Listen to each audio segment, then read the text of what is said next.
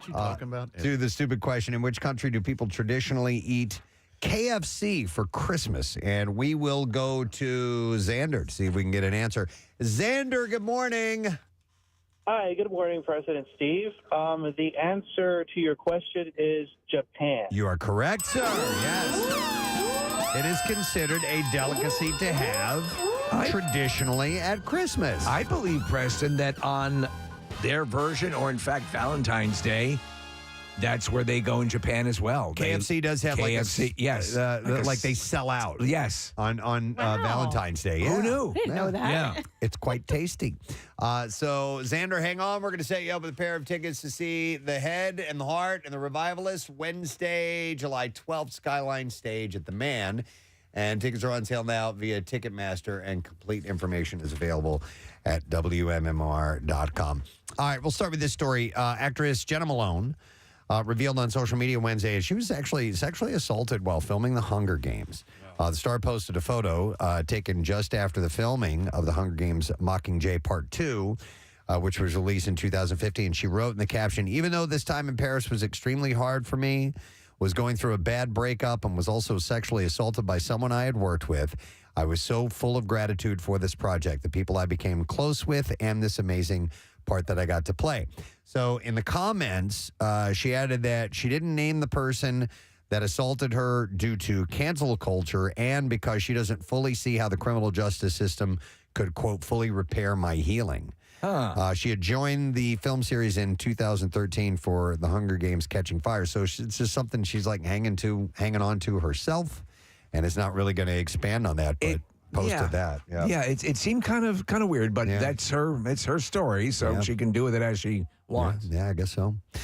Speaking of stories, Chris Pine is finally addressing the story and rumors that Harry Styles spit on him during the Don't Worry Darling screening at the Venice Film Festival. You remember there was footage of Harry Styles kind of like leaning forward, his face over Chris Pine's lap, and it looked like he had, pursed his lips or something, and you don't see any spit come out, but people were like, did he just spit on him? So anyhow, the actor admitted that it looked like the singer spat on him, but clarified that it was just a joke between the co-stars.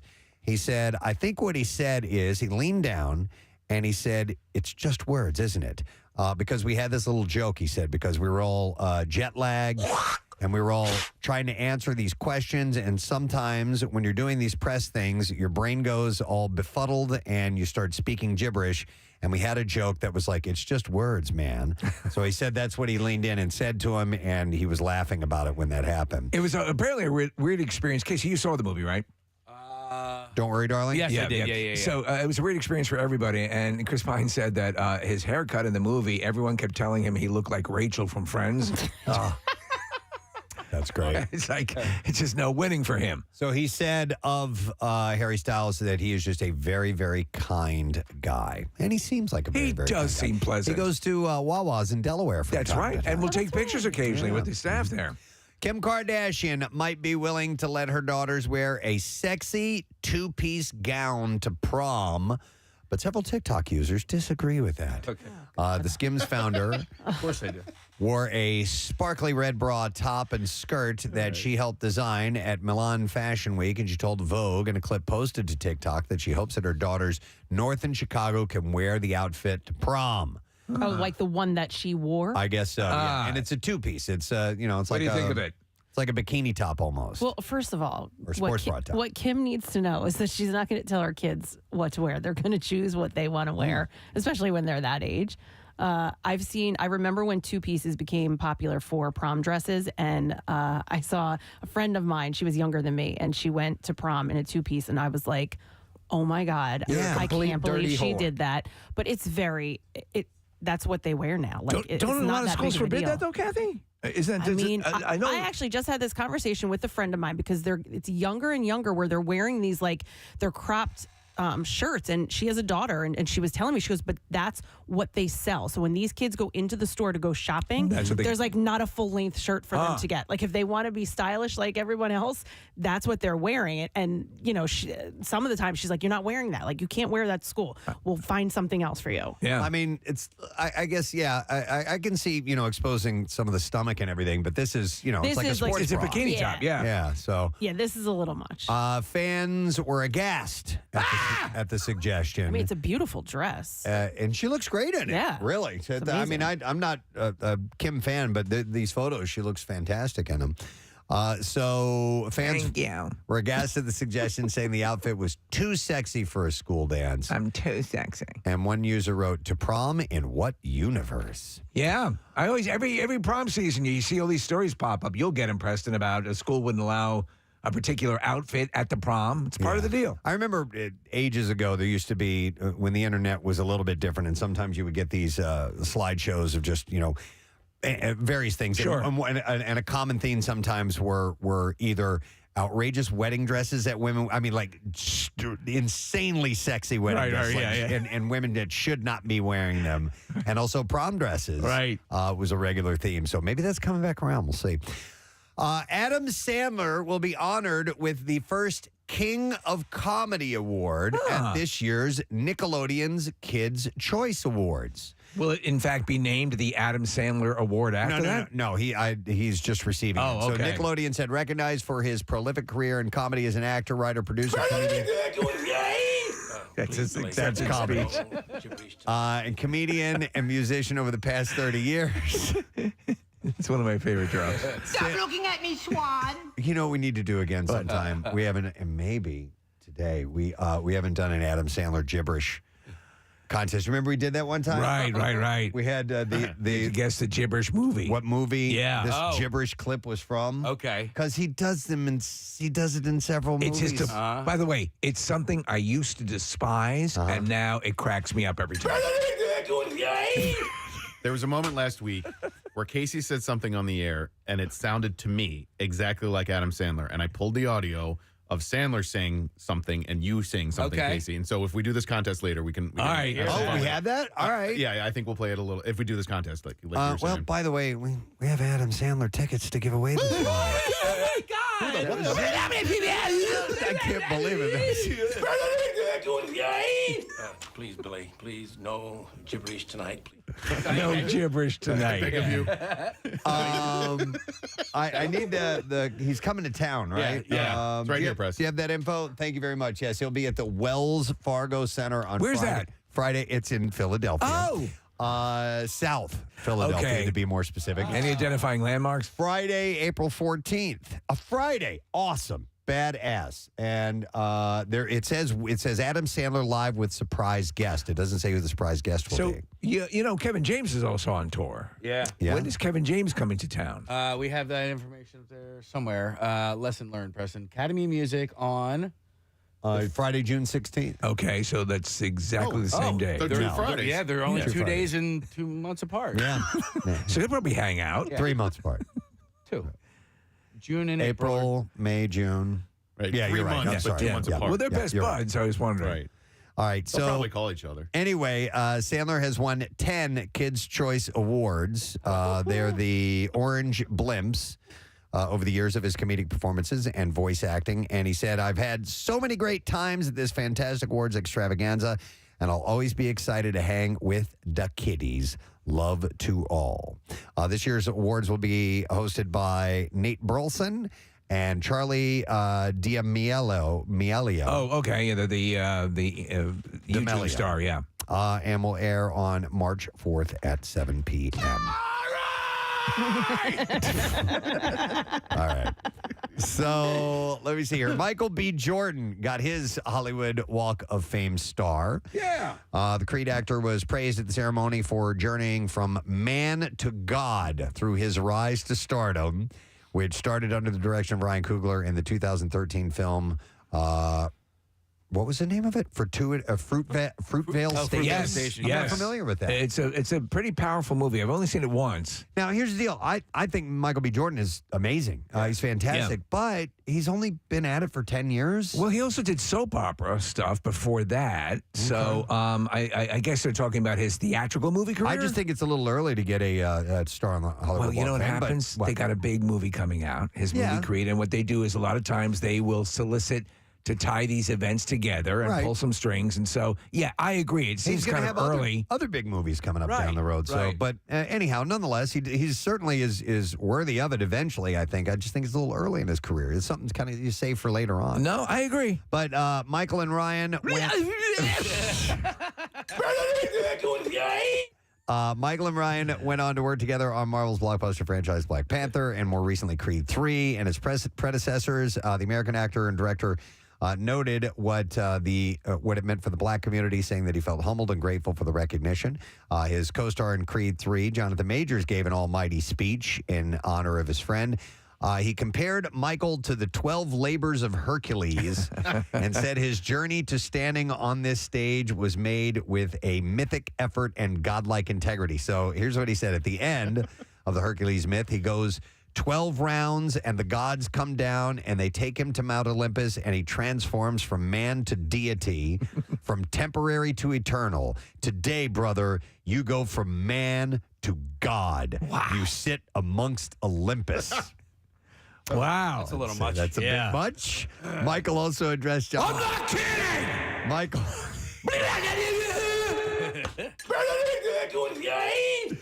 Michael also addressed Jonathan in his and made a lovely statement to Ryan, who he in turn had kind words to say about the star. He said, "You're the best." I'm extremely humbled and grateful to be here. Addressing Ryan, he said, "To say I appreciate you, Ryan, would be an understatement. My gratitude to you for believing in me is never ending." And then he said, "I wanted to say thank you to my brother, Jonathan Majors, for joining me on this crazy journey, supporting me here today, getting me all teary-eyed." So Creed 3 is getting very good reviews. By the way, he revealed the first thing he did, Michael B. Jordan, when he saw the steamy photos that he took for his Calvin Klein underwear ad campaign, he called his mom to apologize.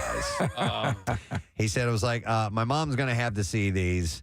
He told Entertainment Tonight, let me call her and be like, I'm sorry, it's out there. Got my business out of the way, out on the streets, literally, he said. So he had to apologize to mom because it's him and his underwear. Let's see here. This is a little... it's always unfortunate to hear about this, but they're working on things. Bruce Willis's wife, Emma Hemming Willis, took to Instagram this week to share that she's been working with dementia specialist Teepa Snow following the actor's frontotemporal dementia diagnosis. She said, I'm grateful that I had the opportunity to work with Teepa Snow, who has helped me add to my dementia care toolbox. She's a loving, compassionate, skilled leader in this space who navigates herself with pure empathy. She's a gift. Do they suggest there's any sort of therapy or anything that can be done to sort of slow its progression, or? Nothing I've seen, Okay. to be honest, so I'm not really sure. I have a feeling it's just a tough situation to be in. It's got to be horrible. Yep. Mm-hmm. So the Today Show revealed yesterday that Hoda Kotb has been absent from the broadcast for more than a week because there's a family health matter that she's tending to. Her colleague, got the squirts. Craig Melvin, explained that she and Savannah Guthrie, who had COVID, should be returning to the studio soon. But apparently that's what's going on. So people were curious as to where is she? What are they doing? You know, They co-host that. Don't they co-host that third hour of the Today Show together? I'm not sure. Yeah. I'm not sure. I don't know. So we're going back to Harry Styles for just a minute. Olivia Wilde is ready to date again following her November 2022 split with Harry Styles. An insider told Us Weekly Olivia is ready to date again, making it clear she's available and she isn't looking for anything less than an amazing guy. Like a god, like a deity. Like someone who's performed the 12 labors of Hercules. That's right. Maybe that's Now- exactly what she's looking for. So you're dating Olivia Wilde when that secret salad dressing comes out. Are you getting some that night? Yeah, I would think so. Okay. Isn't that That's kind of the deal, rumor? right? Yeah. Is that okay? When the super secret salad comes out. That's what made Ted Lasso there so upset, Jason Sudeikis. Is that she knew that she had made her secret salad dressing for Harry Styles. Yeah, but doesn't it like stinky breath? Like it's like I don't know if that's a consideration or not. It's just something that she does to to indicate. Snare. I love you. She lays the trap. Months after her split from Gerard Pique, Shakira is opening up about finding strength after heartbreak. Oh, man. The Colombian singer sat down for an interview Wednesday and reflected on learning to feel complete on her own. She said, I've always been very emotionally dependent on men. I have to confess this. I was in love with love. Added that she once believed that a woman needed a man to feel complete. She said, one way or another, I've managed to learn it from another perspective and feel that I'll be fine on my own. Who is this that we're talking about? Shakira. Oh, Who's, by the way, Shakira. she's going through huge tax Issues? Yes, really? tax In this issues. country or in another one? No, in her native Colombia? country of Sweden. Oh, Colombia. No, and she's got this. She got it was a tumultuous breakup with her ex, and so all this stuff is going on. She said, when a woman has to face hardships in life, she comes out stronger. When you come out stronger, it means you're learning to recognize your weaknesses and accept your vulnerability. Wasn't she part of your favorite halftime show, Kathy? You said it was Jennifer Lopez and her, right? Yeah. Oh, yeah. I loved that one. Shakira says that she is on the way up and has managed to feel that I'm enough, something that she never thought would happen. So she says she feels complete because she can depend on herself. Shut up, woman. Steve, the reason I love her so much is the way she moves her body. She's able to move amazing. just like one portion of her body where Yeah. everything else stays still. Like It's like a that's- belly dancer. Yes, that sort of hip thing, like. Yeah, and like we do that part of that in salsa dancing, and anybody that can do it the way she does, like Right. I mean, that's just isolating one muscle and moving it. And she does that that scream. So hot. Kat, did you notice So that, sexy. that her hips don't lie? Did you ever notice that? I did notice Don't yeah, that they lie. Yeah. They don't lie. No, she does. Yeah, that's belly dancing. That's why that is so sexy, Kathy. When somebody who can just move that pelvis movement like that is. But that's not all she does. Like she does the different hip motions and when you move like your your mid frame, all that. I mean, I know she does do the belly dancing move, but she can like one shoulder, and it's just why she's an amazing dancer. So she, when you and Sid Wilder, right, in the studio, you did you danced together. Salsa. It was is a what she was salsa, doing. right? Sid Wilder she's a stand-up comedian. Her sister is a porn star. Yes. Yeah. Oh yeah. Is that similar to what? Yes, you're talking? Okay, all right. she was a salsa dancer. Yes, I did Right. salsa with her. Yeah, I like her. She's cute. Mean Girls, the musical, is officially being turned into a movie. We've talked about this, and some familiar faces from the original film are set to return. Tina Fey, who also, of course, wrote the script for the musical, revealed that she'll be reprising a role as math teacher Mrs. Norbury in the on-screen adaptation of the musical. Isn't this wild? Movie becomes Broadway musical, becomes cinematic musical. Yeah, it's kind of like Hairspray, right? Hairspray did the yeah, same it was thing. movie, Yeah. then it became musical, and then became movie musical. I yeah. just watched Mean Girls again last night. Didn't producers do something similar? The Yes. same, yes. Yeah, and then there was like a movie remake of the Broadway. Uma Thurman was in it. Of the Broadway reboot. Yeah. No, it was for Uma Thurman. Deadline announced that the Office star Jenna Fisher will also be joining the cast Jenna Fisher. in the role of Katie's mom, Mrs. Heron. That's cool. Tim Meadows, who played Principal Duvall, will also appear in his original role in the movie musical version. Faye didn't share too much about the new Mean Girls, but she did say that the music in the film musical will sound a bit different than it did on stage. She said the songs are sounding really more kind of pop. In Broadway, everything has to play to the back of the house, and in movies, everything can come back in and things can play really intimately. Tim Meadows is really good in Mean Girls. There's that scene where he's addressing all the girls who've been fighting. He says, I'll keep you here all night if I have to. And his assistant goes, they can only stay till 4. I'll keep you here until 4. Nice. So Deadline reports that Netflix has given a formal limited series order to 0 Day, which is a conspiracy thriller starring Robert De Niro. Yes. And this is the first series regular television role for the Meet the Parents star. Like, he's never done... You blew it! He's never done a series on television to be a regular in the show. So he is in this Sebastian Maniscalco comedy. Have you seen the coming attractions for this? It's the stuff that he does in his act about his parents and his whole. So he's playing Sebastian Maniscalco's dad. It looks pretty funny. Liar, whore, and It's you the know truth. it. It's the truth. Trevor Noah is working on a not yet titled book, which is due out later this fall. According to the Hollywood Reporter, publisher One World is billing the novel as a gorgeously illustrated and moving modern fable for readers of all ages about forgiveness, acceptance, and the secret of solidarity. So it's a novel. It's a novel, yeah. And then one last thing, going back to Mean Girls. I'm sorry, I left this out. Busy Phillips is not a regular mom. She's a cool mom. And she reports the Girls 5 Eva star has been added to the cast of the movie musical Mean Girls. She will take on the role of Regina George's mother, who was played by Amy Poehler in the original film. The movie ages nicely. Again, I saw it last night. Still makes you laugh. All right. And I think we're ready for clips. Yeah!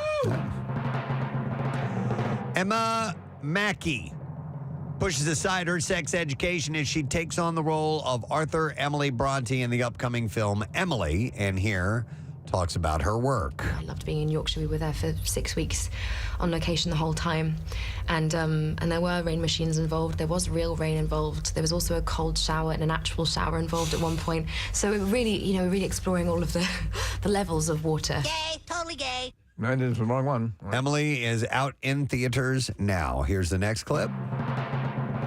Creed 3 continues the origin story of Adonis Creed as he dominates the boxing world. And here, director and star Michael B. Jordan talks about his career. I think, honestly, all roads of my personal and professional life kind of led to this moment. I think every set that I've been on, every director that I had an opportunity to work with, other actor that I had an opportunity to share that space with kind of led me to this moment. And Creed 3 hits theaters everywhere tomorrow, by the way. Did you like the previous movies? I did. You know what? Yeah. I thought they were good. I really enjoyed the first one. I thought it was pretty cool with what they did with Stallone, and he was still able to do a kind of sort of training montage, which I thought was really clever how they did it. And I thought they were great. Yeah, I thought they were well done. Stallone is not in this one. Right. And that has to do, with, I guess, with the producer, Frank Yablans, who he owns basically the Rocky movie franchise in some way, and that has Stallone pissed off. But they say his absence is felt, but that the third movie really is damn good. Okay. Yeah. Excellent. All right, that's the entertainment report for today, Thursday, the 2nd day of March.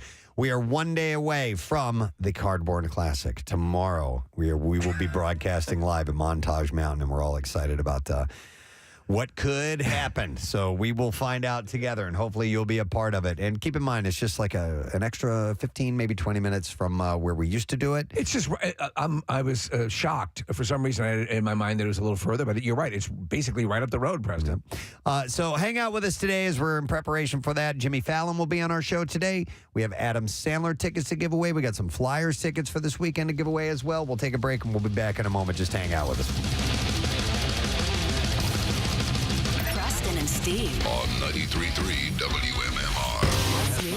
Yes. That clumsily walk on two legs and show their teeth are staggering around suburban Chicago, and authorities are warning locals to hide their pets. A spike in raccoons testing positive for distemper in Riverside, Illinois, is to blame for the bizarre sightings of contaminated animals that the disease causes to appear zombie-like.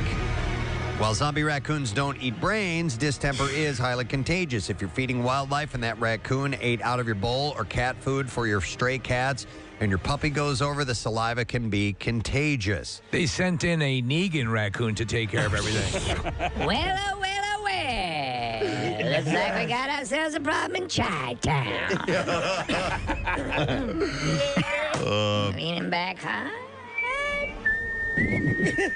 Looks like we got some trouble. Some trouble in Chi-Town. Going deep dish on this bitch.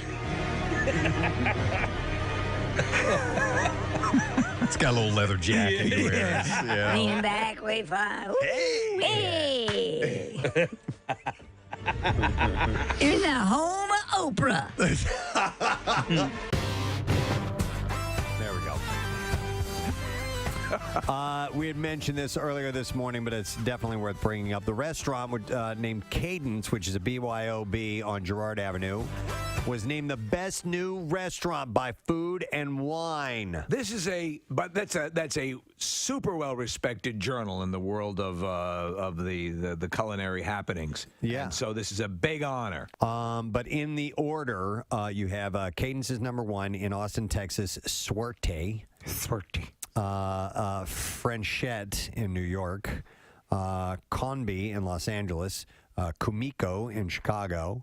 These are all one-word names. Manny's Chili Dogs. Ah, that's on there. No, Pat's Chili Dogs. Pat's Chili Dogs. Yes. Definitely the best theme. Yeah. Voted number 1 in Food and Wine magazine. Yeah, baby. That was from the band Cinderella when they were big in the area. They did Hi, we're Warren. We were in town. We want some good chili dogs. We always read through Food and Wine magazine to see who won. They did a commercial for Pat's Dogs.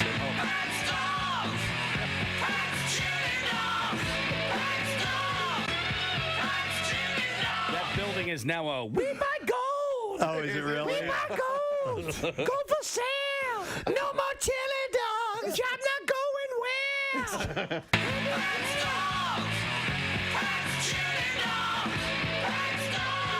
Next step, selling blood. Yeah. So number 6 on this list is Ada, which is Ada Indian Canteen. Ooh, I love canteens. When you go in that, you need water. Fox and the Knife in Boston. Boston sucks. Hey, we beat Boston. Yeah. Love me some good Fox. There you go. Suck at Boston. How's the Fox at this place? Indigo in Houston. Nightshade in Los Angeles. And in New Orleans, a place called Piece of Meat.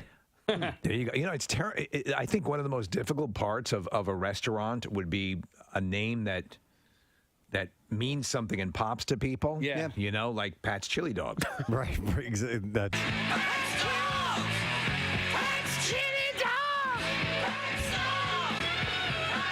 Yeah, I mean, you know, the name will only get you so far, but it is an added bonus. Answer the phone, by the way. Thank you very much. I don't know. If you had a restaurant, what would you name it? I'd name it Answer the Phone. Yeah, thank you. Because I'm sorry. I'm tired of waving my arms. Yeah. It's been happening You the lose last few business. days, and I'm just going to say answer the phone. Answer from the now on. goddamn phone. Yeah, answer. In fact, I'll say it that way. Yeah. That should be the name of the restaurant. Answer the goddamn. Answer the goddamn phone. Answer the goddamn phone. Great food. Answer the goddamn phone. Open all night. We knew we were going to have one gentleman for sure that was coming in. We have 2 here this morning. This is a momentous occasion. Call it an honor. I'd have to say because he is the best-looking 60-year-old man I've ever seen in my life. It's his birthday today. Yes. So we first want to welcome our friend Sean Wayans, who's been here on many occasions. And his brother, Keenan Ivory Wayans, is here. Celebrating his birthday today. Oh, this is how you do it. This is how you do it, man. Welcome to Philadelphia. Yeah, well, now all the women in my family are going to kill you because you said my age. And they all lie about theirs. You were working as a stand-up when you met Robert Townsend, correct? Yeah, well, when I met Robert and Eddie and all of us, we all started out at the same time and in the club in New York at the Improv. Yeah. And that's sort of how we, you know, started working together. And you I believe, if the legend is correct, that you are one of the writers or co-writers on Raw, correct? Yeah, on Raw. I worked on that with Eddie. I also produced it, and Robert directed it. I remember that day. Oh, there was a picture. Put the picture back there. up. Yeah. I was back there with you guys, right? And I was slapboxing with Eddie, and I almost hit him, and then security grabbed me and was like, all right. All right, Junior, you about to mess up this money. Go sit your ass down. Wow. So I mean, that's cool. But all you guys have had such a massive effect on comedy and a type of comedy that I love, we all love, that is, you helped usher it in. Eddie Murphy did as well. What happened in my career was I started out, you know, sort of by myself. Yeah.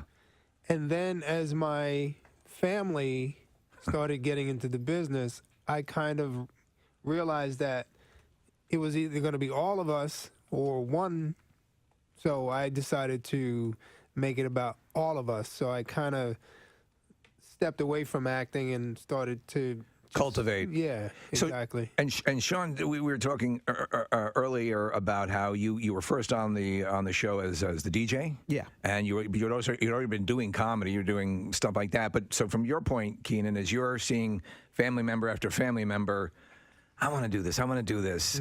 Is it a double-edged sword, or you know, what do you first say to them when they come to you and they say you as sort of the, you know, default patriarch? I want to do this. He nurtured us. Yeah. My thing with them was as long as you're willing to work. I always wanted them to know that it wasn't easy, and I would give them small opportunities in the beginning. I never gave anyone a starring role who wasn't ready, and you know, like I said, I made sure that they all put in their work, and you know, it is the fact that they're where they are in their careers now is testament to the fact that they, you know, they came in the right way. Did anybody ever get mad at you saying, "Hey, I'm ready for my starring role"? Always. When Damon first started, I was the DJ, man. And you were a damn good DJ. I could play sketches too and scratch. Hey, the guy right behind you is really talented. Well, when Damon first started, I told him, I said, "Give yourself 10 years." And he looked at me like I was insane, you know, and he was like, "It's gonna take me 10 years." Well, 10 years later, he was ready. We say the same. I tell like the interns and people who are coming up in the radio business, and now we've been, you know, it's the 20th anniversary of the show, and I say, trust me, just, if you were to jump 5 years into the future and look back, you wouldn't believe where you were or how things have changed. Yeah. So that's very sage advice. But when you're young and hungry, it's hard to perceive that. It is, and you know, the thing is, youth is something that people think everything is supposed to happen when you're young. Right. And they're disappointed if it doesn't, because youth is when, you know, you make the money, you chase the girls, you do. And that's the experience that everybody wants, as opposed to being great at what you do. Yeah. And being great at what you do takes a lot more time than that. And sometimes, you know, youth passes you by. And I tell people all the time, if your goal is to be a CEO of a company, it doesn't matter if it happens at 20 or 60. Yeah. You still accomplish your goal. Yeah. All right. So you have to be a really good talent scout, right? So within Living Color, were you the sole decision maker as far as who was on the cast and who wasn't? Yeah. All right, so it was because you did an amazing job with that, and you look at like all of the people that came out of there. Well, they were all people that I knew. That you knew. Right? So we were all in the clubs together. Okay. So when I got an opportunity, it was like, who's the funniest guys I know? Like, it wasn't really like a hard thing to do, because I knew they were funny. You were working with people like Jim Carrey and all those guys were paying their dues. And he knew what to do with them. Right. But that's a key. That is a gift. There's you know, Lorne Michaels has that that ability, and also who's going to synergize well with each other. But you also, your show aired at 8 o'clock on Sunday, and you know, so you had a younger audience in myself. Right. And I mean, I loved it. You know what I mean? Like Ace Ventura came out, I was like all over that. And like, It got moved to 8. Started at 9. Did it start at 9? Yeah. What Parker Lewis Can't Lose? Was that your lead? You know, the Ferris Bueller ripoff? I love that show Fox, too. Fox wanted to make it an anchor show. Okay. So they moved us to 8. Did they initially, or because would it first really, because it kind of hit the ground running, if my memory was, and did they go, whoa, we need to bump this up? Yeah, well, initially they were very afraid of the show. Yeah. Period. Like they had no idea what was going to happen. But once the show was successful, then it was like, you know, every network strategy is going to be, how many other shows can we launch? Right. So, you know, they ended up moving us. In this day and age of reboots, we're seeing TV shows rebooted.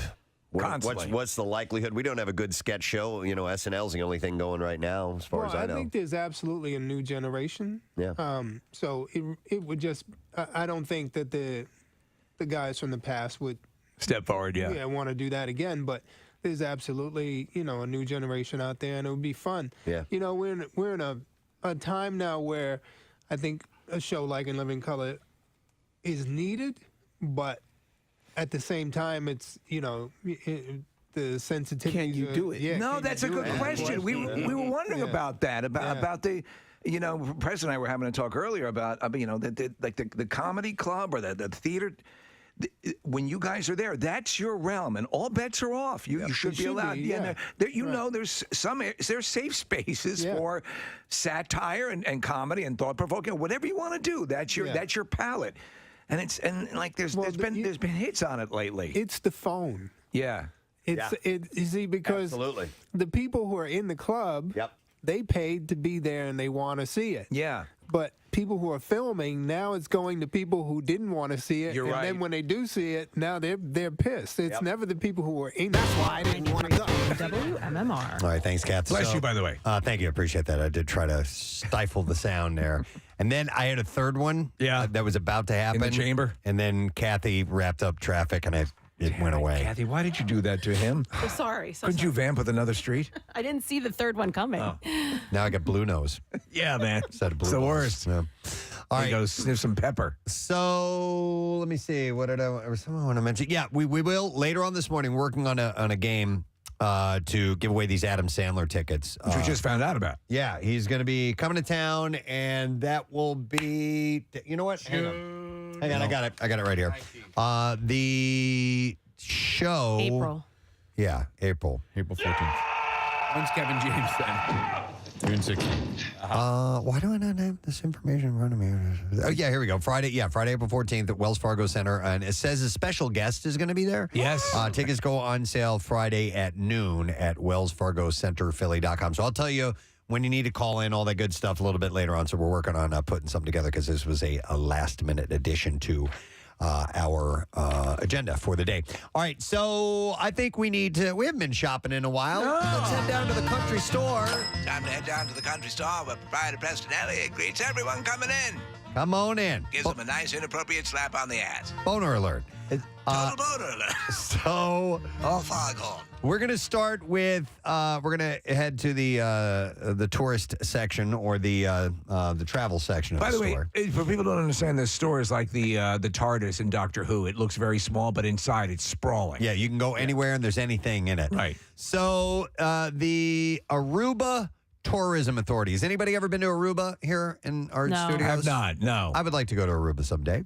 But they are looking to fill what it has deemed as the world's easiest job, and you can apply for this if you want to. Is this one of those sort of promotional jobs or real job? It's a promotional thing. Okay. So there you go. The job is to be a weatherman or weatherwoman or weather person. Okay. Because apparently Aruba has more sunny days than any other island in the Caribbean, and the temperature is usually 80 degrees with trade winds all year long. So the job of reporting the weather is pretty much insignificant because you get the same thing every day. Aruba, the A and the ABC, Yeah, it right? is. So it's Aruba, Bonaire, and Curacao? That's right. Okay. Bonaire? Oh, I thought it was like Barbados or something. I thought Aruba was very windy.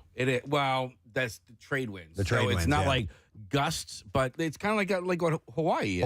Hawaii is the trade winds all the time. That's why it's, even though it's warm, it's pretty comfortable. It sure you have is. a constant breeze that's going on. Like I know people who have gone there who have said like their vacation was ruined because of the wind. No kidding. Yeah. I guess if you're there at certain times, it could get very, very gusty. So, and what's interesting about the Caribbean is, I have been to the U.S. Virgin Islands and St. Thomas and St. John, and Nick, you've been there as well. Like, you can guarantee that it will rain at some point during the day every day. Yeah. So like Florida, there's a lot of parts like this is like I clockwork? know, yeah, like clockwork. Like we'd see the rain coming and we're like, oh man, it's going to ruin the day. No, it would just come and go. Yeah, it's over in 10 minutes. Yeah, Yeah. And I guess because maybe the land itself promotes to be almost like a rainforest type of thing. Right. And that just happens. And it's pretty interesting because you could count on it happening. It happens in Puerto Rico as well, and they have a rainforest there. El Yunque. So until March 31st, you can enter for a chance to win a 6-night, 7-day trip for two to Aruba to forecast the weather on the nation's official social media channels. To enter to win, all you have to do is head to aruba.com/world's easiest job, and you can fill out a form, and you submit a 30-second video. Okay. The video will need to show you reporting Aruba's weather from your house to give decision makers an idea of what your reporter skills are like. So it's essentially a week vacation that you get for free. Of course. Yeah, I like these things, though. They're cute. And are they, what's the pay for that, or quote unquote pay? You know, I don't think you get paid. I think you just free vacation. You get the free vacation. The winner will stay at the Embassy Suites by Hilton Aruba Resort. In order to be eligible, you have to be at least 18 years of age and a resident of the 48 contiguous United States or Canada. And you may get to experience the world's easiest job, if only for a week. Some of these things have been cool. Some of these promotional jobs. This has been sort of a trend for the past couple of years. Yeah, but sometimes they're like for a year. Like you'll be a wine taster or something like that. And those are, it is fun. I think it's a great idea. What was it? Brittany, our old calendar girl, who lived on an island for a while? So she basically ran for the Hooters organization. Oh, that's right. She ran I guess it was like a training facility or something to that, something akin to that. And it was just a stunning island. I don't know where it was. Maybe it was Aruba. I don't know. Yeah. But it was just gorgeous. Yeah. I live on an island. Wildwood Crest is a. There you go. You know what? Yeah, it's considered Long Island, though it's actually a peninsula. Yeah, the term is if you're going over to say Rio Grande or something like that, you're going off island. Off island. Yeah. So yeah, why not? You get it where you can. All right. So if you are interested in winning this job or being hired, quote unquote, hired for this job, you can go to aruba.com/world's easiest job. What the hell, man? Might get a free vacation. What if you get fired though? Long Island's an island, Steve. Yeah. There you go. Manhattan's an island. Yeah. Right? Yes. Okay. So there. Just a quick thing. So I've always referred to it as Long Island and Long Island, but you're right. But there was, but then I was corrected a number of times by people who claimed it was a peninsula. I've heard the same thing. Those people were wrong. Bastards. You were right. All right. Okay. So some of those terms for bodies of water and bodies of land are open to a little bit of interpretation. I remember looking up like a sound versus a bay and a cape versus a blah, blah, blah. A all bluff these things. versus a cliff. Yeah. So here, Connor called this up. Perhaps most importantly, Long Island, at least for now, is not an island at all. It changed from an island to a continuous part of a peninsula many times, usually persisting in one form or another over the decades. The very first line on the Wikipedia entry is Long Island is a densely populated island in the southeast region. So what's the difference between an island and a peninsula? There's a land connection. So what's the land connection from? And that's what I'm trying to figure out, because I always thought Long Island was an island, and you get over a bridge to get into. Yeah, it's separated by the East River and Long Island Sound and. But I've always heard it's a peninsula too. So there's got to be a reason for this. Maybe when the tides change, it can. If there are big tidal shifts, there might be a connection. I don't really know. Here we go. All right. How is an island different from a peninsula? People ask. An island is a secluded piece of land surrounded by water on all sides, whereas peninsula is a piece of land surrounded by water on only 3 sides. So if you think about it, as you go down southern state of the Bell Parkway, Kathy, you do just so There's close. water.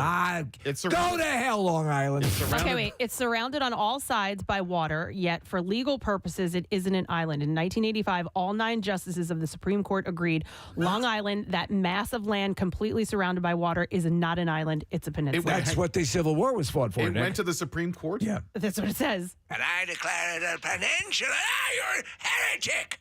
All right. It's surrounded on all 4 sides by water, but it's not an island. The court ruled in favor of the states, determining that the East River, which separates Long Island from the mainland, was too shallow for safe ship passage until humans widened it. If you can walk that's across why. it without having to lift up your knickers, it's a peninsula. All right, well, there you go. Did we settle that? We settle that now. Did we? All right, let's go to another part of the store because it has something fun. All right, we're going to the automotive section for a moment.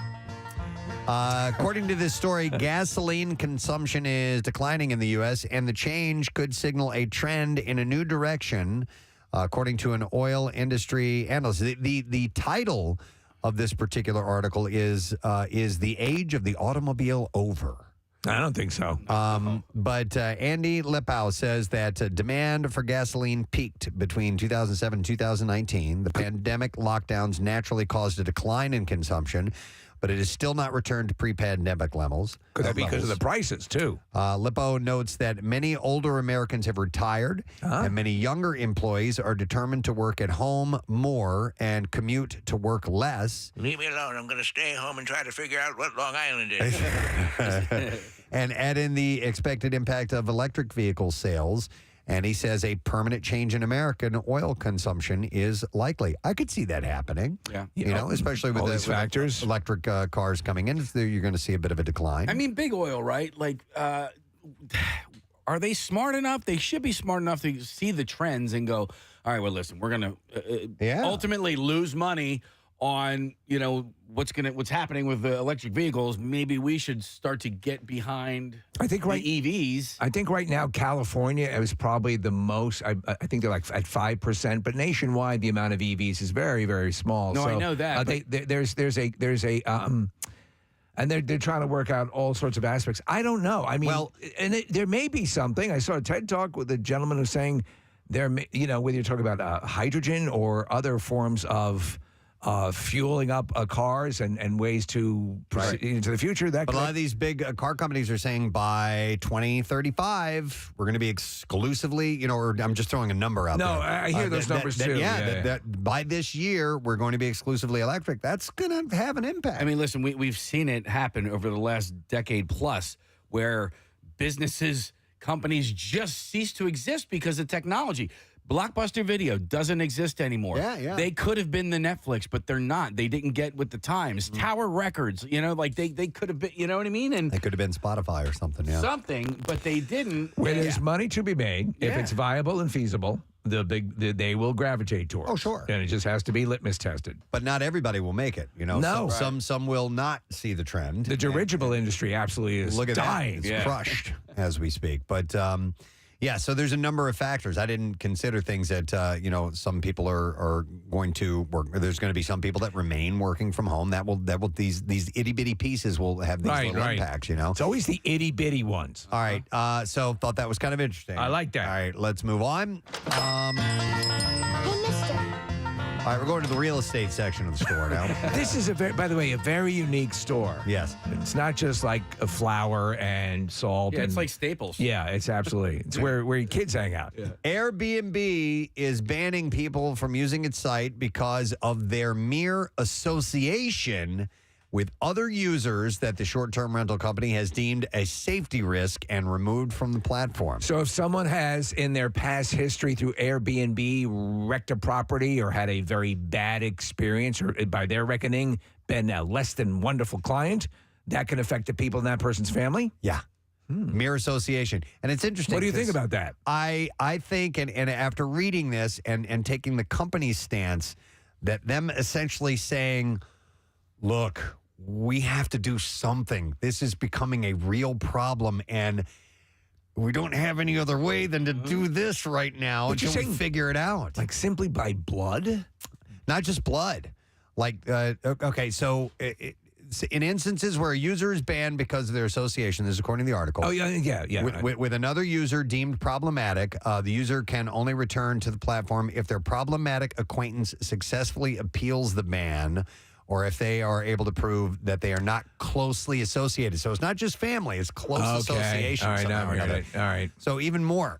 So in a statement, Airbnb confirmed that it does sometimes ban users because the company has discovered that they are likely to travel with another person who has already been banned, though a spokesperson wouldn't say when this practice started or how often it occurs. The company said it does this as a necessary safety precaution, and a spokesperson said referring to such bans as merely as a result of association is overly simplistic. Wouldn't it be, couldn't they be more comprehensive in taking measures to make sure that problematic person is not staying there with the non-problematic person who wants to stay at the Airbnb? I don't know. I mean, how do you do that? I guess I don't know. Just demand pinky swear that each and every person that will be there, right? His name is not be this guy somehow run through the system. So it says more quietly for a decade now, the company has had background checks completed on its users since 2016. They have completed they've been completed by a third-party service that claims on its website to complete background checks in less than 1 second.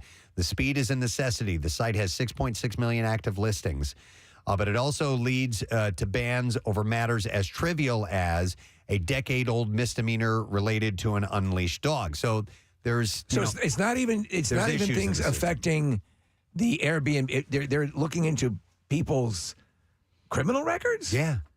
That seems a little intrusive, right? Airbnb has said that it understands the system is imperfect and employs an appeals process for people who feel that they've been unfairly banned. So you can go and say you can plead your case. I wonder how quickly that moves along. I would say it's private I would properties. say but that's I'm the saying problem. if you and that's absolutely right. Yeah. But if you have things that pertain to an Airbnb experience or something like that, but if you failed to return, say, your Blockbuster videos. And you have a mark on your record because of that. Well, that's benign. But like, if you have a criminal record, a dog walking thing, right? Yeah, but if you go to rent an apartment, you've got to submit a criminal record. Same thing. Yeah. Do you like it if you go to Airbnb? Do you like that they would do a background check on you? But I'm saying you're renting their property. If you were to go and rent another property long term, it's the same thing. Yeah. They're going to do a background check. What's the longest Can people long term rent an Airbnb property? Well, no, but I'm just saying if you go to an apartment complex and you're looking to rent an apartment, they are going to run a background check on you. So what's the difference if Airbnb does it for one weekend? I mean, to answer your question, me personally, I don't mind because I don't have anything on my record. Now, I'm not everybody. I'm just me. But I'm looking trying at to it set from that field on fire. Yeah. What about the time you got that girl to do your essays? I never got caught. Yeah, That's not on his record. But It's I'm not on my looking at it record. from the homeowner's perspective, not the renter's perspective. From the person who actually has invested their time and money and efforts into this home. I'm actually glad that Airbnb is doing their due diligence to make sure that some criminal or some I don't know. Some will see bad, this stinky man is not renting my place and ruining it. Some will see this as a bit of an overstep, but clearly they're responding to that because they're saying that they're explaining it. You said they have a process. The question is how comprehensive and effective is that appeals process? Yeah, I'm not really sure, but I mean, this is the way I kind of look at it. Is that idiots have ruined it for a lot of That's people. it. Unfortunately, One bad apple, and then this company has to go. Okay, how the hell do we fix this problem? And then they try to come up with a solution and an idea that can work. And some of it is a bit over the top, but they're covering their bases for themselves and for the home owners. So I've never been a fan of the Airbnb thing. I've never tried it. Yeah, I don't like the concept. I should try it and see how it is. I really like it. Yeah. I've done it a few times. It's been flawless. I know there are horror stories out there, but there are horror stories with hotels and any other place you're going to stay. So, and Nick, it's not even, for me, it's not even that. I know what you're saying. Like Claire, my wife, is a fan. Yeah. So it's just, I don't know. I just don't like going into someone else. And it's crazy to say that when you go to a hotel room where thousands of people have stayed. But it's just my mindset. By the way, this last paragraph in the article kind of sums it up. It says, the bans by association underscore the difficulty and perhaps impossibility of keeping dangerous parties completely out of Airbnb hosts' homes without slighting associated users who feel that their own bans are unjustified. It's just going to be hard, crazy. I didn't have like a terrible experience, but I didn't have a good experience with Airbnb. Like, and there's been other. Was there a bathroom camera? No, it was dirty. It wasn't as it was pictured. You can't go and visit these places. I've had friends who got there and they were like, no. I mean, it was we're not staying. And the reviews way. The reviews were decent. That was the thing. Like all of the reviews were great, but what we walked into was probably like a party house where you would rent with a big, people in their 20s were probably renting it in with tons of people in there to party for the weekend and go skiing. And we went with a family and kids, and it just was not right for us. So my wife went to Yellowstone with her friends, and they got an Airbnb that was gorgeous. I mean, it was stunning, but it was a number of people, like 4 or 5 people staying at the place. It was amazing. Still, I'd rather do the hotel thing. I wonder what the overall consensus for the people who own the homes, who rent them out, is. Like, if they really like it in the long run, I've not seen from that perspective, because you do get mixed reviews on people who stay in an Airbnb, but I wonder how people feel about renting their own homes out after a long period of time. So what I rented, Nick, was, and I realized it afterwards, was a company. It was a management company that managed a bunch of Airbnbs, because I had been texting with the guy, and he goes, I'm sorry, can you please remind me which location you're in? So he must have had a bunch. But I have a friend who, she actually turned it into her job. So they have a couple of locations, and that's what she does. She preps and gets these locations ready for Airbnb, but she's turned it into a job. Like, are they in tourist locations, like desirable spots? Yeah, there's one. They have one in Florida and one in Lake Harmony. Okay, well, that makes sense. You got to have a location that appeals to people. Oh, for sure. Yeah. Hang on, we'll go to somebody who does owns an Airbnb. It's Greg who's on the line. Hey, Greg. Good morning. Yoo-hoo. What's up, Greg? What's up, guys? Not much, man. So yeah, I own an Airbnb or I have a condo down in Florida that we rent out. Last year we had somebody rent it, and long story short, they had a domestic, like one of the last nights that they were there. Had the cops called, security came. It's in a private community, so one that doesn't look good, for us having people that live in the area year round. Right. But this is like a twofold thing. So if they have a record or if something's known about them that's reported, it helps other people from not having to deal with it in the future. But on the other hand, trying to get money back or recuperate any kind of damages, a pain in the butt, because you have to prove, like, it's their word against yours. You can have pictures, you can have everything else, but, it's a twofold type of thing. No, I hear what you're saying, Greg. My initial point was, if you had something that was a demerit against an Airbnb property that you had stayed at, that seems to be more linear to this, like a bad Yelp review. But they're going outside of that and checking if you've had, like a DUI is a bad thing, but obviously, but I mean, years later, should that affect your ability to get to rent an Airbnb? So I don't know, but it's listen. I don't. Yeah, I maybe there's a discretion amongst the homeowner if they look at that and go, we'd rather not have somebody who's had two B&Es in their record or it's whatever. It's a private business. They can do that. On the other hand, there's other people that'll rent for that person that you don't know. Like they'll rent it, and then you think that other person's coming. Yep. Oh. And now somebody else shows up, and you're like, well, you're not the person in the picture, or you're not the name that I approved. So you're stating that, and that's the problem that Airbnb has to deal with, is because you can't. Okay, I get it. Yeah, it's I can't turn for around greater and minds find than out. my own. Yeah. All right. Thank you, Greg. Appreciate it, man. And by the way, here's a text that says, I got an Airbnb this weekend in Scranton. Hey! Yep. Well, now I completely support it. Cardboard classic. All right. We are now going to the calendar section of the store. Oddly enough, the largest section of the store. It's nothing but calendars. Yeah. So, do you guys have a most hated month of the year? Yes, we just got out of it. A survey of 15,000 U.S. adults has uncovered the most hated month of the year. So it's February for you? Sure is. All right. How about you guys? I'm going to say January. All right. I'm down with January. I'm going to say February. Yeah. Oh man, it is a toss up between probably January and February. The cabin. I would probably say January because it's longer than February. All right, I go with February as well. And the most hated month of the year is January. So Americans say this is their least favorite month. February comes in second with 21%. I have to lean to February because my birthday's in January. Oh, right. So And also, for me, we have a big family gathering in January. I think it's slightly colder in February, and so this year has been an amazing February. And I was talking to somebody the other day.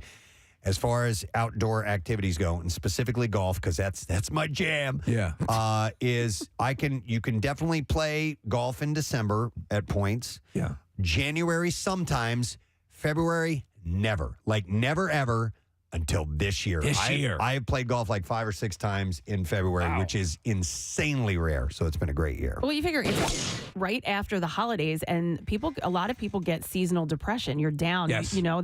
It's like all over. The hype, everything's gone. The lights are gone. The decorations are gone. Yeah. And so I would think that that's why January is. I still have number some one. lights up that I have to take down. Do you? Yes. Well, we go so late into the season that I reserve the right to keep them up a little bit. So the best months, what would you guys indicate are the best month of the year?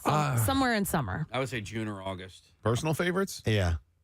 May and October. May and October. May is one fine damn month. It is. It is a fine month. I'd say June is probably my favorite. It's just starting to my get birthday? toasty warm. It's because your birthday and End of my school. anniversary and all that stuff. No, just like that's the gate has opened up into summer. Yeah. So it says here 15% say October is their favorite month. Halloween. And 12% pick December as well. I just love the weather. When it comes to seasons, those polled were equally likely to choose spring, summer, or fall. All you got to do is call. Equally. Yes. Winter, spring, summer, or fall. All you got to do is call. And I'll be there. Yes. 30% chose any one of those seasons, but only 10% picked winter as their favorite. So in the holidays, I love the holiday season. I adore it. For me, I'm a big fan of fall and spring. I love that's kind of that's my jam, Preston. Yeah. And but yeah, any month with that you're actually having a good time is probably my favorite. I just like snow, and we haven't had any this year. And I think when you're looking out in the beautiful landscape right now, it's just barren, and it's like I don't know. It's I just feel So with no leaves on the trees, with it being bare like that, you would at least you get something with seeing snow on the ground, right? yeah, like For freshly you. fallen snow. I think we all agree. There's just a Not the calmness. muddy snow in the Kohl's parking lot. The only thing, I like snowy landscape as well, Right. but when it does snow in January and February, the snow stays for weeks and weeks and weeks just because it's cold and it doesn't melt. And at that point, I just want to die. I get tired of that. I just want to kill everyone. I need to see some green at some point. It's fascinating this year to look out, and I just, for whatever reason, I'm hypnotized by it by looking at what's happening in California and Colorado this winter. They are getting so much snow. California's getting slammed again in the Sierra Nevada. Yosemite is completely under But snow. that's good, right? Well, they need it. For the it's snowpack. Desperate for water. They've had a terrible mega drought for the last 20 years. So some of those lakes will get some water back, although they need like 10 straight winters like this to completely eliminate the mega drought. But yeah, like around here, for me anyway, the weather in May is like you're inching towards summer, but it's not too hot. And the weather in October is tolerable because it's like it's not too cold yet, and you still get some warm days and a little bit of hoodie weather. It's kind of where I'm standing. Yeah, I agree with that. All right, I want to do one more. We cool with that? Yeah. One more. We are headed to the tech section. Super high tech, this country store. More specifically, the social media section. We have a social media section in the store now. 2 pounds of Facebook, please. TikTok has been criticized for having an algorithm so addictive that many teens say that they're on the app constantly, and is they're going to bring in a screen time limit for younger users. Though it's not one that's going to be strictly enforced, but they are going to institute it. So you know what? This is all happening because now government agencies are asking, or are actually mandating that TikTok be taken off phones, so on and so forth. So they're seeing this, and they're trying to institute measures that might make it more acceptable. So would this be like a suggested when you get the screen time on your phone? Yeah, so I think it differs a little bit from that, Steve, because the government issue is because it comes from China and infiltration and all this. This is more about teens spending too much time, screen time on something like this. So they put it at users 13 to 17 years old. It's going to be coming in a few weeks. Having a 60-minute daily screen time limit. So they've done studies, and there is a brain chemistry component to social media, at least at a certain age, where it's an addiction. It is. So TikTok says when the time limit's up, and like I said, this is not it. They're not strictly enforcing this. Users will have to enter a passcode to continue viewing videos, or the phone will explode. Right? Well, that's what they probably should institute, but it will require like deadlock. It will require them to make an active decision. Wait, what was deadlock? That's the one with Rutger Hauer where they have these. Or wedlock. Or was it called Deadlock? Deadlock, yeah. But It was a riff on Wedlock, yeah. Got it. All right. So, they put a collar around him, and if they, they had to stay close to the other person. Right. Yeah. Blow up. TikTok says those under 18 will receive a weekly recap of the screen time, and they will be asked to set limits if they use the app more than 100 minutes a day. TikTok says that it consulted experts. It says while there's no collectively endorsed position on the right amount of screen time or even the impact of screen time more broadly, we consulted the current academic research and experts from the Digital Wellness Lab at Boston Children's Hospital in choosing this limit. And so that's what they're going with. Do you have any? Well, you have pretty much adults in your house right now. Was so the screen time thing ever concerning for you? I mean, I don't like seeing everybody sitting there and just scrolling away. Right. And, but they do. And so I'm not crazy concerned. I don't think it's turning their brain to mush. I think they could. I mean, you've got your Pornhub. Yeah. That'll always be there. Come to daddy. I do, I do get a little sad when I see a group of people sitting next to each other and they're all, they've got that head down position. Yeah. And slumped down, and they're just looking at their screen, and their fingers going up, up, up, up, up, up. And you hate to sound like I know, I hate to sound like an old curmudgeon. But the truth of the matter is that there were things that we would do in our day. I know. But where we would, the collective, the friend collective would, that the ability to socialize. And I've heard parents say, and they'll kind of like point at the phone or point at whatever and say that's kind of robbed this kid of the social skills. But then if you want to go back a little bit, you look at Steve, the generation before us. Yeah.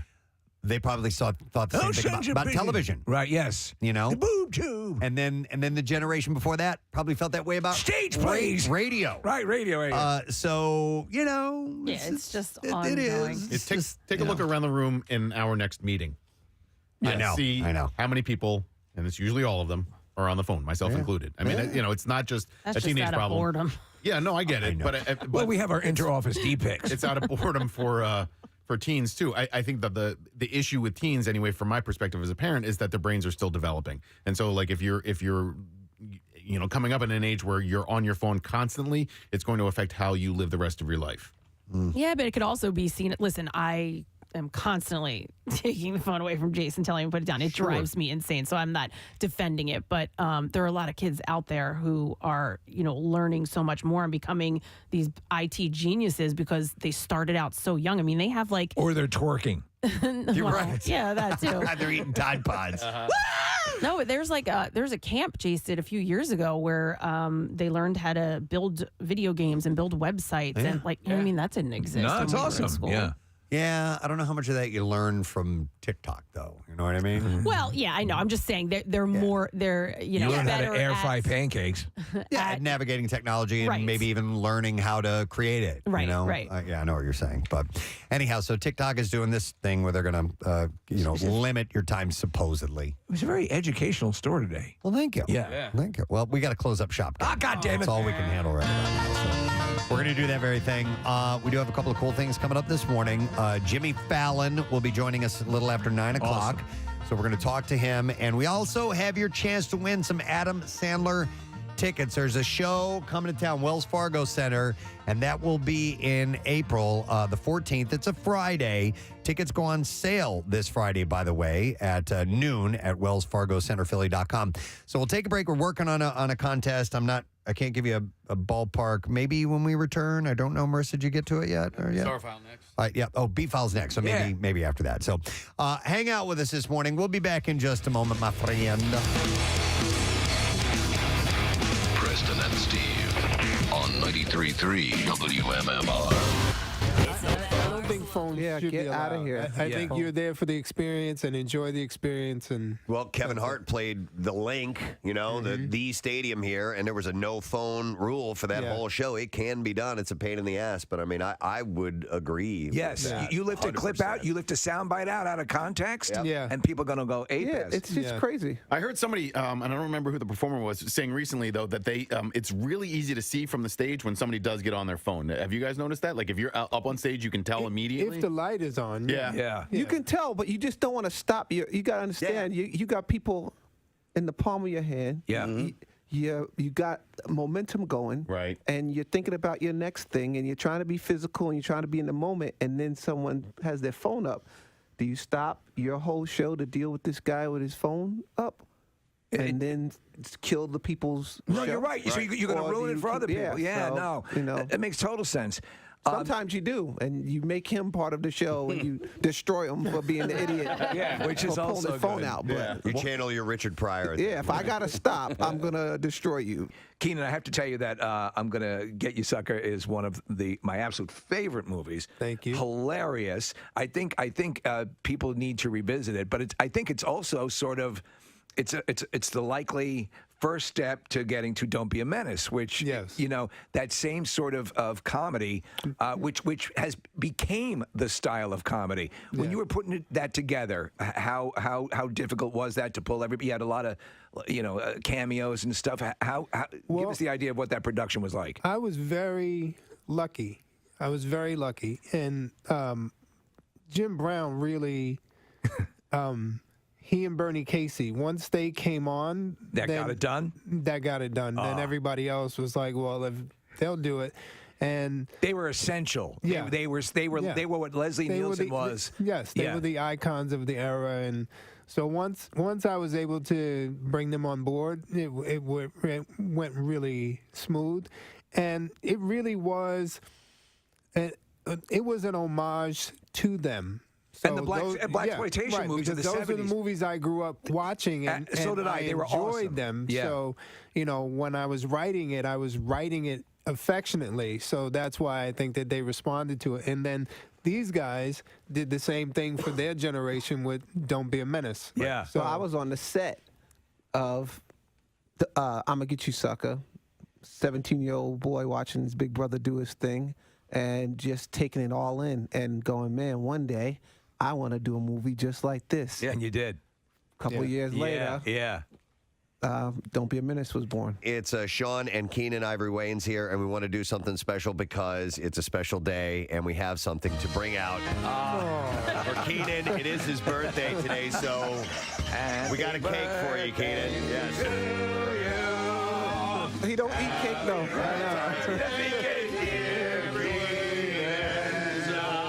Happy birthday to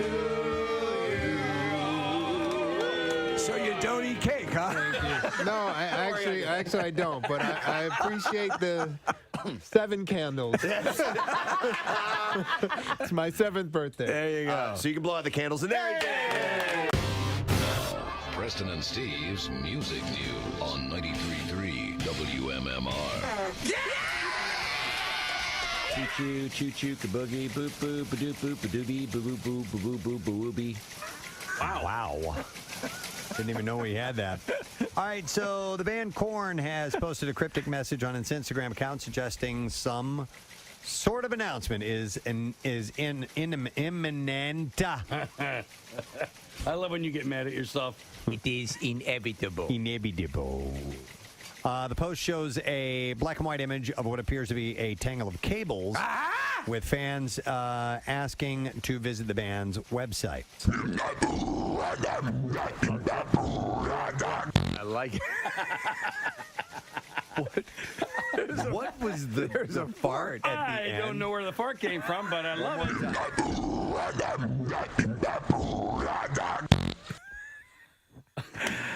Play that at regular speed, right. please.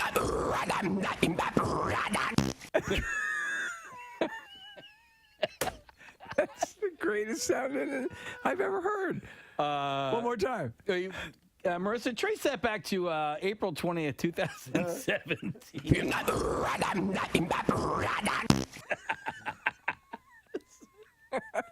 Kathy thinks this is hilarious. Not even, it boggles my mind how you still find it this funny that the three of you can't contain yourselves. It's great. It's everything you want to say.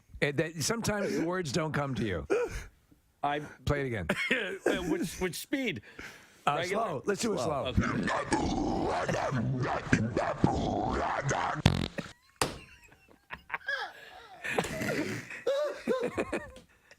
I can see you give it like a little chuckle and then move on. No.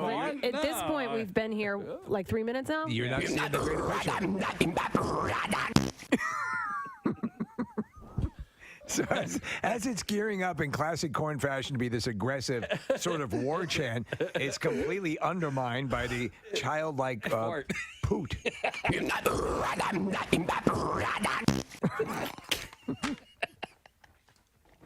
It's two completely conflicting attitudes. Hey, by the way, nobody else is laughing. Yeah. So it's not just Kathy is not laughing. Nick's not laughing, and none of our interns are laughing. Marissa has a smile on her face. Hang on a Do you ever second. see Amadeus? I usually don't find farts funny at all, Kathy. That one caught me off guard. Okay. Because it's more of a it's more of a raspberry than it is actual gas. Yeah. So. And also the mystery of it. It's like an escape room. How did it happen? We don't know. We may never know. We may never know. Okay. Music news. Yeah. Turn the one more. Stop time. the press. I go ahead. What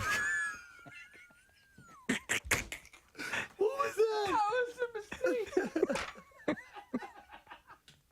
It just can't.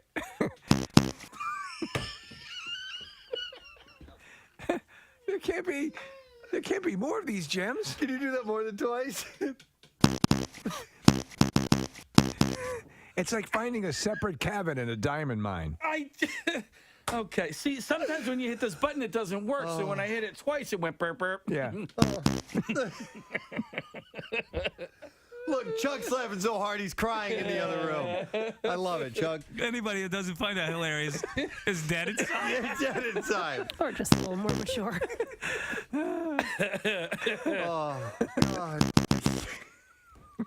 I wish the button was What is better. great is that you have a massive company, a media company, Beasley, who's currently paying us to do this. Dude, they took us down to D.C. last They week did for some big award in front of senators. Yeah. That's how stupid we are. Or they're bad. Genius. Or we make a pulled living. fast one. Yeah. We make a living out of this. There you go. Follow your dream. 2 is funnier than 3 or 4, I think. Yeah. Yeah. Wait. It sounds like a wrong answer type thing. Is it Sputnik? Ah, man. 1 for yes, 2 for no. Or double A. Triple O. MCO. Let's stick with rumors. Viewers, will they want to keep up with the Kardashians if Kourtney leaves? And we might find out for months now. Oh, please. Tension between Kourtney and her sisters have been rising. Last summer on Keeping Up, viewers saw Kim and Kourtney reach an almost breaking point over their differing priorities in terms of family and work. And in a recent interview with Paper, Kourtney confessed that she'd love to leave the show in the dust. She said, I will always say I want to move away someday and just be away from it all. Sail away. Sail away. No one will ever see me again. I keep throwing up different places. I'm going to throw up. I keep throwing up in different places. I keep throwing up. Puke.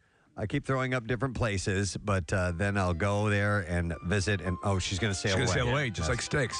But then I'll go there to visit, and I'll be like, nope, this isn't it. But I'm glad I came. She's just afraid of Chloe coming after her. Yeah. She said, we've just been to Finland. And I was like, check. It's great for me to visit, but I'm not going to move there. Maybe Norway, Switzerland. I've got lots of ideas. She does have a lot of ideas. That's according to Kourtney. They're all annoying.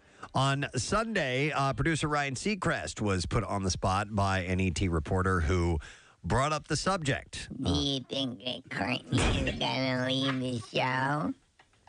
You think Kourtney's gonna leave Keeping Up with the Kardashians? ET is a reporter, mind you, so yeah.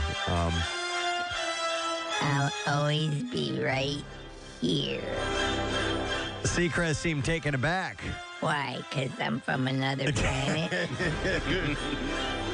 Are you a xenophobe? But then said, well, if the cameras go away, as long as they can come back, Kourtney. On my home planet, I was a botanist.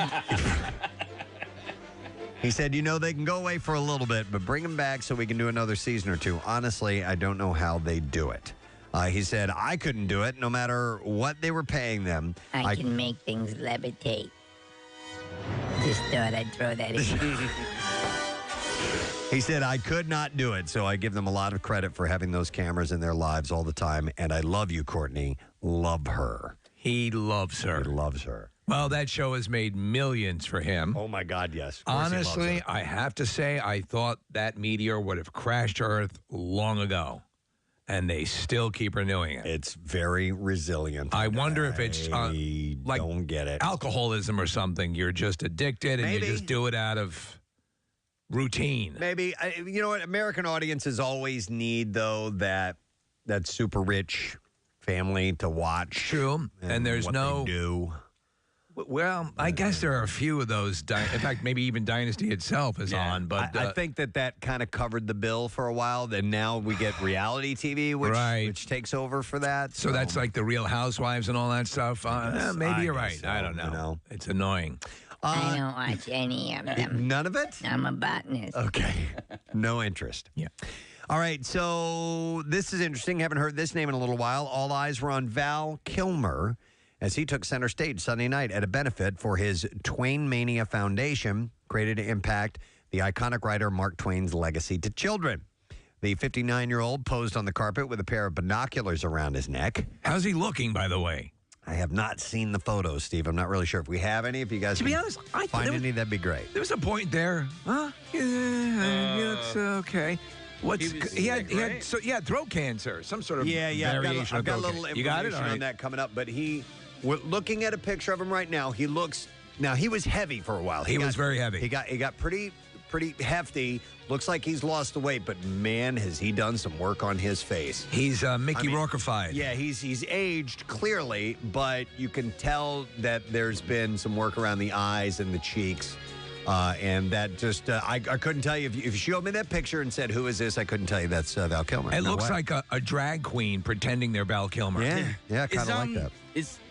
He's not going to be featured in the new Top Gun? Yes, he's going to be in it. Is. Okay. So his son Jack was also in attendance for this event, but the appearance previews a comeback of sorts for the star, who is set to hit the big screen again in Top Gun Maverick. Last summer, Cruise said of Val Kilmer that he was doing really well. While it's unclear what prompted Kilmer's hiatus from Hollywood, it became apparent that he was struggling with health issues during the hiatus. In 2015, a spokesperson told People magazine he was rushed to the hospital for a possible tumor. In 2017, he admitted that he had throat cancer and had recovered after a 2-year fight. He told the Hollywood Reporter that the procedure on his trachea made his voice raspy and left him short of breath. I really like Val Kilmer. He's been in some really great stuff. Top Secret and Real Genius. And I love him in MacGruber. Yeah. He's freaking hilarious. And Steve, you're forgetting Tombstone. Tombstone, thank One of the you. greatest performances. Yeah, definitely. I bought the man's shirt. I think his best performance, and The Doors. He was phenomenal. So what would you say? So greatest Val Kilmer, Tombstone? That is such a great performance. I got to go neck and neck with The Doors. They were both so good. But yeah, his lines in Tombstone are so just great, wonderful, so great. I love Real Genius, though. I love that movie. Have you ever seen Real Tombstone? I've never It's seen really good. Is it? Yeah, it's about Doc Holliday in college. Only he uses a laser instead of I'm gonna use a revolvers. laser, honeysuckle. I'm gonna make a whole big house into a Jiffy Pop. What was that? Was that him? That was his bite in in Top Gun, his Yes. best pilot. Yeah, hit it again. That's his teeth coming together. Oh my God! That's right. Ice. Man, I am dangerous. And there's the bite. Right, man. That line from Cruise, I hated. Ice, and then he pauses, man, and brushes off his shoulders. You're awfully big there. Horrible movie. I'm 5 feet 3 inches tall, man. I'm a little tiny man. But as much as I hate Top Gun, I can't wait to see the sequel. Likewise, because 93.3 WMMR. All right, we're going to take a run of the beat file. Here we go. WMMR presents Preston and Steve's Bizarre File. Brought to you this morning by J-Dog Junk Removal and J-Dog Carpet Cleaning. Got junk, want it gone? Got floors, want them clean? call. J-Dog Junk Removal and J-Dog Carpet Cleaning, veteran-owned and operated, started right here in southeastern Pennsylvania. Call 844-GET-JDOG or visit jdog.com. All right, this is wild. The remains of a man who went missing in southern Argentina earlier this month were discovered inside a shark after it was captured by a local fisherman. He must have been glad to get out of there. Law enforcement said the family of 32-year-old Diego Barria was able to identify his remains because of a distinct tattoo that was visible. So, like, the shark had a tattoo? Part of them was whole, I guess. I guess so. Whole I mean, enough. yeah, to right? them to identify a tattoo, yeah. Barria had last been seen near the coast riding his all-terrain vehicle late February 18th. An extensive search began for the father of three after his damaged ATV was found on the 20th, but there was no sign of him. On Sunday morning, 2 local fishermen contacted the Coast Guard and said they caught 3 school sharks close to where Barria's ATV was found.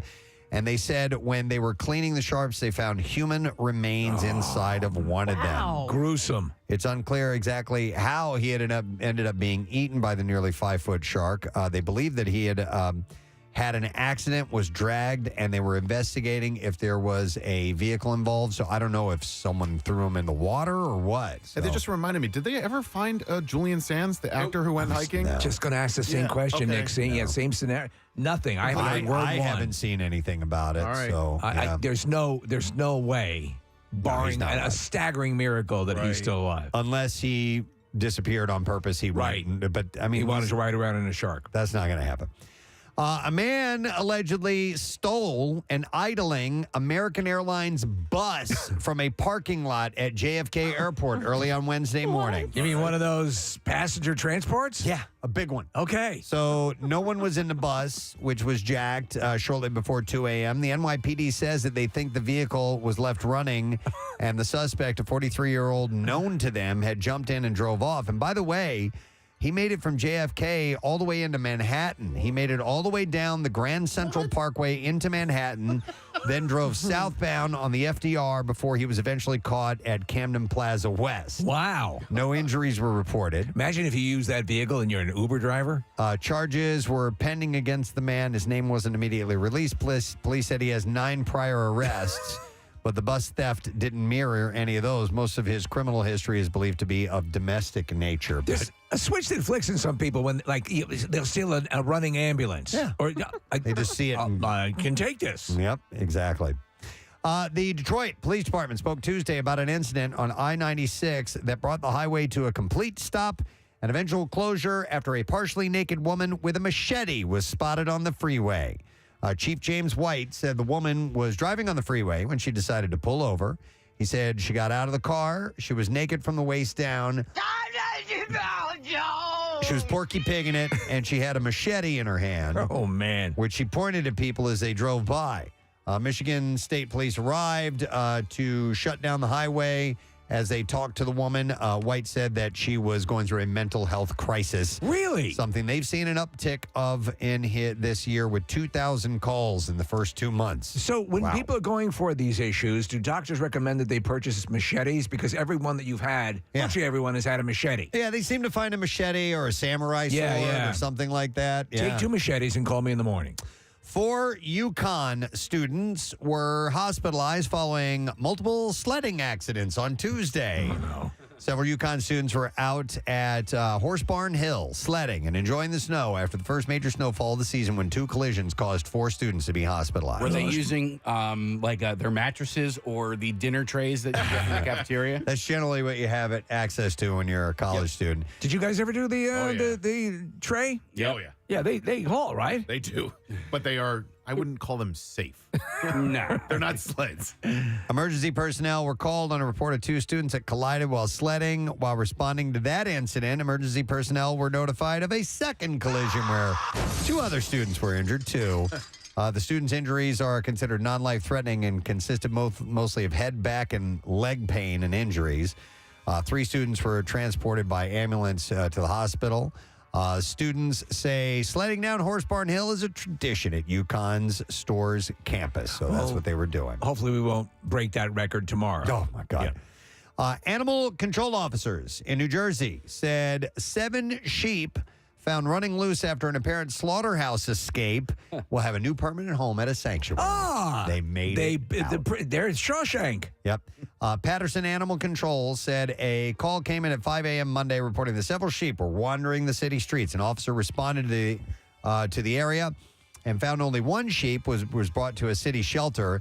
A second call around 6:30 a.m. led to 3 more sheep being rounded up.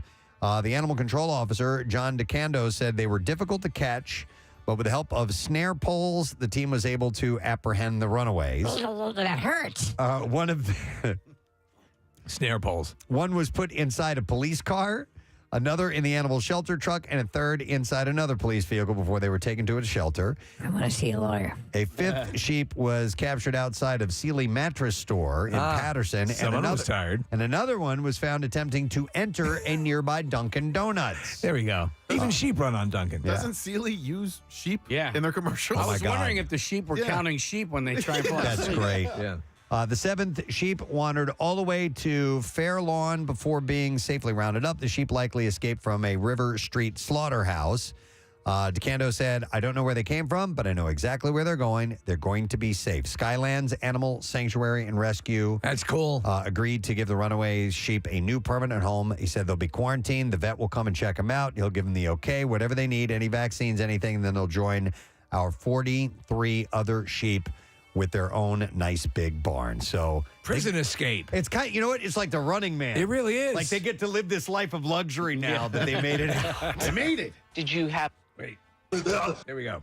All right, and there you go. That's what I will wrap up with in the bizarre file for you this morning. So we're going to talk to Jimmy Fallon roughly an hour from now. We're also going to have a chance to win some Adam Sandler tickets. Yes. He is coming to town Friday, April 14th. Tickets go on sale Friday at noon. He's going to be at the Wells Fargo Center. It says with a special surprise guest. So I'm curious as to who that might be. He works in some pretty heavy-duty circles. Yeah. So here's what we'll do. When we come back, we have a contest. Oh!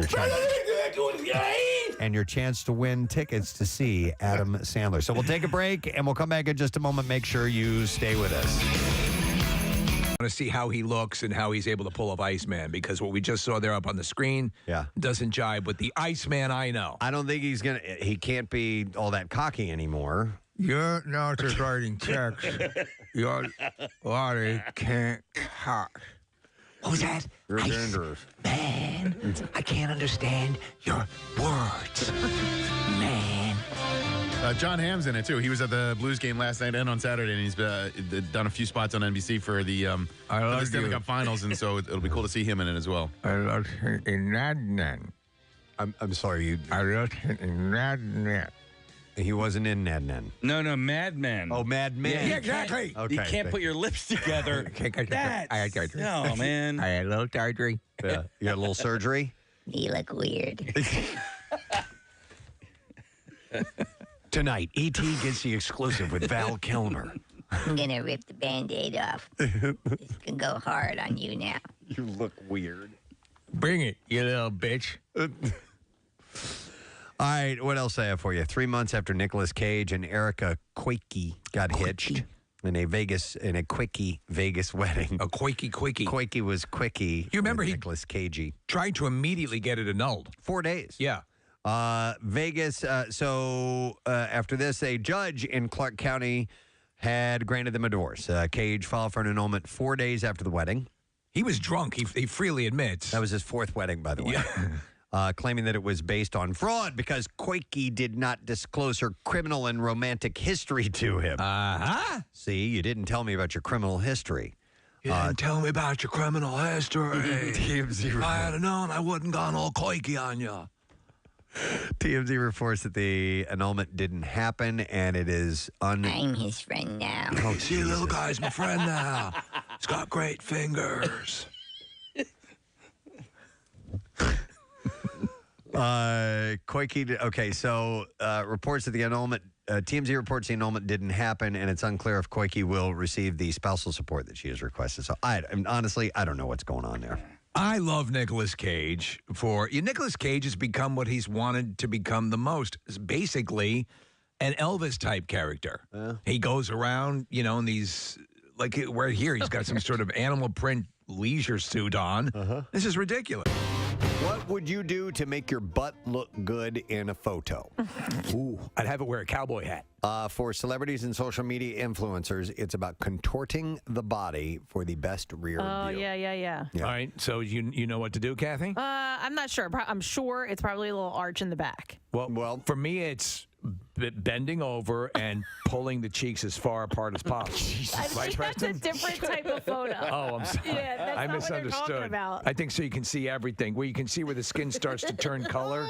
Oh my God. Right? Is that what you're talking about? Listen, I didn't even realize I was doing it, but I was, I mooned my daughter. Oh, no. Oh, yeah. Just Here. Yeah, but I brown-eyed. Oh no, your poor kid! You just traumatized her for life. So is that how you take a proper ass picture? I don't think any child should see their father's butthole. Ever. No. Write that down. Do what I did and just feel it. It scarred her. She was like, she freaked out. Oh, I thought more like, I was thinking more in the veins of my son that I was doing that too. And I was like, I can't believe I just did that. I just did that. I can't believe it either. Wow. I know. Yeah. The man in my little girl. Yeah, right. Poppy, hey, Daddy, I just saw your brown eye. Is that your butthole, Poppy? It was quite traumatic, Poppy. His name is Eddie. He wants to know if we can go steady. I've never seen your butthole. I had to tell him I did, Daddy. He's not my boyfriend anymore, Daddy. Thanks for scarring me, Daddy. Oh, the car pop? Oh my God. Well, anyway, back to the story. I saw your balloon knot, Daddy. Hey, look over there. Didn't want to see it, Daddy. You probably shouldn't have told us that. No, I'm glad I Here's did. other stories. So the most popular booty popping position involves tilting the pelvis and arching the back. Yeah. So the and obvious. then swiveling the head to the side. Bootylicious models such as Hailey Bieber and Isabel Goulart have recently. My name is Isabel Goulart. Have recently. You want to change our last name? Posed on the red carpet this way to highlight their pert posteriors in gowns with plunging backs. So can you show Casey what he's? Do you know what he's describing? Is it? Are you? Well, I'm going to give it more detailed. So here we go. Here's an influencer Daisy Keach, who last month enlisted a plastic surgeon to certify that her backside was real to her 1.1 million Insta followers. Said, "I'll stand up straight and spread my legs a little bit to make myself look a little bit wider than if my feet were closer together." She says, then I'll arch my back a little bit. Right. And I'll kind of puff out my chest. I breathe out and my stomach cinches in as I pose. God, what a bunch of nonsense to go through. One of our She's 19, calendar by the way. girls though does this perfect, and I can't remember which one it is. I'm trying to find her pictures, but like Is it Shay? Our cover girl? I mean, listen, they probably all take Yeah. great booty shots, but there's one specific calendar girl, and I can't remember who it is. The 19-year-old influencer from Los Angeles says... Influencer. She says a lot goes into properly accentuating her most famous asset, which she dubbed the Keach Peach.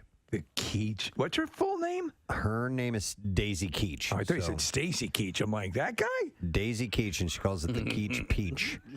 One of her other go-to tricks involves bending the leg that's closest to the camera while standing, quote, super tall on the other foot.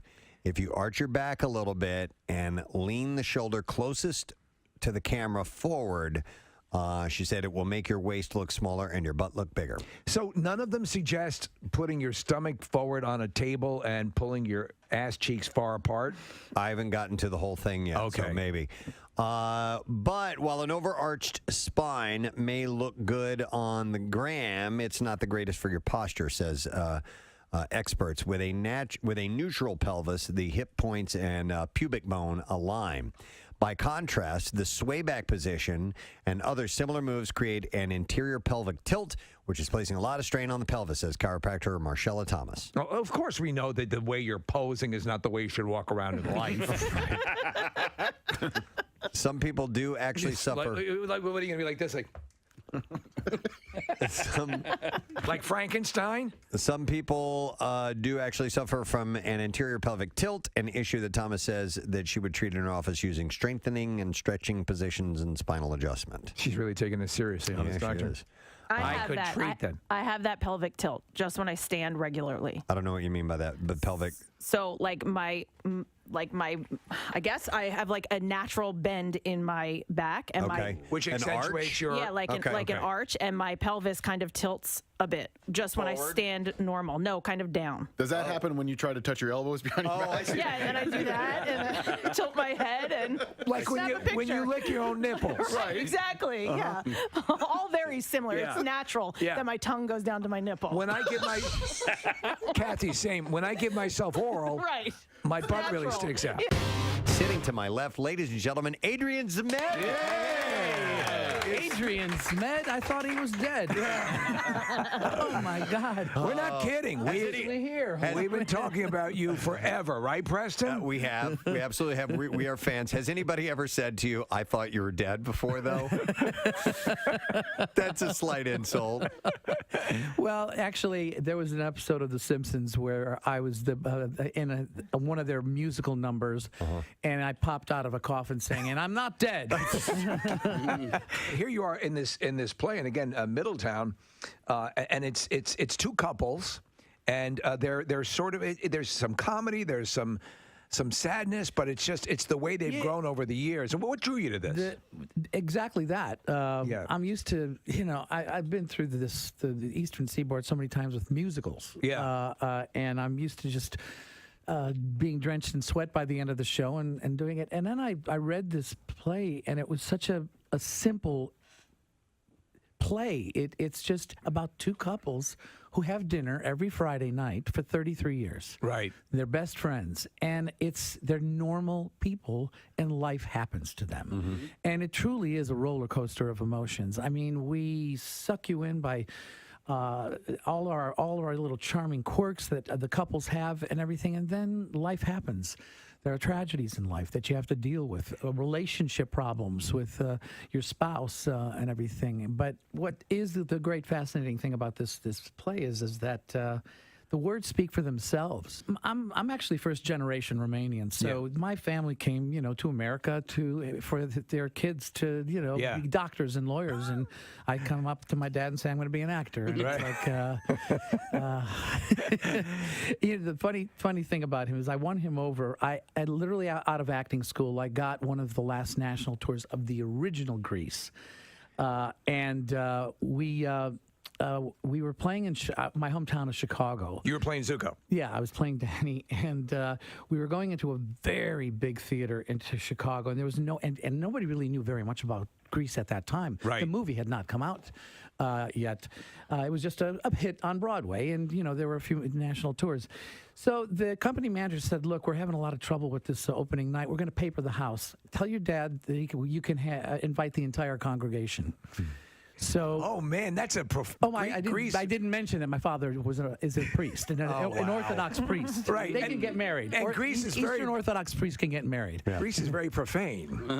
Oh God, yeah, yeah, the stage show. Are you kidding? Yeah. I'm giving the finger on the show, and it's just like the original Greece was not meant for kids; it was meant for adults looking back on their lives in high school. So he brings down the congregation. So there were 500 Romanian people screaming and yelling, and they had their gypsy violins, and they were going singing the act. Every time I came out, there was a big cheer. It was then that my father was won over, and he kind of, although he didn't understand when I ended up getting television and film, when I was doing T.J. Hooker, he didn't really understand what that was all about. So he says, You work for 1 hour. What you do rest of week? That's great. You are a bum. I got into this business because I wanted to be an actor. Right. That's it. I never even wanted to do television and film. I just wanted to work in theater. Right. That's all I ever wanted to do. And then one thing happens, and then you're just whisked away, and suddenly you're in Hollywood, and you're doing all this stuff. You're good friends with William Shatner, right? Yeah, I'm actually. We're currently working on a few projects with his production company. Actually, we're letting it out right now. We're actually thinking of bringing Hooker back. WMMR. All right, thanks, Kat. So we have your chance to win Adam Sandler tickets. We're not going to do it right. We're not going to do the contest right now. We're going to give you. I'll explain. We're going to play a clip for you. You have to identify the 5 movies in the clip in order. Yeah, So you're going to have to hear it a few times. I'm going to play it for you now, and then later on, we're going to take the calls and see if you can identify. Now, we've done a contest before where people tried to identify screaming moments from Adam Sandler because he screams in almost every movie. Kind of his thing. And what we've done is Marissa has edited together 5 clips from different movies. You need to name them in order. Here's what I'm going to recommend. If you're listening on a radio right now, take out your phone and record what we're about to play. Because this is going to take some work. This is kind of hard. Marissa made 3 different ones. She did easy, medium, and hard. And we listened to them off air. We picked the medium one. Yes. Okay. So, but I still think it's really hard. Like I got like maybe 2 of these, but diehard Sandler fans might know all 5 of these. And I think it's worth ferreting out the real Adam Sandler fan. Yep. I will say these are all comedies because he has done dramatic roles before, but these are all from comedies. And let's see if you can identify these 5. Listen, and we're going to give you some time to do some work on this, and we'll try to get a winner at the end of the segment. All right. So here are the clips for you. 5 movies. We need the titles in order. Start recording now. Here we go. I can't stand you being here. All right. Do you understand me? You're sick. All right. I think I got 3. I will play it again for you.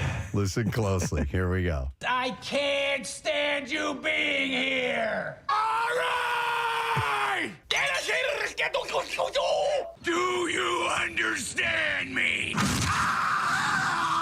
You're sick. All right. Later on, we'll ask you to call in with the winner. And don't call until we tell you when to. Okay? What's funny is that when he first started out in stand-up years ago, and I was doing an open mic night at Pip's Comedy Club, and he was on the bill, and his stand-up was like, yeah. And then you get that now. Uh-huh. He has evolved. Yeah, he's great over the years. But so we have a chance for you to win the tickets.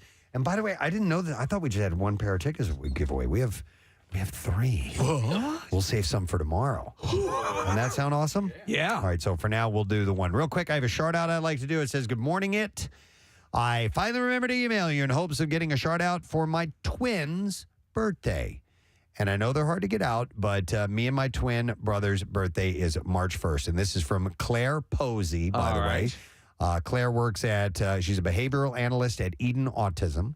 And she says, we've been longtime listeners, and my twin Mike listens to your show on the podcast every day while he works, and we crack each other up by reminding each other of funny things that happen on the show every year. I mean to do this, and I always forget, and I am hoping that you can give Mike a birthday shout out some point in the month of March. Thank you. Let's give him a high mark shart. Hi, Mike. Yeah.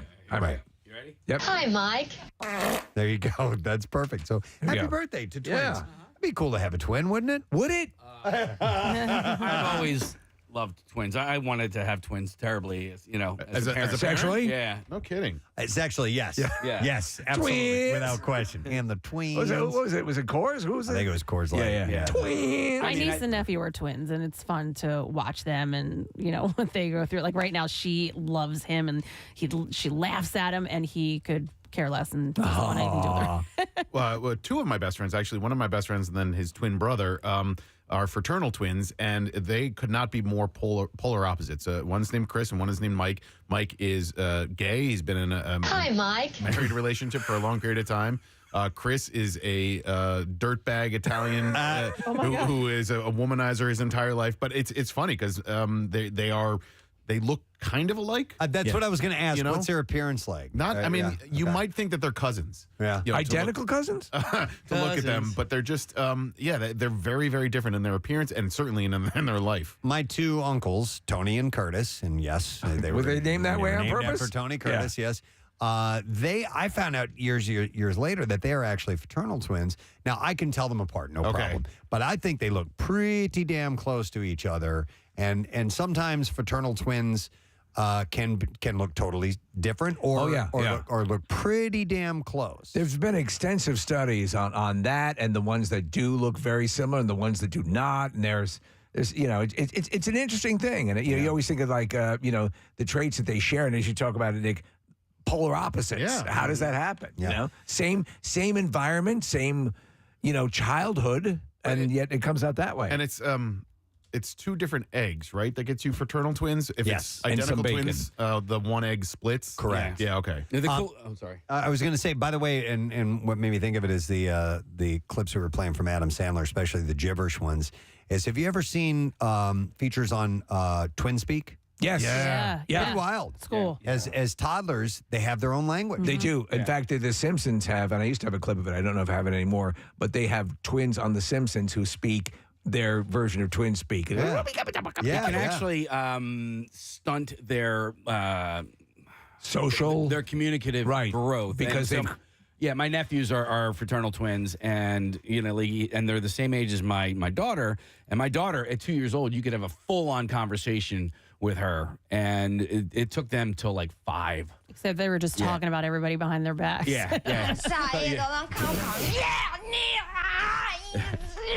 But I think the coolest twins, and my friends have mirror twins, and one is right-handed, the other's left-handed. Oh, wow. Yeah, it's pretty cool. By the way, you play that clip from Nell. I believe Nell was a twin. Nell was a twin. Yes. Yeah.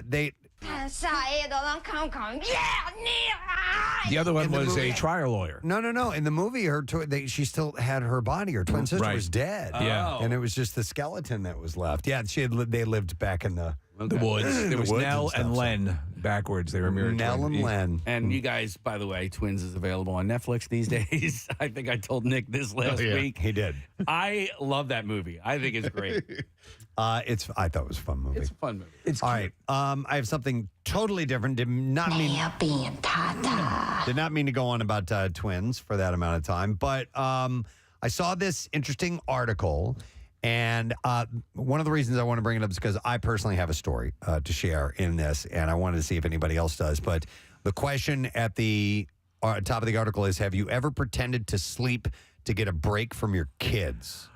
Yes. According to a survey, parents with school-age children, 34% have faked a snooze and 40% have hid in the bathroom. Every night at about 8:30, I fake sleeping.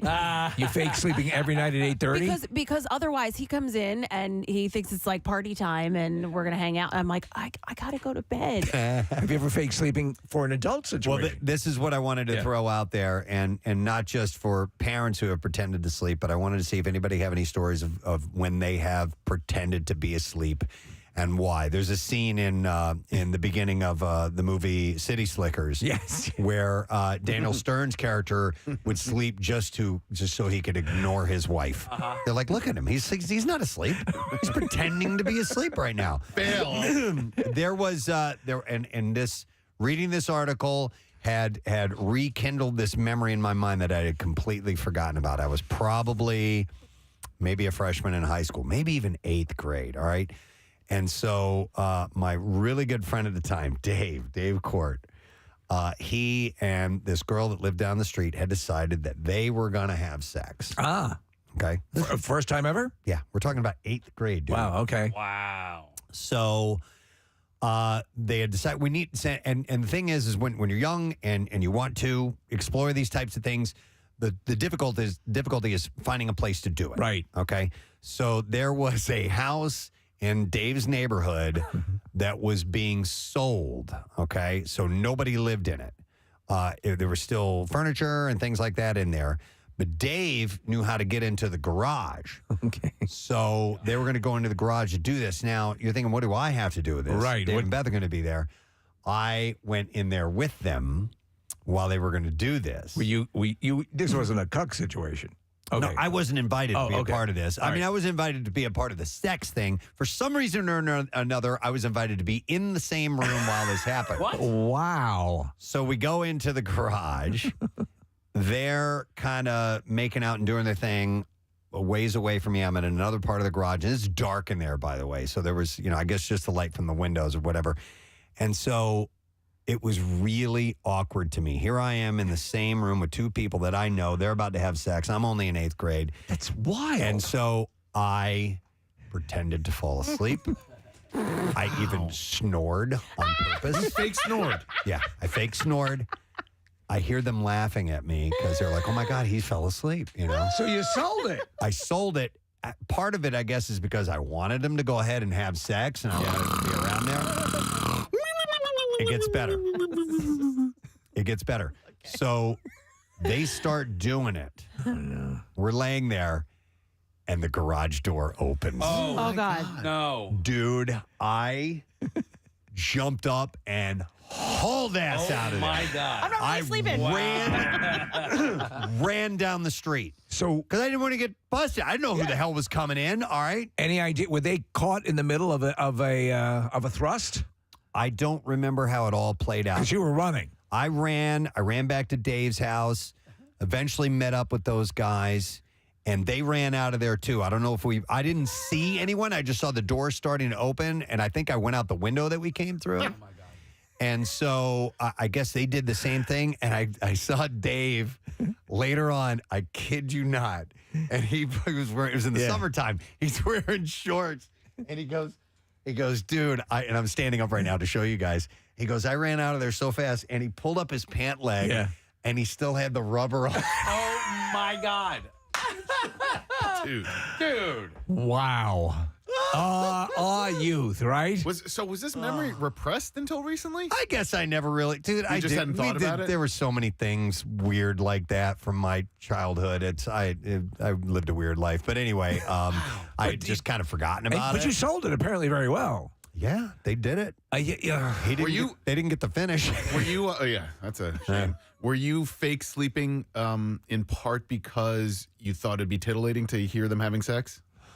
Well, I knew they were. You could have what? No, I knew they were going to do it no matter what. Okay, and I did it. And why were you asked? I don't remember, man. We were all friends. I don't know. But I remember I did it just so they would kind of get on with it because it had been we had been in there for a little while. Right. But I meant as a turn on for you. No. I mean, I don't. I was just curious. I mean, I wasn't like gonna. No, I wasn't gonna sit in the corner and pleasure myself or anything like that. Oh yeah. But I wanted them to get. To move along. Well, I think in this I case, fell asleep, and I thought it might make them feel more comfortable. This isn't the result of. This is a very mechanical thing. They wanted to have their first time. They planned it. And so hey, let's all go do this. It's so weird though, and that you were able to sell it. Can you give us your snoring? What level of snoring were you? It was like a light snore. It was like. I mean, it didn't sound What time of day was it? Like that. Yeah, not like this. It was like. The Three Stooges. No, I hate that, by the way. What time of day was this? It was the middle bright daytime, dude. So you like need to 2 take a o'clock nap. in the afternoon. I mean, it was like I was running down the street. All right. I have a story. Okay. And it's similar, except I was Dave. I was the guy with a girl. And this was in college. This was not 8th grade, so maybe a little more age appropriate. But who did you invite along with you? I didn't invite anyone. Here's what the deal was, Steve. We were 21 and went to Key West for spring break. Casey, I think you went to Key West. I did. When you were 21 as well, right? So it was a party place where you could go where there weren't underage people because it was still Florida. I was 20. Okay, that's right. And you got in trouble. No. All right. No, but I did pass out standing up straight. Right. Okay. That's another story. Another story for another time. Anyway, Steve. So I met this girl. She actually ended up. She went to Bucknell as well. We went back to the hotel room, and my friend Ryan Smurf Sherry was passed out in bed. Or so I thought. Okay. And so I started having a good time with the girl that I brought back to the hotel room, and he had pretended the whole time that he was in fact passed out. And then the next day, revealed to me, Preston, and this is why I asked you this question, he was enjoying being in the room. No, it wasn't that at all. Okay. And I would admit it to you guys if that was indeed the case. But because we admit everything on this show, for crying out loud. No, it wasn't that. I think it'd be awkward as hell. Yeah, and it was. And I think that's part of why I did that. But you just mentioned a scenario that I guarantee you goes on. Oh, I know it happens all the time. In fraternities and sorority houses where the roommate brings someone back, and there's got to be quiet. My roommate is asleep. It's got to happen It constantly. kind of pissed me off and weirded me out a little bit because I thought that he was passed out, and like the next day I'm like, dude, you were great. High five. Yeah, it was real. You were, dude. hey, I've you done got it. talent, bro. I've done it in the same room with other people many times. Yeah, my buddy. Thanksgiving. He literally almost fell off the top bunk trying to like watch me. Oh my God! He was quote unquote asleep, and he was So he's, hanging like, leaning over? and he was hanging over. And he told me about it the next day. I'm like, dude, that's hilarious. Hi guys. Yeah. So, but my wife and I, we always fake like we're sleeping when the dog lets us know that he wants to go out. In fact, I had to give her a high five the other day because I felt the dog breathing in my face. It was 2 Saturdays ago. And I was, quote unquote, sleeping. And then I just hear her go, Reggie, get over here. Oh, you're the best. Case. So Cupcake, my cat Cupcake. So I forget about it unless, like on the weekends, I sleep a little later. During the week, I'm waking up well before Cupcake wakes up.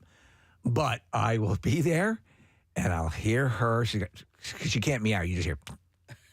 So she's coming in, and I'm hearing. I feel her walking across the bed, and then she'll like be right by my face, and I will fake it, and I'll try to keep my breath, regulated and everything, and she'll put her paw on my chin for a second, and then back on again, and then if I can sell it, she walks away. If you open your eyes, you're done. Yeah, you're gone. Uh-huh. Hang on here. I got some calls. We're going to go to Jody first of all. Hi, Jody. Good morning. Good morning, guys. Love you guys. We love you. Thank you, Jody. What's up? Well, one time, so my girls, my high school friends, like we come home on break or whatever, we'd always hang out with these guys. One of the friends dated one of the guys. We'd always hang out in their crappy apartment. And one of my girlfriends, it didn't take much for her to hook up with whoever, really. So I kind of went in the one guy's room and passed out. And she came in with, and he wasn't like the most attractive one of them all. And I don't know if they knew I was there or not, but and let me mention it was also a waterbed. So like, I totally, like now I'd be like, guys, can you like let me get the F out of here, So I just lay there like a freaking I don't even know if they knew I was there. I don't know what they did. I don't know if they did the deed, but there was definitely sounds and things, and so then they got up and left eventually, and then I just made my way out, and then she like totally denied it to everyone. I'm like, I heard it. I heard it. The tide was in. Oh my God! And I think she'd probably still deny. We're not friends anymore, but she'd still probably deny it to this day. You know, so it was just awkward. Now I'd be like, guys, come on, I'm 44. Let's move on. Yeah, a waterbed. A waterbed, by the way, you're going to be hard to. You had a waterbed for a while, Preston. Yeah. It sloshes like crazy. Free flow waterbed, and it's. There was nothing sexy about waterbeds whatsoever. It was sold as that way. Yeah, no. It worked against you. I've been on waterbed. Never did the deed on a waterbed, but there's no torque. There's there's no resistance. Yeah. In college, people, I think, pretend to be asleep all the time, and it just reminds me of that scene from Forrest Gump where he's feeling Jenny's boobies, and then something happens. Yeah. And then they pan away and to the roommate, and the roommate is standing there or laying there, eyes wide open, like, what the F is going on right now? I think I ruined your roommate's bathroom. I don't like her anyway. So according to this poll conducted on behalf of Family Dollar, they said they found that child care must-haves include, well, that doesn't have anything to do with the sleep. Parents say that they have having an extra set of hands like a grandparent can help save the day, but if you don't, then pretending like you're asleep is a nice out for that. Yeah, you can, and also pretending you're in the bathroom too, just to get a break for a minute. Well, it's like Paul Rudd, and this is 40. He's constantly in the bathroom. Oh, yeah. Just to get away. Yep. Hang on a second. Let me go to Mike. Hey, Mike. Good morning. They had a lot of mics on the show this morning. Hi, Mike. What's up, Mike? Hey, bitches. Hey, what? What's up, Mike? Hey, this is great. So I'm like 20, 21. I'm in my first apartment with a bunch of buddies. There's like 6 of us, and it's on the first floor, so we've got like a sliding glass door entrance. So one day we're sitting around. We may be smoking some funny things, and another friend comes in the sliding glass door and says, hey. Oh, we lost him. Buddy, act like you're asleep. Hold on, Mike. So Mike, back up to the part where you said smoking funny things. You guys were breaking up, or you were breaking up. So there's like 6 of us in the living room doing the thing, and a buddy comes in the sliding glass door and says, hey, Chris from up the street is about to come in. Everybody act like... Oh, we keep. It's got to be act like you're Everyone asleep. act like you're asleep. Okay. All 6 of us pretend to be asleep. Chris comes in the sliding glass door, stops, says nothing, and you just hear the sliding glass door close, and he left. He left. You sold it. All 6. You were all on your pretend sleep game. Kathy, you guys used to do that, right? Totally. Pretend you're sleeping. And then in every situation, every scenario, every person in the room, we would do it all No the matter time. what, like even at middle of the day. Anywhere. My brothers, my cousins, like all of us used to do it. I don't know where it started. Show me your pretend sleep face. No, you would just go pretend you're sleeping, and everyone, no matter where you are, you just put your head down like you were sleeping. And honestly, it stopped because I used to do it with Jace, and I'd be like, pretend you're sleeping, and he'd be like, no, why? I'm not tired. I'm not sleeping. And I'm like, Lie for me. He won't do it. This is not exactly the same thing, but it's a play on this. When Caroline was a cheerleader and the squad was, they'd be like acting up or something like that. The coach would have this phrase that she taught them, which was "Andy's coming." Yeah. And so it's a play on Toy Story. Yeah. And all the kids would flop to the ground. I love it. And it would get them to calm down because they thought it was funny. Yeah. And it would get them to calm down for a moment, a minute. But it was hilarious to watch them. Andy's coming! And boom, they would hit the ground. I love that. So it's kind of like that. We should do that at our next meeting. Oh, my God. Yeah. Will's walking in. Bill walks in. Andy's coming. I love that idea. I absolutely love that idea. All right, well, here's what I would like to do. I know we got a little bit of time, but this may take a few. I'm not really sure. I think you're right, yeah. We have this contest. Adam Sandler is coming to town April 14th, Wells Fargo Center. Tickets go on sale tomorrow at noon, I believe. We have tickets to give away in advance of that. So Marissa has put together a list of Adam Sandler yells, screams, gibberish, all this stuff from 5 different movies. We're going to start with the first callers that call in. All right, 215-263-WMMR. I'll play this again for you. Identify these in order. Right. They have to be in order. All right, so here is the clip again. I can't stand you being here. All right. Do you understand me? You're sick. Is that him saying, do you understand me? Because that does not sound like him at all. That's him. Back it up again. I'll play the whole thing. All right, I got you. I can't stand you being here. All right. Do you understand me? You're sick. Yeah, that's him definitely. Sounds like Farley a little bit. A little bit does. By the way, Nick said, while we're waiting for the calls to be put up here, Nick said that the Casey/Sandler clip. Is it the one where I say pizza's changed? Yes. Okay. All right, so this is, you think Casey sounds like Adam Sandler? In a very specific way. Okay, let me play this and then you can explain. Here we go. Pizza is changing. And now there should be the Sandler clip right below that from Billy Madison. All right. Hang on. I got to go to hang on. Crap. What's the matter? The way it's labeled? Yeah, the way it's labeled. Okay. I don't see where the Sandler thing is. That's right underneath. Here we go. Okay. So play the. This is me again. Pizza is changing. Okay. And then we have. The world was changing. Okay. And the puppy was getting bigger. Just however Casey said it, the way that it struck me was Sandler and Billy Madison. And Pizza is changing. The world is changing.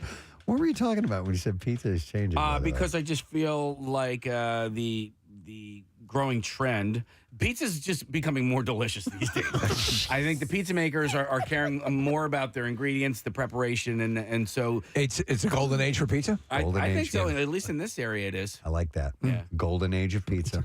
It's a golden age. Sounds called a golden age of pizza. You ever notice how good it's getting? Yummy in the tummy. The world was changing. You just that delivery is the same as pizza. Pizza is changing. Pizza is changing. All right. I would like to take some calls and try to give this away. And remember, these have to be in order. And the way we're going to roll this out is I'm not going to tell you if you get 1 right, 2 right, 3 right. You need to give me all 5, and I'll tell you if you're wrong. That's how it goes. Or if you are right and you get the ticket. They do it at the big leagues. A little bit of background music, Case, if you wouldn't mind, while we get ready to go to our callers. All right, so. Billy, please, no gibberish tonight, please. I beg you. Sorry, Daddy. I have an important announcement to make. That's it, Billy. Get the hell out of here. All right, we are going to go to, let's see, Nina. Hi there, Nina. I don't know. All right, Nina. There are 5 Sandler movies that we took these clips from. Can you name all 5 in order, please? Jack and Jill, Big Daddy, Billy Madison, The Waterboy, and Mr. Deeds. I will tell you, Nina, that is incorrect. She sounded so confident. I know. I thought she had it. Sorry about that. I know she. Well, I won't say. Let me play it again. I can't stand you being here. All right. Do you understand me? Yes, sir. All right, let's go to Ryan. Hey, Ryan. Hi, how are you? Good, buddy. All right, can you name those 5 clips or movies, please? Yes, I can. It's Jack and Jill, it's Big Daddy, it's Billy Madison, it's Waterboy, and it's Mr. Deeds. No, that is incorrect. I think that's the exact same thing that Nina said. No, sorry, buddy. Nice try. We'll go to another caller, and it is Mike. It's Michael. Hi, Mike. How are you guys? Wonderful. Hi, Mike. All right, Mike, can you name the 5 Adam Sandler and It's all right. Adam Sandler titles, please? Let's go for it. So number 1, Jack and Jill. Number 2, Big Daddy. Number 3, Billy Madison. Number 4, Grown Ups. Number 2. Number 5, Mr. Deeds. All right, so that's a different answer than the last 2 we had. And Michael, you're right.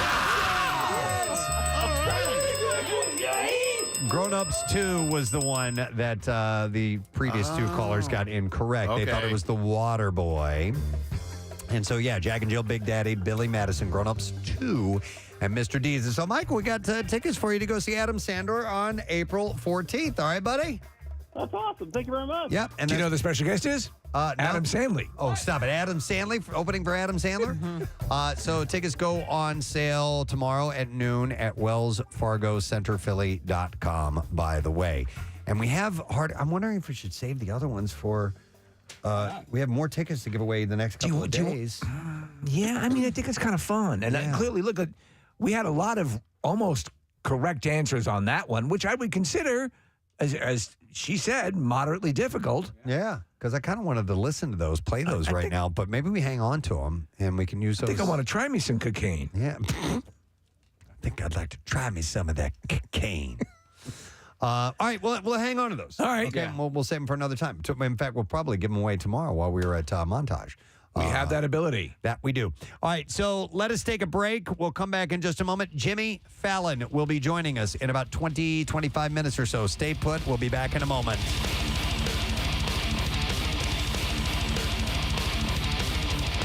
Preston and Steve on 93.3 WMMR.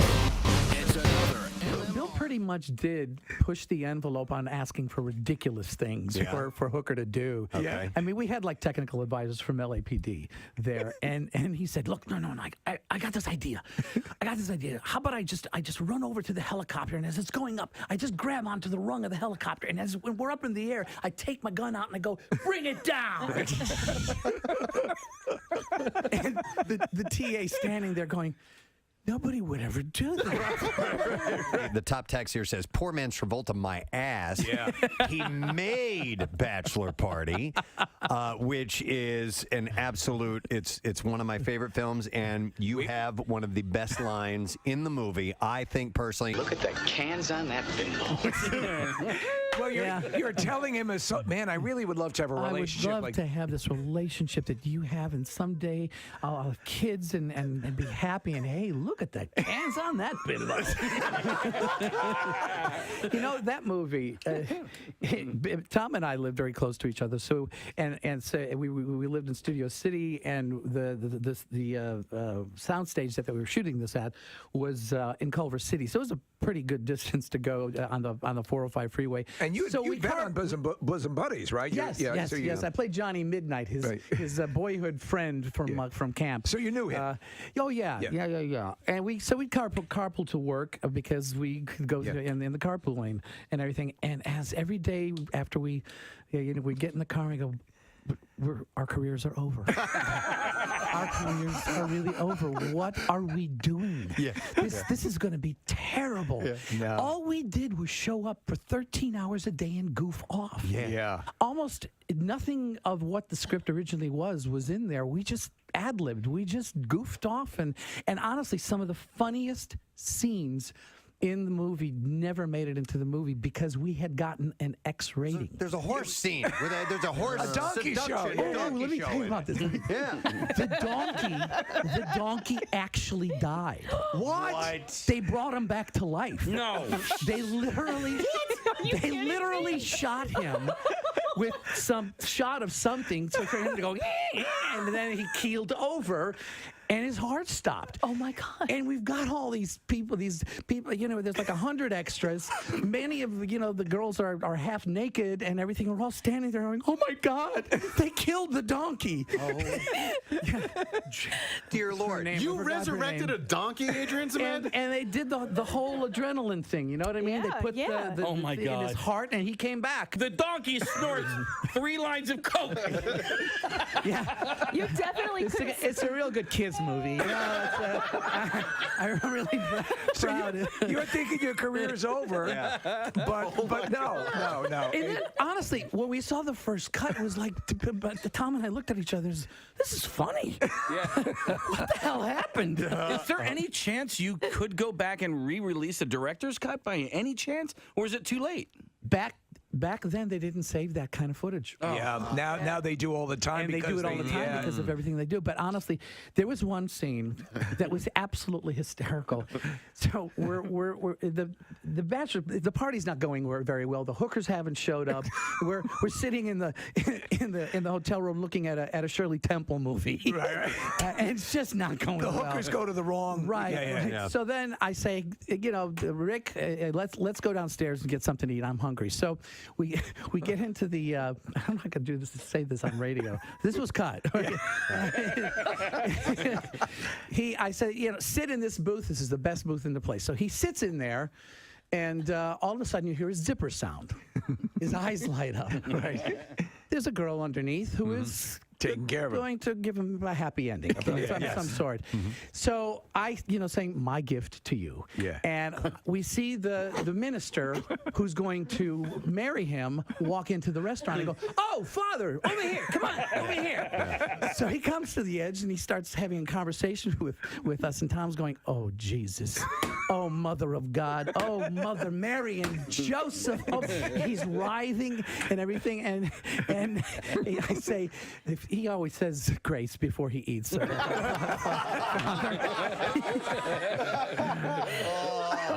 That's great. He can't take it anymore. He gets up and runs out. And I said, "Father, sit here. It's the best seat in the house." Close up on his face, you hear the zipper sound, and his eyes go like. That's great. Didn't make it in the movie. We had offended everybody else. They didn't want to offend the Catholics. It's so freaking funny. You and Tom were friends. Could you tell then what a talent he was and what he was going to go on to and be? Honestly, one of the nicest guys in the business. Everything that's ever happened to him, he deserves every bit of it. He's a great, great guy. That's great. Very talented. Wow. Yeah. I wanted to ask you. A lot of people don't know this, but Tom was not originally cast in that role, and neither was Tawny Katane. Tawny Katane was the it girl of the time, and she was the White Snake videos. It predates, I think, the White Snake video. Who was? Well, we shot 1 month with the other cast. Who was it? Oh, no way. It was Paul Reiser. Really? And Kelly McGinnis. Oh, my goodness. Did they get fired? Well, the producers just felt there wasn't a chemistry going on and everything. And Tom, they had just seen a screening of Splash. Okay. Oh. And they said, we really need to get that guy that's like for this. I couldn't even imagine. And Paul Reiser's talented, man, but he's great. He just doesn't have the kinetic. He was very funny. Was he? He was very funny. Yeah. There just wasn't a chemistry that was going on. That's happened before. Back to the Future. Eric Stoltz was. They filmed for quite a while with him in the lead role. And the scene where he falls and hits his head. That's Eric Stoltz's head.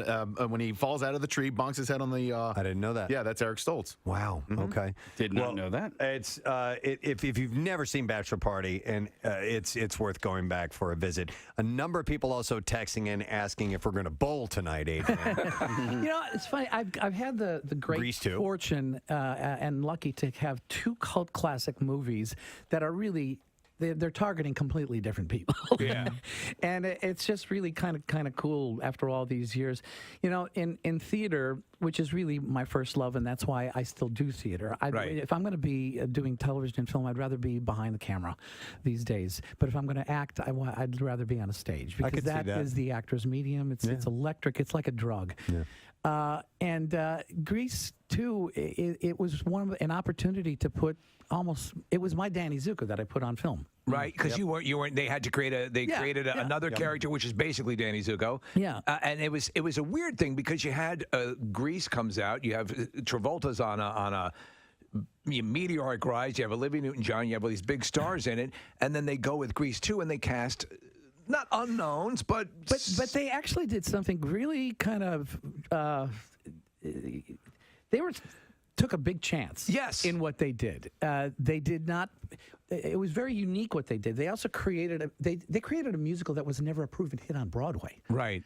So none of these songs had ever been heard. It didn't have a track record or anything. And a lot of people, Grease 1 obviously was a massive, huge success. But Grease 2 didn't actually do badly. In its theatrical release, it made about $80 to $100 million. Of Grease became a vehicle for John and Olivia. Mm-hmm. In the play, Kaneki sings "Grease Lightning," not Danny. That's true. It's his car. Yeah. Everybody has had a song in the Broadway show to tell you their story, and that's what. So it's more of an ensemble piece. And Grease 2 was directed by Pat Birch, who was the choreographer of the Broadway show. So she wanted me to do that role badly because. They wanted to put a rock star in that role because there weren't any known faces. Michelle had just done, I think, Hollywood Nights. This is Michelle Pfeiffer with Tony Danza. Right. At that point, it wasn't a big hit or anything like that. I remember. And Maxwell Caulfield was not. He was an English actor, but hadn't done much. And they really wanted a rock star in that role, but Pat wanted me to do it. So she strategically brought me in. After they would see one of Casey and the Sunshine Boys or one of the Gibb brothers or whatever, and then I went in and said, "All right, it's still his. All right, it's still." Until after 12 callbacks, they finally said, "Wow, it's his role." Well, honestly, I watch it every time it's on. It has a good energy to it. You're again sort of a self-deprecating, funny guy. The whole bowling sequence is pretty. It's. You can't help but get swept up in it, and it has its own energy. And to this point, you had a lot of talented people involved with it. Yeah, a lot of people came out of that thing. Even the Seagal twins went on. The girls who were the cheerleaders went on to have their own series. You have a lot of fans in Philadelphia, and to prove that, I'm gonna show something to you. I don't know if anybody has made you aware of this or not, but I think Steve made an offhand comment one day about. Somebody getting an Adrian Zemed tattoo. So we do this feature every Tuesday called Tattoo Tuesday. People come in and actually get a tattoo from our show. It's called the Preston and Steve. They'll get a tattoo with us in it, and we've been doing it for years and years and years. We had a guy who called in and volunteered to get an Adrian Zemed tattoo. God, I'm looking at it right now. This is a guy. That's your face. On his right pec. It's huge. This was within the last year. Within the last year, yeah. Yeah, that we and had the guy this done. Eagerly came in. Please tell me that's not permanent. That's permanent. That's a real tattoo on this man's chest. So when he's 90 years old and I look 90 on his chest. Yes. What was I thinking? So we took a picture of you from Grease 2, and that is now permanently on this guy's chest, Adrian. This reminds me of something that Sally Struthers said about tattoos back when we were doing Grease. She said, "Oh yeah, back in the '60s, I was a flower child. I got a tattoo of a butterfly on my butt. Now it's going into its cocoon." We're so delighted that you had a chance to come by here. We are big fans. Nice to come in. We knew you'd be great. Yeah, we knew you'd be cool. That's great, man. Excellent. It's my pleasure. And you know what? We should do a promotion where we go bowling with Adrian sometime. Yeah. How cool would that be? Yeah. Ladies and gentlemen, some love for Adrian Zemed. Thank you so much. There was an email that was sent out that we were going to have our studios checked because there may have been bed bugs brought into the area. And we've had everything checked out. They actually just brought a dog in to sniff. Yeah, I think it was Jack Russell is what it looked like. Josie was her name. Josie is the dog. And there's no bed bugs. Well, no, that's not true. There were on a chair. Oh, was there? Yes. Oh, okay. Yes. Or yeah, it was sort of like a warm zone or something. A warm zone. They call those. That's So- what I call my chairs at home. Yeah, my warm zone. I think what everybody was worried about was an infestation, which I guess is not the case if it was just on the chair. I don't know. Just on the chair. The rest of the place is apparently clean. Josie scoured our studio and nothing. And I'm never coming back at 3:30 WMMR. All right, thank you, Kathy. I'm sorry. In case I looked over. Casey keeps notes over here, all right? Yeah. So we sit right next to each other, and I glance over, and he's writing down a note, and he's holding the pen in the weirdest way. I'm like, you don't. Yeah. I took out my headphone. I'm like, do you actually hold your pen like that? No, do you? No. But I do. I went to grade school with a kid who, Brian Kern, used to write like that. I wonder why. Yeah, essentially, he was a lobster. His pinky is closest to the point on the pen. And he holds it across in a very strange way, and he was writing like that, and I was like, "That's looked really weird." All right, so I finally watched that Elvis movie, and the way Colonel Tom Parker held his cigar, right. I was like, "What is that?" Wait, like, how did he hold it? between these two fingers? Oh, yeah. Between the ring finger and the middle finger. Yeah, and I'm like, that just looks dumb. Wait, hold a cigar like that, man. Wow. Yeah, Crazy. people don't hold cigars like that. Do you guys remember in grade school when? Did you hear the way I said remember? Did you? Yeah. Oh, that was okay. Anyway, play that back for us because I like. No. Okay. It didn't sound strange at all to me. It sounded strange to me, man. What was the original thing? Where are we going here? I'm going with in grade school. They had this little triangle thing that you would put your pen or pencil through. Yes. that I used helped it for you- my cigars. No, it helped you. It helped with your grip, the way you're supposed to grip the pencil. Right. I don't know how that was supposed to teach you how to hold your pen or pencil correctly. Because it was placed where you're supposed to hold the pencil. Where it would fit, and it would form your fingers into that position. Okay. So, And then this is where you hold chopsticks, too, right? yeah. A little bit, yeah. I just remember people who are left-handed always had ink underneath their hand From sliding across, Yeah. yeah. And I felt bad for them, and then they would like get all contorted by like trying to pull the pen all the way around, up and around to the top of the paper. Before you knew it, they were up on the roof with a high-powered rifle. Yeah. Kathy, you have something to say, but are you going to change directions? Because I want to. Okay, yeah, I'm going to piggyback off of what Nick said for a little while before we go to Kathy. This is the nature of the show this today. stream of consciousness? It's like you edit the show into 500 pieces of tape and threw it up in the air. I recently had the idea, and every few years I get this idea, and it's always a stupid idea, is to teach myself how to write left-handed. Oh yeah, I thought about same. Have As you a means to what end? Just to be ambidextrous, balanced. So like with drumming right now, I'm trying to become left-hand dominant. So I'm right-hand dominant. So I've been spending the last several months playing left-hand dominant. It's very, very hard because it's noticeably your ability. Yeah. In your less weaker hand or whatever part of your body is. You just don't use it that much. So your abilities are fewer, and it would be advantageous in drumming for me to be able to do that. You have more options available if you do that, and you become more well-balanced. But for some reason, I thought, well, maybe that should translate to writing, too. And I like I would ever do it, but, you know. I had an English... and the times that I did try to do it, it lasts about 10 seconds. I'm like, oh, this is impossible. I want to hear that, yeah. Screw trying to write. No, I mean, playing I can. Right. Oh, you can. But drawing and writing, forget it. I had an English teacher who would write both right and left-handed. And I remember when he would write on the board left-handed, it would take like a little while longer, and it wasn't as neat as the right hand. And we'd all be like, oh, wow, yeah, impressive. You can write with your left hand. And we're like, what does that say? Right. Preston, what about with golf? Can you putt or swing left-handed at all? No. Or you ever tried? Yes, I've tried, because there are instances when you, if you're like up against a tree or something like that, where you might actually have to flip the club around and swing left-handed. And so I've tried to teach myself how to do that a little bit. It's really hard. I can't do it. I can. What was the other thing you asked? Just like swinging putting. the club or putting. My dad would swing right-handed but putt left-handed. No kidding. He had a left-handed putter in his bag. Yeah, I don't know why, but that's the way he played. I bat left-handed when I'm playing baseball, but you're not a lefty. I'm right-handed dominant with everything else, and it's just my dad taught me how to swing a bat that way. That's wild. Yeah. Do you when you do? Can you bat right-handed? And Yes. does it feel weird? Yes, and Okay. yes. I mean, and I learned how to do that too. Probably a little bit later on in my a very impressive baseball career. So when I had Nick, when I was Extended through ninth grade, right? in Key West with my fake ID, it was not me but I had to memorize everything, and then so I had undergone some questioning from a bouncer. All right, what's your address? What's your driver's license number? And then he thought he was getting me. He was like, what's your astrological sign? And I was like, Aries. And he was like, oh, damn it. And then he made me sign the name, and the handwriting on the license was so like messy that I wrote it with my left hand. Oh my God. I know. And I got in. That's a great idea. I got it. Oh, that's funny. Uh-huh. Wow. All right.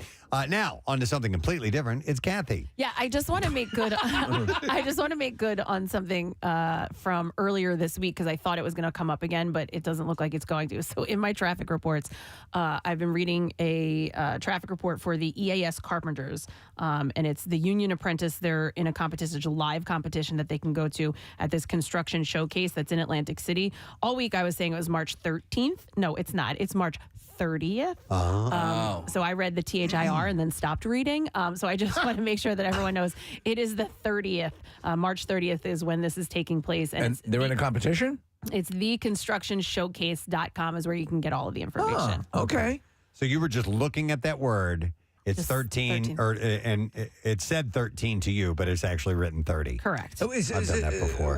What is it? Is Mars in retrograde or Mercury in retrograde? What is it? There seems to be a whole bunch of weird things that are going on. Venus and Jupiter last night, and we didn't get to see it because it was cloudy. Right. We're supposed to quote unquote kiss. There was a convergence where they would actually cross exact paths from our perspective. 2 nights ago it was clear, and I was outside, and I took some photos that ended up being fairly terrible photos with my iPhone, but they were really close 2 nights ago, and so I was hoping to see it last night, but They've not. been really bright the last couple of weeks. Yeah, it's pretty cool.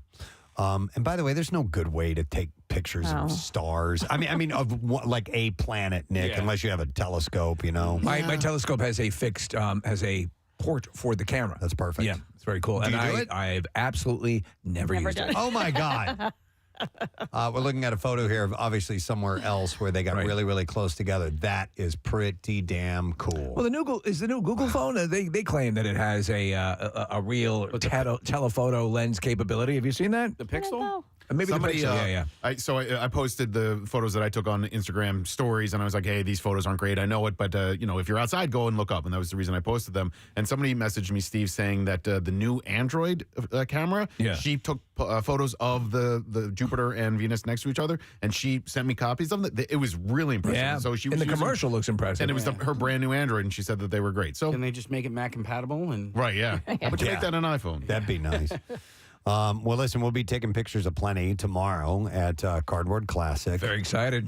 Yeah, and very interested to see what people come up with because we really don't know until the morning of and people start loading and bringing those things in. I have no idea if we'll be able to actually see the staging area from where we're from. I don't know. We could almost kind of see just a little sliver of it in years past, but obviously we're in a new location. I think we are, as a matter of fact. That'd be cool. I think it's going to kind of come up on our left. So that's very cool. And the where we are is at the bottom of the run, which is very cool. I have some badass binoculars I'm bringing Preston so he can see at the top of the hill as well. But this will be a cool way to see it.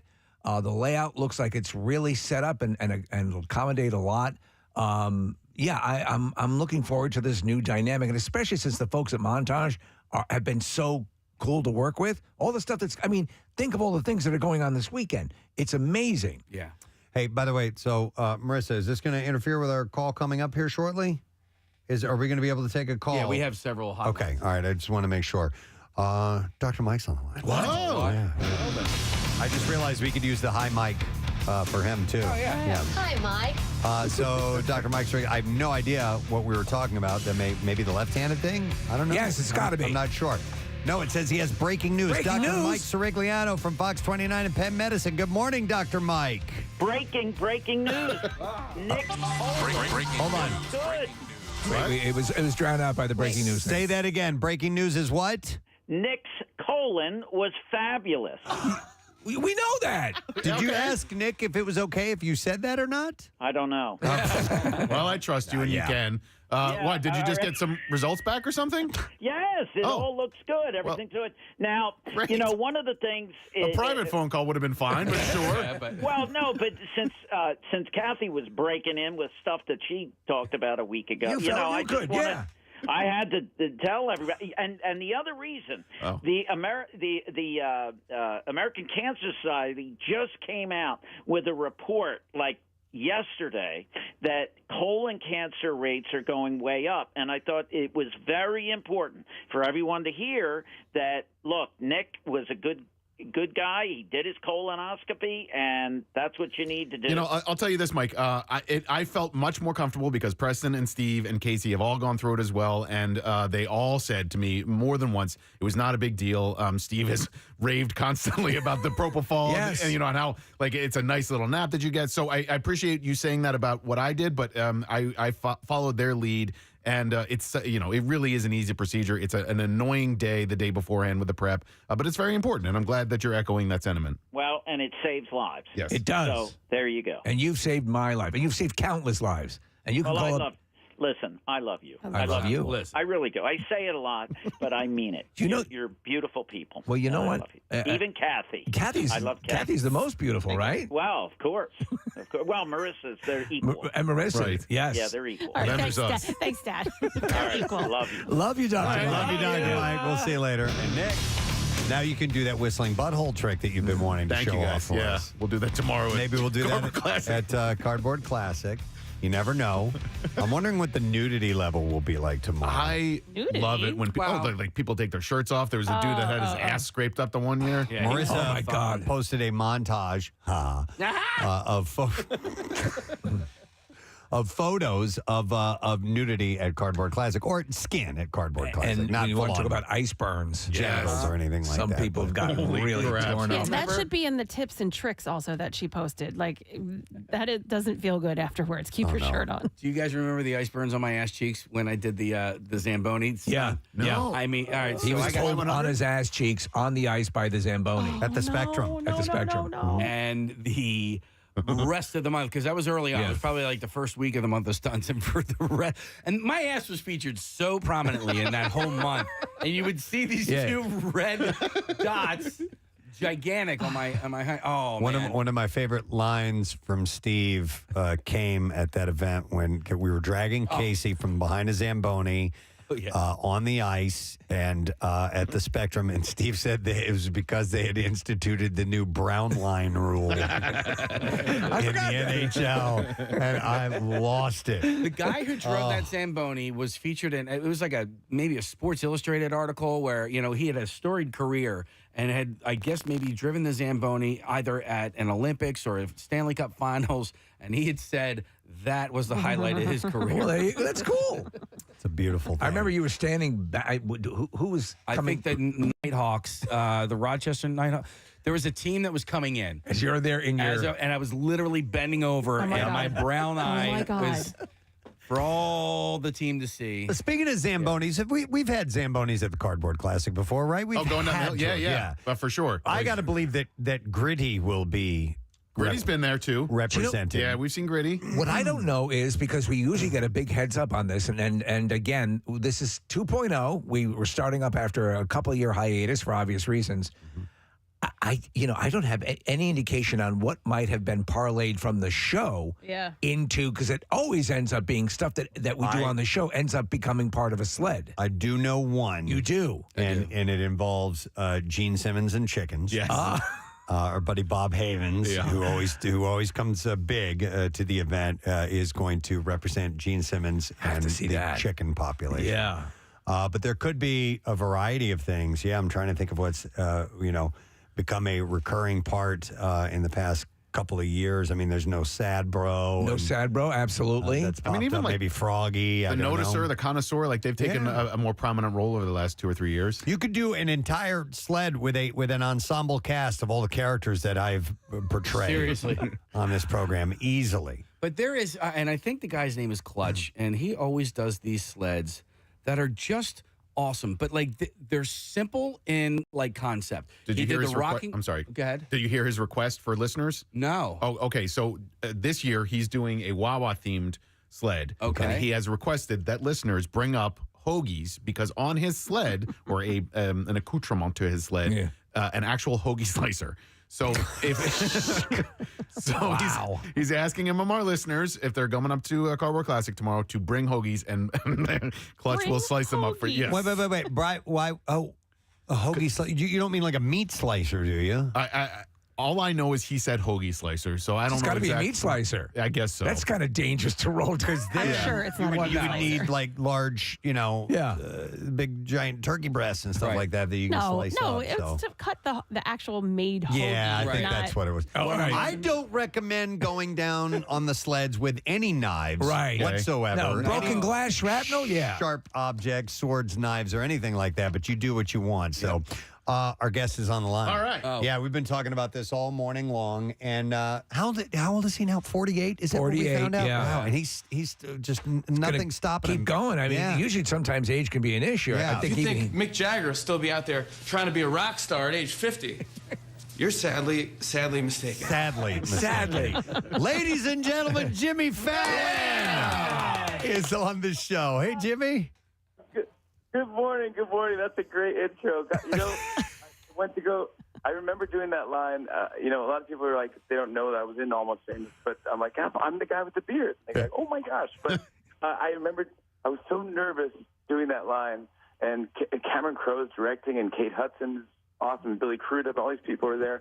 And I was like, all right, just do it and pretend like you're just doing it, like playing around, like in your bedroom or something, like imitating Jagger. So I'm like, you think Mick Jagger's going to be out there at the age of 50 being a rock star? And I just did one take like that, and Cameron's like, that's it. That's what I wanted. We got it. And I'm like, oh, my gosh, this is like going to change my life. I'm going to be a movie star. And then that was the last movie. It's quoted often, though. You have a very memorable. You're great in the movie, and if you're going to land a movie where you get quoted, let it be Almost Famous. Yeah. Oh, that's the one to do. You know, I saw the play on Broadway, and I went to go see it, and I'll make the long story short, but halfway through the show, I didn't want to make a big deal. I just want to show up and support, and I'm there watching all these things, and all these members are coming back, and intermission, someone comes over to security, and they said, is anyone sitting here next to you? I go, no. And they go, well, someone wants to come down, and it was Cameron Crowe. Sat next to me and watched the whole second half of the play with me. That's great.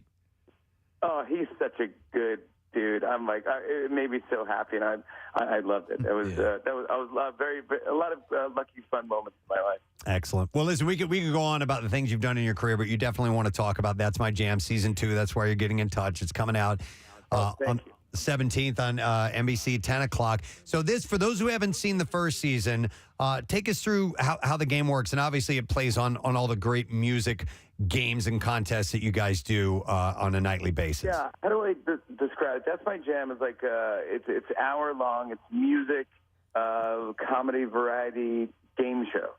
So we have 4 celebrities split into 2 teams, and they have like music trivia. And then they usually have a showdown where they sing something or in a weird way. I'm telling you, this year we crushed it. It's so fun. I guarantee the next day you'll be talking about at least 1 or 2 of the performances from the night before. Like the first episode, Tuesday night, we have Jason Derulo singing a beautiful, beautiful version of the thong song. Of the song. The thong song. Here we go. Yes. He does an operatic version, and he can sing, by the way.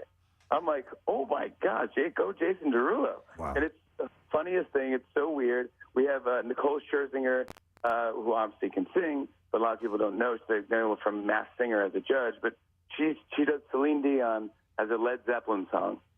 And it's I love those riffs. I've seen stuff like that you guys have done, and it is fun. We do similar things where we'll sing a contest where it's different a set of lyrics from one song applied to the music of another, and so you think, well, that's not going to be that hard, but it is hard, and to do it well. Which of the contests is your favorite to participate? Because you're the host, you're there, but which of the one of these contests contained in the show do you most like participating in? I mean, I like when people do like I love impressions. That's kind of how I started in my career. I would do impressions of John Travolta, you know, or you go like, I swear to God, it's so weird though. Yeah, like I can't stand the. You know, I like seeing celebrities do impressions of other singers. Like Ariana Grande has crushed it on my show, on the Tonight Show, doing impressions of. I mean, she's done Christina Aguilera. She's done Paramore. She's amazing. I always love seeing those things like that. So this year there's a couple great impressions where you're just like, okay, this is people are going to be talking like that. Like someone does Avril Lavigne this year. I'm trying to think. Someone does Bieber. It gets. I mean, it's really someone does. Adam Lambert does. Do you know the Muffin Man? It's great. That's excellent. And he's like, do you know the Muffin Man, Muffin Man, Muffin Man? And it is so stupid and so funny, and he can really sing. It is, honestly, it's just fun. It's just a good, fun hour. It's after The Boys. Check it out. Just don't change the channel. Fall asleep to it. If you like it, like it.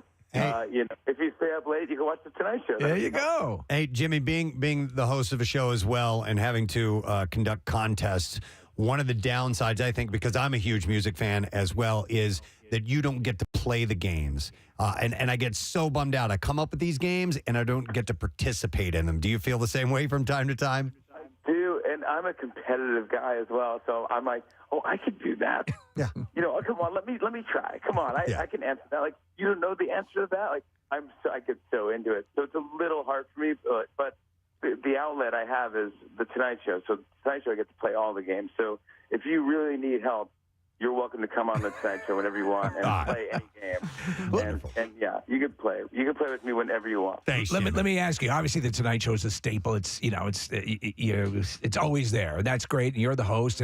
But do you see a potential, because you're also a great game show host? Do you see that as a possible at the time when you want to retire from the Tonight Show, moving into this realm fully?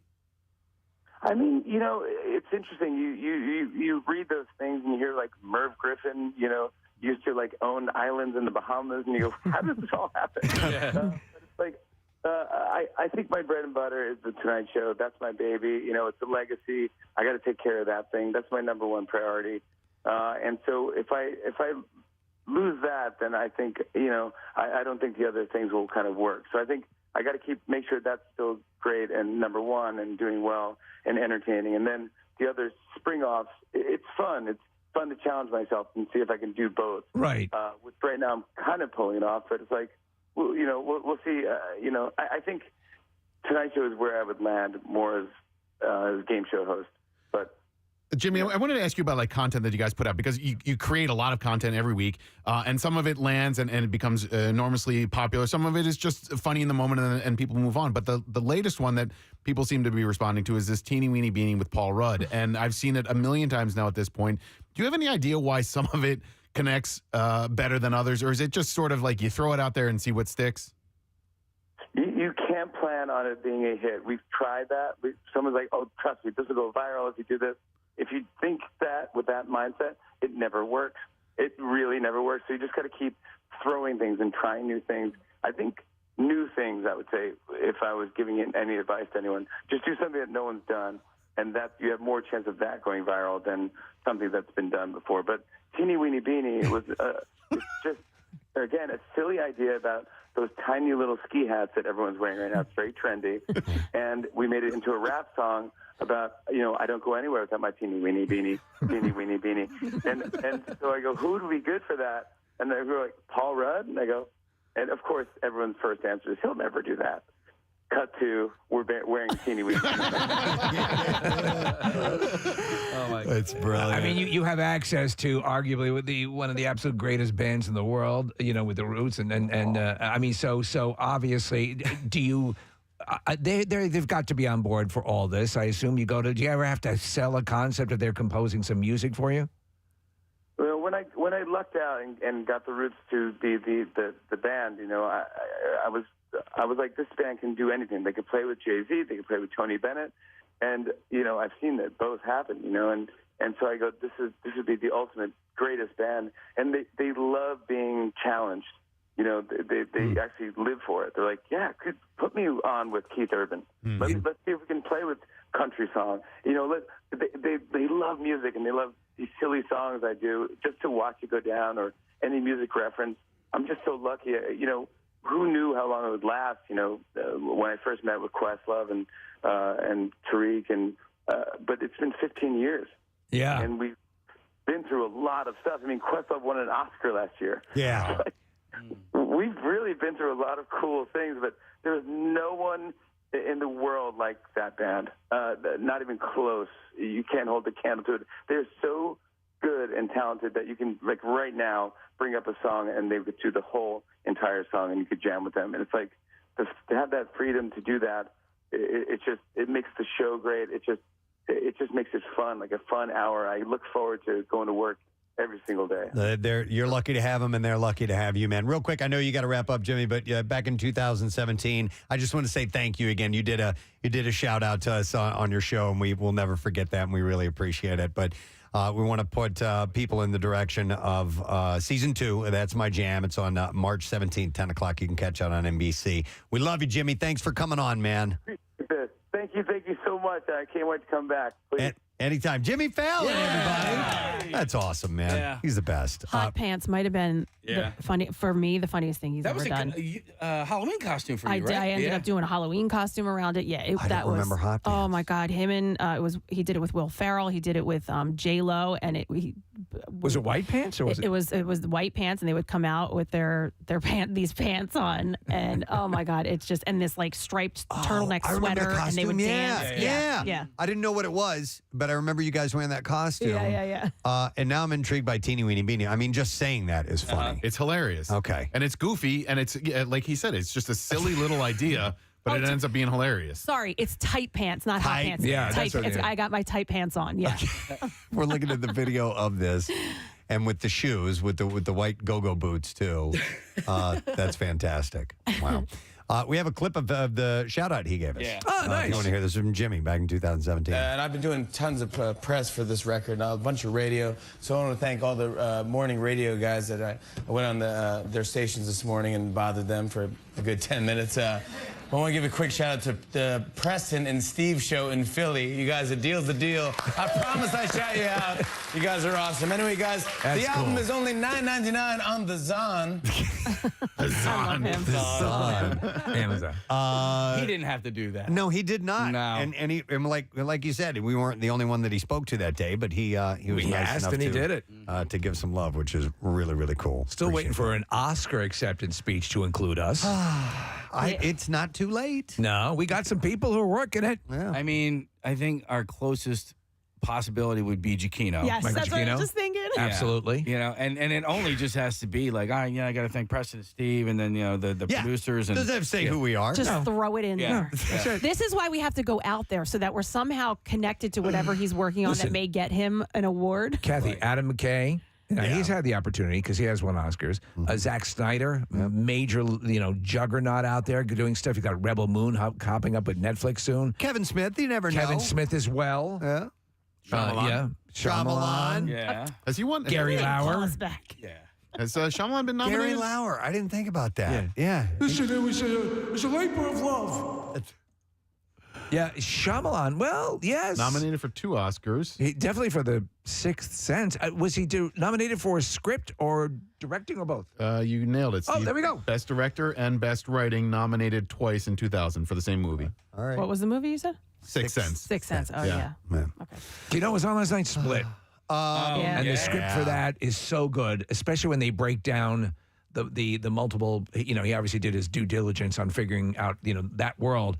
And when Betty Buckley is describing how that could be our perception of a superhero or of somebody who's able to do that. And I know it's rooted in science, but he's got such a way with his scripts. Yeah. Is Servant out the next season? Oh, yeah. It's out. Oh, yeah. Oh, yeah. Oh, yeah. All right. Yeah. Don't say anything. I'm not saying.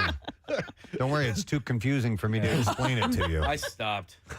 Just real quick, speaking about the Oscars, and we were talking about composers yesterday, there was a piece on John Williams last night on NBC Nightly News, and he has been nominated for an Oscar 51 times. Wow. Nominated. And I mean, and I think he is by far and away the most ever nominated. He hasn't won for 30 years. I think the last time he won was Schindler's? No, it was before that, Steve. No, you're right. You're absolutely right. Wow. He won in 1994 for Schindler's List. Yeah. Okay. But he's nominated this year for a movie that I really want to see and have not seen yet, The Fabelmans. Yes. And it's supposed to be fantastic. Okay. Did he win for Ernest Goes to Jail? He did. Did he do that? He did. There was he did that with James Horner as well. Yeah. They needed 2 people on that because they do a lot of German opera. Right. All right. Well, this has been a slice, but we got to take a break, gang, because we got some stuff to get to. But here's what I would like to do. As we take a break, I would like to give away a pair of tickets to go to the Flyers game this Sunday. Yeah, we'll take caller number 20 at 215. And we're also going to give you a Flyers and Grateful Dead T-shirt. They are very much associated. Well, they're celebrating the Grateful Dead's long, strange trip in Philadelphia. Oh, that's wild! As the Flyers honor the iconic band on Sunday, so it's a special promotion that they're doing with the Grateful Dead. Nick's holding up the shirt. That is cool. It's cool, right? It's a riff on the Deadhead logo. Only instead of a skull, it's Gritty's face. Yeah. Pierre has to get one. Well, this one's for Pierre, and then this one's for Casey, and Pierre's going to have some giveaways as well. What song is this? This is Shakedown Street. So we'll take that caller. I forgot what number I said. What was it, Connor? Caller 20 at 215-263 WMMR. And each special ticket package includes a commemorative T-shirt and entrance to a pregame concert by Splintered Sunlight. I love them. Are they a tribute band? Yeah, so they played, they had a residency at the Brownies every Thursday night. They are, their Jerry sounds just like Jerry. Okay.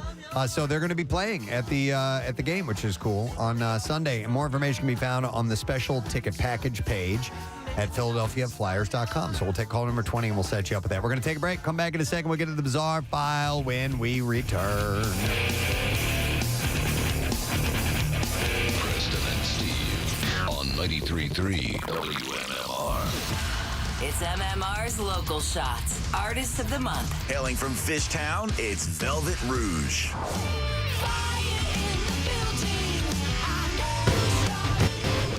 She wouldn't have let you go to work. No. That was the first thing I told my wife, and I started laughing. Yeah. Because, listen, I'm surprised that's all we have. They're ripping the entire building apart, walls that haven't been opened up in years. Yeah. I imagine at night there must be a big vermin hoedown when we leave.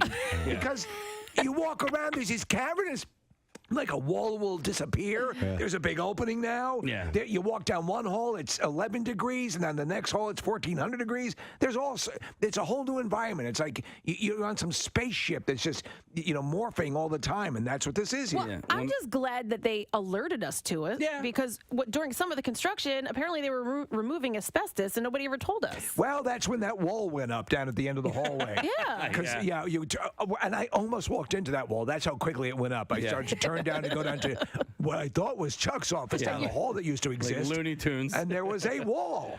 So my wife will, when we go check into a hotel, it's always the same situation. We open the door, we shut the door, we leave our bags right at the door while she goes and strips all the beds and looks through all the furniture for bed bugs. She's like definitely She's fanatical. So before you guys even enter the room, we have to leave our bags at the door. There's an inspection. I really wanted to come in a hazmat suit or some sort of bubble, but I couldn't find anything. That would have been awesome. Yeah. I'm going through our text chain, and I'm like, hey, by the way, this is going on. I'm not going to tell my wife. And then Kathy immediately goes from 0 to freaking out. Oh, yeah. Get the F out of here. I'm not coming into work tomorrow. Who the F has bed bugs? Holy F, no, like 1,000 exclamation points. And then she says, do you know how hard it is to get rid of bed bugs? What's the company going to do about it? And when? And then Preston sends a GIF, of like a bedbug jug band. Yeah, playing music. And then Kathy fires back, that's not funny. It's not funny. I think I said F you to anybody who's not taking this seriously. And then I think Nick said, read Joe's email. And then Kathy says, F the email, F the bedbugs, and F whoever doesn't think this is a big deal. Where are we going to do our show tomorrow? Clearly, we can't go to the station, and we need an on-site location. My house is clean. Was ready. My house is clean. Yeah.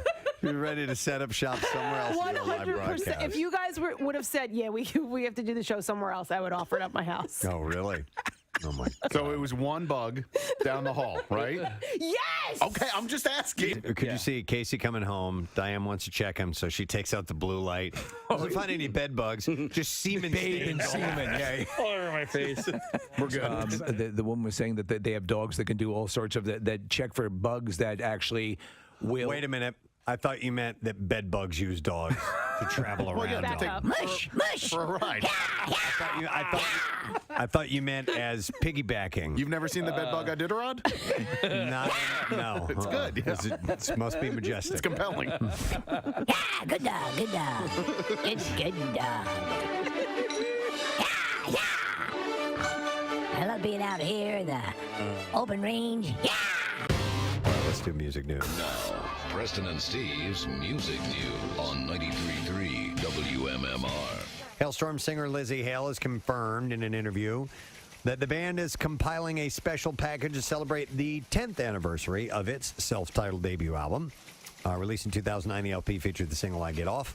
I get off. Bill Weston, I get off. So anyhow, Hailstorm. I'm gonna shoot. Oh, dude.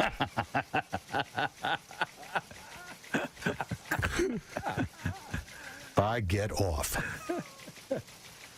All right. Now I'm thinking about Bill at the moment of ecstasy. I know. Yes. I know. Bill's pillow talk. Oh. I get off. I'm gonna shoot. Yeah, it's about to happen. You feel a little tingling Heading down the tunnel. Another tunnel of love. Barn door! Barn door! Barn door's open. Look at this door. Quickly, massage my low-hanging fruit. I'm almost there. There's no way we can do a meeting today. There's no way. Steve just canceled the meeting. I can't look at him ever again. What do you think the recap's going to be like today? Oh, Lord. I think we got a C-. Yeah. Well, the Bella show is done. Maybe he's talking to him right now. Is Thursday, June 6th. Today is Tom Araya's birthday. He's in a band. Casey, could you say that name for me, please? Yeah. It's if you don't mind.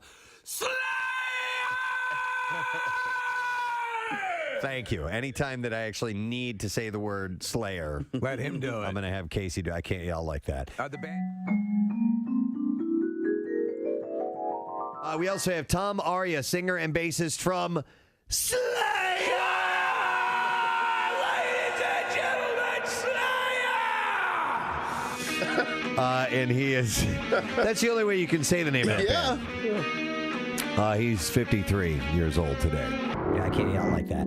He is 58 years old today, by the way. So, yeah, maybe it's time to hang it up. It's possible. You can only do that hardcore to a certain age, and then you're done. Slayer! Ladies and gentlemen, Slayer! I actually never had that conversation with my father, but I just had that conversation with my son. I pulled him into a room. It was just he and I talking. I said, "Hey, listen." You listen to me. No. I said, "This. This is not to embarrass you. Okay. I'm just telling you. You're not a little kid anymore. You're turning into a young man, and so you're at a point in your life where you have to shower every single day, and you have to put deodorant on under your arms every single right? time." I mean, that's a standard talk, right? Casey, the reason we had the talk with my son, who's 12, is because he stunk. Yeah. And it was one of those things where it's like, dude, you need to shower more. But it's and embarrassing when you do hear that. When you do shower, you need to wear deodorant because there's an effect, and it's just what happens when you get a little bit older. But like, he needs to do it because he's gonna get made fun of. He'll be the stinky. I don't want to have the stinky kid. The stinky kid. No. One thing I didn't do, and throughout my entire school, and I've mentioned this on the air before, and that is junior high and high school, I never washed my gym clothes. Ever. No. Oh, I think a lot The of whole kids. year. The whole year. I know, right? All right. Did you go to gym a lot? Every day. Every day, yeah. Were you active in gym, or were you a cool kid standing off to the side? No, Okay. no. Yeah, You were the kid that smelled like Doritos. You had to participate. Doritos. Yeah, that's what the gym suit would smell like if you didn't wash We it. said hoagies. We say to the kids, all right, you got to take a shower. You're smelling hoagies. We should put out a Twitter poll. What does body odor smell like? Because we've heard hoagie and Doritos. And now that I remember, I do remember associating smell with, I think, my own body odor. You ever sniff your own pit? Do a little yeah, sniff occasionally, check? yeah. You have to check. So I remember smelling when I was younger that I always thought that my own armpit smelled like onions and mustard. Really? Yes. To get mixed together. Now, would you normally eat that? Yes. Okay, on so hot it's dogs. pleasant for you. Yeah, so I kind of liked it. So Yeah. maybe that's why. Mine. Maybe you did actually, you're sweating out the onions. I didn't even think about that. Well, you can sweat out garlic. Yeah. Like if you eat a very garlic-based diet, and when you sweat, you can smell like garlic. Yeah. Which is a fairly pleasant Can you smell, sweat right? out apple crumbles? Apple crumbles. Let's try. I don't know. What about chocolate chip cookies? Blueberry. I just want to see if I'm missing an opportunity here to sweat out chocolate chip cookies. Yeah. So hoagies, Doritos, and mustard and onions, and I'm sure there are other people that have a scent that they basically have labeled as body odor. Well, you know, of course, we talked about this, that the old belief is that when white people, Caucasians, get wet, they smell like dogs. Like wet dog. Right. Yep, and correct. and dogs' paws smell like corn chips. Yeah. And that is actually true. Yeah. So these different things. I don't know. We tend to be enamored of our own smell, right? To some extent. Enamored with our own? Yeah. I mean, that's why the smell of your own farts is actually really good. It's a pleasant thing. Not always. Well, listen, you can Every blow, single time. You can blow yourself out every now and then. No, you but can't. you're pretty proud of it. Well, yes, exactly. That's the fine distinction. that's Is a even though prize winner right it there. may be horrible, you're like, oh my God, I'm a champion. I've had to leave the room from my own. You've offended yourself with your own gas? I didn't say I wasn't proud of it. I was like, man, that was strong enough to make me leave. Did you walk out cursing yourself? Yeah. What kind of animal am I? Kind of impressed. I honestly, Nick, I didn't think that was possible. Like, I swear to God, the worse that it smells for you, the best that it smells for me. Okay. Like, if it's a really bad one, where I'm like, oh man, Preston's gonna be really It's like mad. licking your elbow. It's almost impossible to do. Yeah. Yeah, but if you have one that's coming and you can tell by the it's gonna be by bad. the heat and so on, or the pressure, and you know it's going to piss me off, do you actually go, oh yeah, that's a good one? No, Okay. no. You don't take a little sneak sniff for yourself? All right. Oh, I always take it. All right, we need to go. Yeah. Okay. But I will say, The cup and the have you cupped recently? Sure. Yeah. Of course. I never cup. I never cup. No, You don't have to. I don't have to. I'm an old pro. Amateurs. It's also a good way to run a self-diagnostic. Absolutely. I mean, there's a lot of relevant medical material to be gleaned from assessing your own odors. Like, I'm trying to make a case for cupping your farts. I know you are. Like, I love giving myself a Dutch oven. Like, really? Oh, if it's a really bad one, you'll pull the covers up. Not only, I will just sneak under the covers. I'll be like, I'm going to just lay here for a little bit. Do you know what's equally fun, You're a Casey? disgusting human. Casey, crap in a pillowcase and pull it over your head. Kathy, what do you think about the smell of your own gas? I think you guys are disgusting humans right now. I think You pull I think like, you're a liar. I think so too. Okay, I'm pretty sure I'm not pulling the covers over my head and enjoying my own stench like Casey. Yes, you are. No. No, she'll enjoy your stench. 1000%. No, I don't think we've talked about this before. You are very. I mean, obviously, the notion of passing gas liberally at home is not something that you do, correct? You don't think I pass gas at home? Is that No, what you're I don't think you do. I don't think you stand in the middle of the room and go, ba-boom. Yeah, hey, Dennis, give me Hey, get over here! I think you go into the conservatory. Pull my finger. Felicity alum. Felicity. Tonight on a powerful Felicity. Felicity shows up late for a chemistry class. I'm sorry. I thought it was an 8. Has to go to detention. Go to detention. Felicity. Carrie Russell. Carrie Russell. She, formerly of the long locks, who killed her career by cutting her hair, but has now grown her hair back and is doing great things with the American. So Carrie Russell was Felicity. Sound like History in Russell. I know it's good. It's Carrie Russell's history. Presented by Rita that she grew her hair back, and it was wonderful. Oh, she plays a commie bitch who pretends she's one of us. Those commies. In what? In The Americans. Oh, The Americans. You don't watch that? No, She's no. a spy. I don't watch that. It's like that John Travolta, Kelly Preston movie. Oh, yeah. You know The Experts. The Experts. Mm-hmm. But she may join J.J. Abrams and Star Wars Episode 9. We forget that it was J.J. Abrams who created and wrote a number of the Felicity episodes. I did forget that, yeah. Yeah. No word yet on whether she'll tackle a hero or a villain in the epic franchise. The movie begins shooting in London this month, by the way. Unless we forget also that Carrie Russell won Mr. Skin's Best Butt Shot, I believe, in the Anatomy Awards. Get a nice pooper. No kidding. Casey says she's got a hell of a pooper. kind of butt you want to spend a weekend spelunking at, if you know what I'm saying. Yeah, we are back from vacation. We are. So the. Oh yeah, this is nice. Is good stuff. Look, there's some soccer players in there from Thailand. These are the kids. I'm gonna help you out. You guys all right? Wait, I see light from the badge. Oh, God. We can do this. Wow. It's a new survival story, unlike any other. Walk this way, kids. Here we go. Is it a stalagmite or a stalactite? The tight or from the ceiling stalactite hang on top, and the mites are. You know that? Yeah, that's the old stalactite. It's tight. It hangs on, and stalagmite might make it to the ceiling if it keeps growing. And all of this is taking place in Felicity. In Felicity's butt. Okay, yeah. Text says, driving my kids to daycare, my 2-year-old is calling my 1-year-old a commie bitch. Thanks.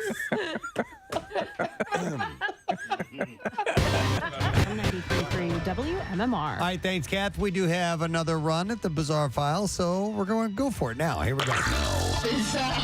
WMMR presents Preston and Steve's Bizarre File. All right, brought to you this morning by Pro Smile. You might qualify to be chosen for a full dental implant smile giveaway. Go to smartarches.dental.com/angel arches from Smart Arches Dental Implant Centers. All right, so we got some stories to run by you. We'll start with this. Police in Northern Ireland have left people in fits of laughter after pulling over a driver whose bumper sticker ended up being ironic as the car was seized and the owner was fined. Officers were on patrol when they stopped a vehicle traveling on Caramoni Road on Monday evening, and the driver was asked to produce proof of insurance. But after frantically searching their phone for documentation, they admitted that they did not have any. The car was seized. Oh, that's right. I don't have it. And the driver was issued a fixed penalty notice for the break in the law. But moments later, officers took a picture of a bumper sticker on the back of the car, which read, "My brakes are good. Is your insurance?" And they have no insurance. Well, there you go. Stop boasting about your insurance situation if you don't have any. The vehicle had been seized, and the driver was issued a fixed penalty notice in Ireland. I guess that's kind of ironic. Yeah. Don't you think? A Philadelphia. So I asked Kathy this morning if she remembered hearing this story because it sounded vaguely familiar to me. And I don't know if we had mentioned this or not, but it took place in the fall, but I just saw it pop up yesterday. A Philadelphia doctor took matters into his own hands, or more accurately, his own feet, to get an organ donation to a patient in time. Dr. Adam Bodzin, a surgeon at Jefferson Hospital in Center City, was scrubbed and ready to perform a liver transplant last fall when he learned that the vehicle transporting the organ was stuck in traffic. I remember. Yes, but it might be that I just read this story a day or two ago, and that's what I'm thinking about. So to make the situation more difficult, roads surrounding the hospital were nearly impossible due to thousands of runners participating in, it says, the Philadelphia Marathon. Yeah, that's in November, right? And so Dr. Bodzin said, we tried every which way to get them across. The driver talked to multiple police officers about potential access points. Unfortunately, and despite the driver was unable to get across and still dressed in his white lab coat and scrubs, Dr. Bodzin ran for a half mile, weaving between marathon runners to retrieve the liver for his 66-year-old patient as they desperately needed it. That's wild. He said, I had flagged down... He couldn't have just thrown it? I had flagged down a police officer before I crossed the marathon, thankfully, who agreed to drive me back if I could get the liver. And he said, I think that people are probably looking at me a little more odd carrying the box through. Charles Rowe, the patient who was prepped and ready for surgery that day, had no idea about Dr. Bodson and made the run that he had made a run for it earlier.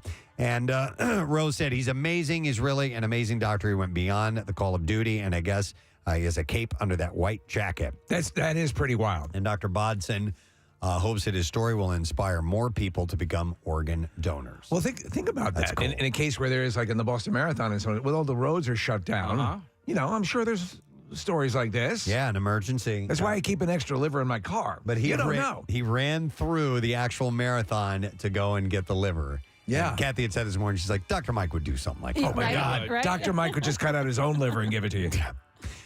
2 men, this is terrible, were killed and several others injured in a devastating shooting that followed a, quote, celebration of life party at a St. Paul, Minnesota senior living apartment complex. Well, you never appreciate life more when you've been shot. 5 people were struck in the barrage of bullets Saturday, a chaotic scene that unfolded in a parking lot after the event. One of the men was in critical condition, a woman was in stable condition, and another woman was being treated for non-life-threatening injuries. Medics were called to the bloody scene, but some victims were taken to local hospitals in private vehicles. One of the victims was pronounced dead at the scene. Another one died in the hospital. And a preliminary investigation indicates the violence erupted in the parking lot of an apartment building that offers housing for low-income seniors 62 years and up. And after a celebration of life event attended by many people. And celebration of life is usually like a wake, right? Or a memorial service. Something like that, yes. One senior resident said... I'm the first to admit this wasn't a very good celebration of life. There were a couple of hundred people at the celebration. A shooting motive hasn't been determined, but police investigators don't believe that it was random. There were no immediate arrests in the event. All right, and then we'll do one more story. Yeah, I like this one.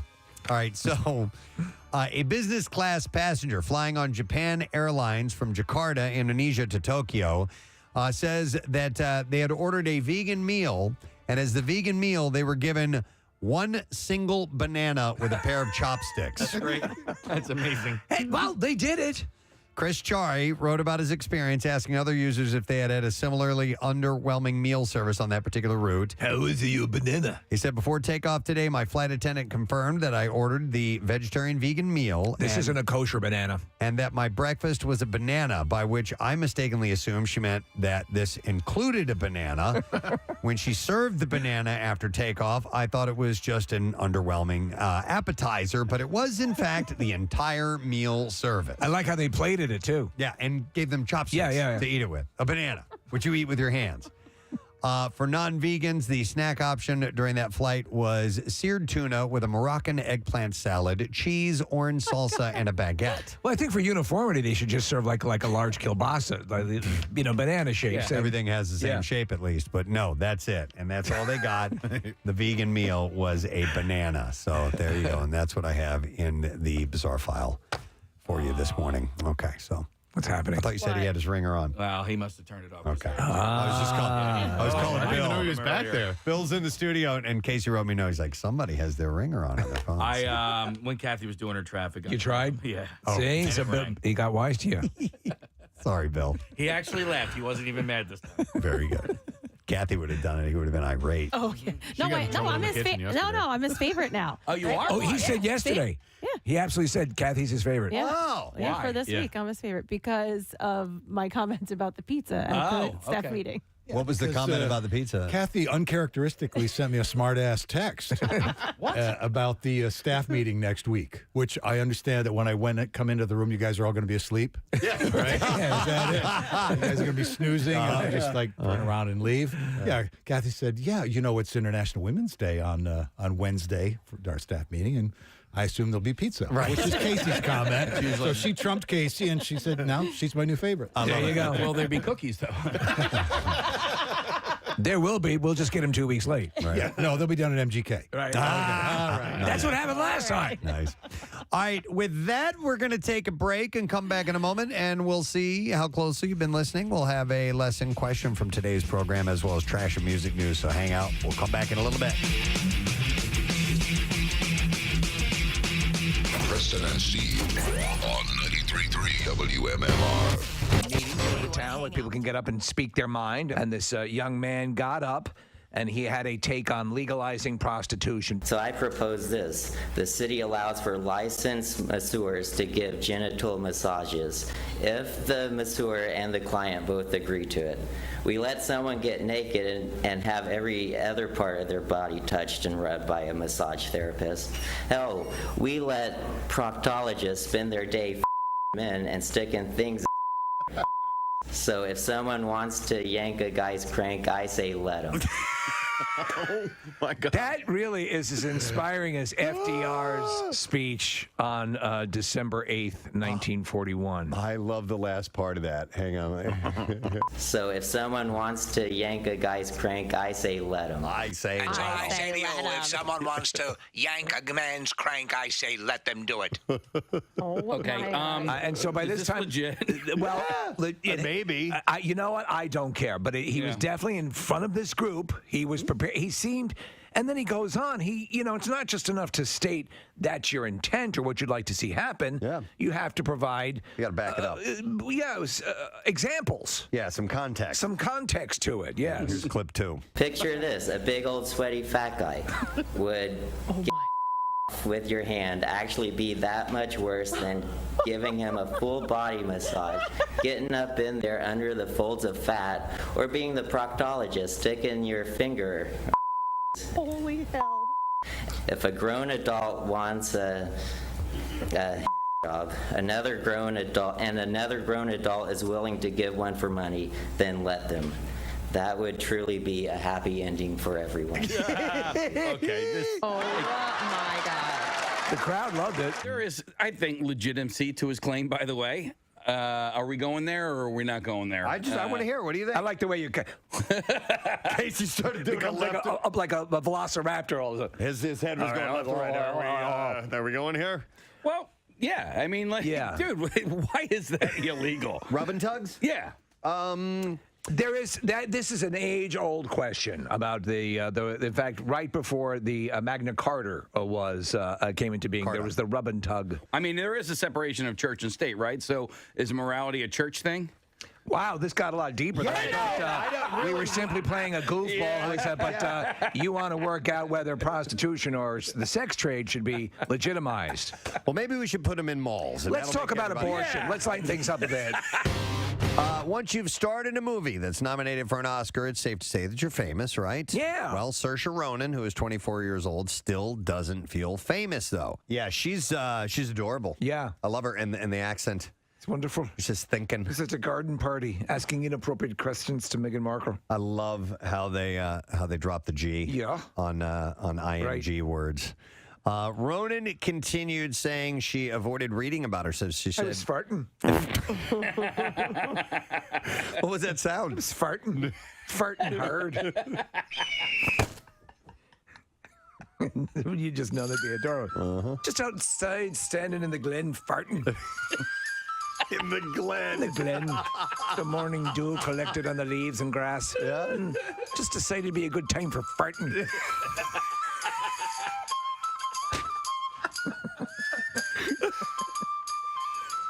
It does sound better, doesn't it? Oh, it does. Oh, it needs to be a song. Where were you, Auntie Saoirse? I was outside farting, dear. Farting hard. There needs to be a song called Farting in the Glen. Farting in the Glen. We're excited, ladies and gentlemen, to have in our studio actor David Harbour. Yeah. Thank you. I'm so excited I said good afternoon when it's 9:20 in the morning. There are a bunch of footlongs outside the studio, which is like the 9 in the morning footlong, though. Yeah. Do you know Pink's in Hollywood? Yeah, I do. Yeah. That's them. Are those from there? They just expanded Oh, to well, the then east. bring me one. I mean, come on. It's still a hot dog. Yeah, it's not a... classic breakfast fare, but it works. It's very good. We never actually get breakfast food here. It's always like It's that. always a dinner thing, but it all works. And all that stuff. We've been up since 3:45. Yeah, exactly. So it is kind of dinner for you guys. David, where are you from? Where did you grow up? I'm from White Plains, New York. Know it well. Yeah, Yes. do you know it? I'm from New York, yeah. Okay, I know Westchester County, like 45 minutes out from the city, suburban, very boring place to grow But nice. up. If you work in the city, it's a nice area to be in. Yeah, exactly. I mean, I couldn't stand it when I was growing up because it's like that suburban thing, and you're like 14 years old and all you want to do is act out. And so I would take that Metro North train down to New York, though. Oh, yeah. When I was like 15. And, back then you could do a lot worse things than you can nowadays.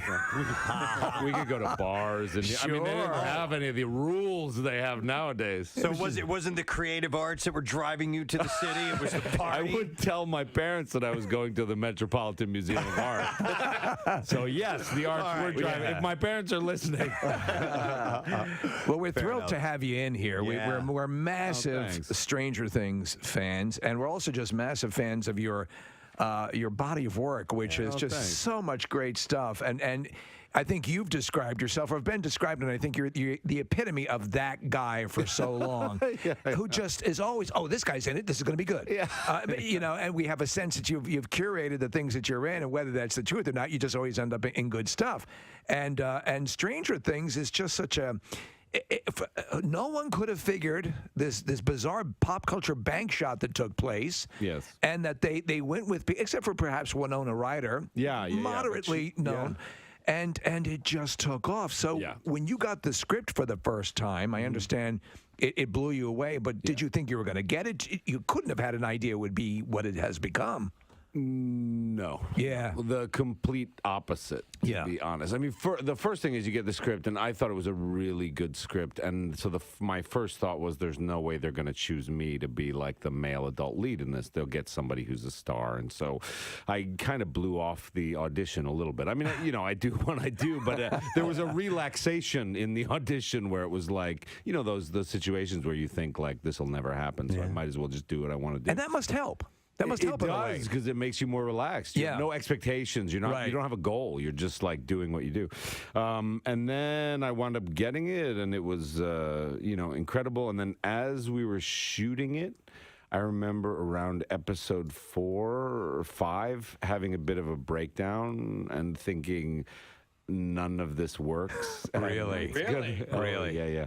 I mean, because I remember, Hopper's a really messy guy in many ways, like everything from his body to, his personality. Well, the very first, my impression of your character was like, this guy's a douchebag because she comes and says, my kid is missing. And he's like, he's out running around or whatever. I'm like, oh my God, he's going to be that guy. Yeah. He's more complex than that, and really cares. But you're right. He kind of had that really messy attitude about him, but he's the character morph. So initially you thought that wasn't going to translate? Yeah, and so like around episode, I think it was 5 though, we were doing a scene and I'm neurotic and occasionally I'll ask people like, what'd you think? And I went up to my hair person, this woman Sarah, who's lovely person, but I was like, what do you think? And she just turned to me and just shook her head and she was like, yeah, I don't think it's going to work. Wow. And I was like, what? You mean the whole thing? Like, thanks for the confidence. But I understood where she's got, you're in a bubble down there and you just have these days where you're like, what we're doing is stupid. Nobody's going to like it. And then before the show came out, there was no advertisements. No. And I couldn't get an interview like this on a popular radio show. Like, nobody wanted to talk to me about this show. That was the beauty of it. I found out about it through word of mouth. Exactly. So it started to catch. And it was that. Now, this actually speaks to, you were a child of the 80s. Oh, yeah. And a lot of people remember all of this. It's at once a tribute to the work of Stephen King, and it's this pop culture maelstrom of things that are all pulled together and Spielberg, to Spielberg, and shot in a way that all the things that we love, but done in a great way. So there'd be no way to know it. But the fact that it did happen that way organically, I think, made it more firmly entrenched, and that's why we're rabid for season 3. You and the Netflix season 1 marketing department apparently had the same thought, because that's what that's what they claimed was I don't know if that's just a way of getting out of spending any money on the show, but they claimed that was kind of their strategy, was to have people discover it. And I have to say, it is very gratifying. It was very gratifying to have it be something that wasn't hyped at all. And just to have people stumble across it on Netflix, and then the social media aspect of it. They just told their friends, and it was all over like Facebook and Twitter. Like, what is this? Yeah. And I think in this world where everything is so hyped, it's nice to have ownership and discover something that almost feels like a little pearl you found in an oyster, like a surprise, So let me ask you then, here's the conundrum now. Now it is a thing that's I know, now we're talking about it. Oh, right. God. But whereas season 2 is always everyone's like, and we are moving right along. We have some stuff to give away via the lesson question from today's program. So we'll pose a question and give away a pair of tickets to see Kevin James. He's going to be in town. The Irregardless Tour is what they're calling it. Friday, June 16th at the Academy of Music. Tickets go on sale tomorrow, by the way, at 10 a.m. So the question we'll go with this morning is, what kind of siblings did Casey want to have sex with? 215-263-WMMR. Do you remember? Oh, I do. You didn't say that. I didn't Steve say said that you Steve did. said it. So, yeah. What kind of siblings did Casey want to have sex with? Kind of, sort of. Via Steve. 215-263-WMMR. Let's see if you know the answer. Give us a call now. The trash business is a gold mine. 93.3 WMMR with Preston and Steve's Hollywood Trash. The Trash is brought to you by Pro Smile, and you might qualify to be chosen for a full dental implant smile giveaway. Go to smartarchesdental.com/Angel Arches, and it's from Smart Arches Dental Implant Centers. What's going on this morning, Steve? Well, in a new interview, Nick Cannon, who already has fathered 12 kids, says he wants to have more. Cannon then reveals to the interviewer, who he just met, that she's already pregnant with his 13th child. Hey! Travis Scott is the target of an investigation involving an assault at a New York City nightclub Wednesday night. Witnesses say Scott and a roadie for The Who got into a pissing match over which of them is responsible for the most people getting crushed to death. Oh, my God. That seems to be a weird fight. And finally, NBC announcing that Zachary Quinto will be returning to the small screen in a new series called Pilot Wolf. From what we understand, the series focuses on a dramatically understaffed regional airline that is forced to hire wild animals. All right, let's get a winner. And we need to find out what kind of siblings that Casey wants to have sex with. And we are going to go to, hang on a second here, I think it's Al. Hi, Al. Good morning.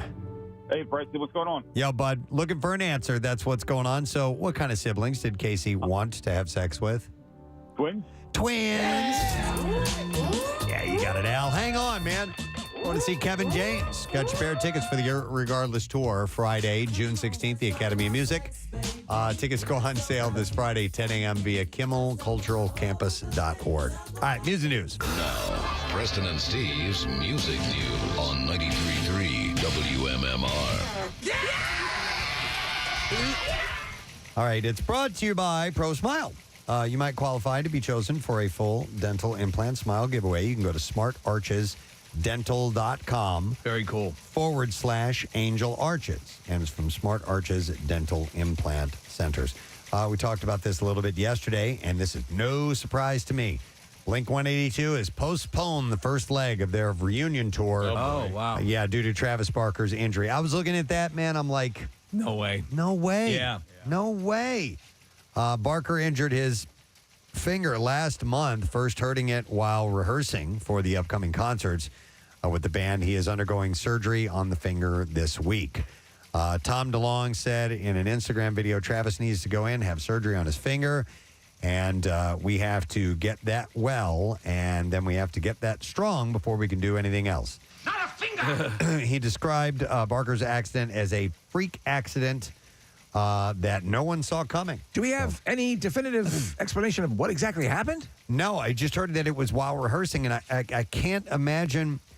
The only thing I can think of it that may have happened while he was playing to cause injury was as he was going to hit the a drum, like his finger hit the rim of the drum or something like that. Makes sense because it's metal and it's thin, and you could easily crack something. But I don't know. They really haven't indicated yet. Well, Kiss has announced its final string of shows, which will culminate over 2 nights, December 1st and 2nd in New York's Madison Square Garden. Kiss will kick off its final North American tour October 29th at Austin's Moody Center. No word as to whether co-founders Ace Frehley and Peter Criss will appear at the final New York shows. I think we have a clip of both Paul Stanley and Gene Simmons. Oh, okay. Paul Stanley announces the dates, and then Gene Simmons. Go up one, Case. Okay. All right, so here we go. This is Paul. December 1st and 2nd is Madison Square Garden. Those are the last 2 shows of the band. We're finishing up where we started. There's 17 shows before that in the States. And then Gene spoke about it being emotional. Yeah. The last show. So here we go. Yep. You raise me Excellent work. Excellent work. All right. It's for real. Okay, here we go. Man, it'd be great to have a Josh Groban sled tomorrow. We should get him on the Somebody had the time to whip one up. I know. All right, here we go. I'm sure I'm going to cry like a 9-year-old girl whose foot's being stepped on. Kiss was born on 23rd Street. It's only taken us 50 years to go play the final shows 10 blocks away on 33rd Street, which is Madison Square Garden. Okay. The hell did they record that into? I don't The audio's terrible for both of them. Yeah. Recorded it into a chicken. Here, Gene, speaking to the chicken, please.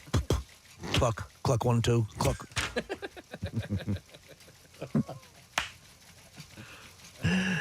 Cluck, 1, 2. So, a quick question. Yeah. They're saying these are the definitive last performances for the band Kiss. Yeah. Is there an asterisk there anywhere, do you think? Nah, I think they're really done. I think they're tired of doing it. I think they don't want to admit it, but I think they're tired of doing it. So, no, well, we're done with touring, but we'll do one-offs. Not even that. I don't think so.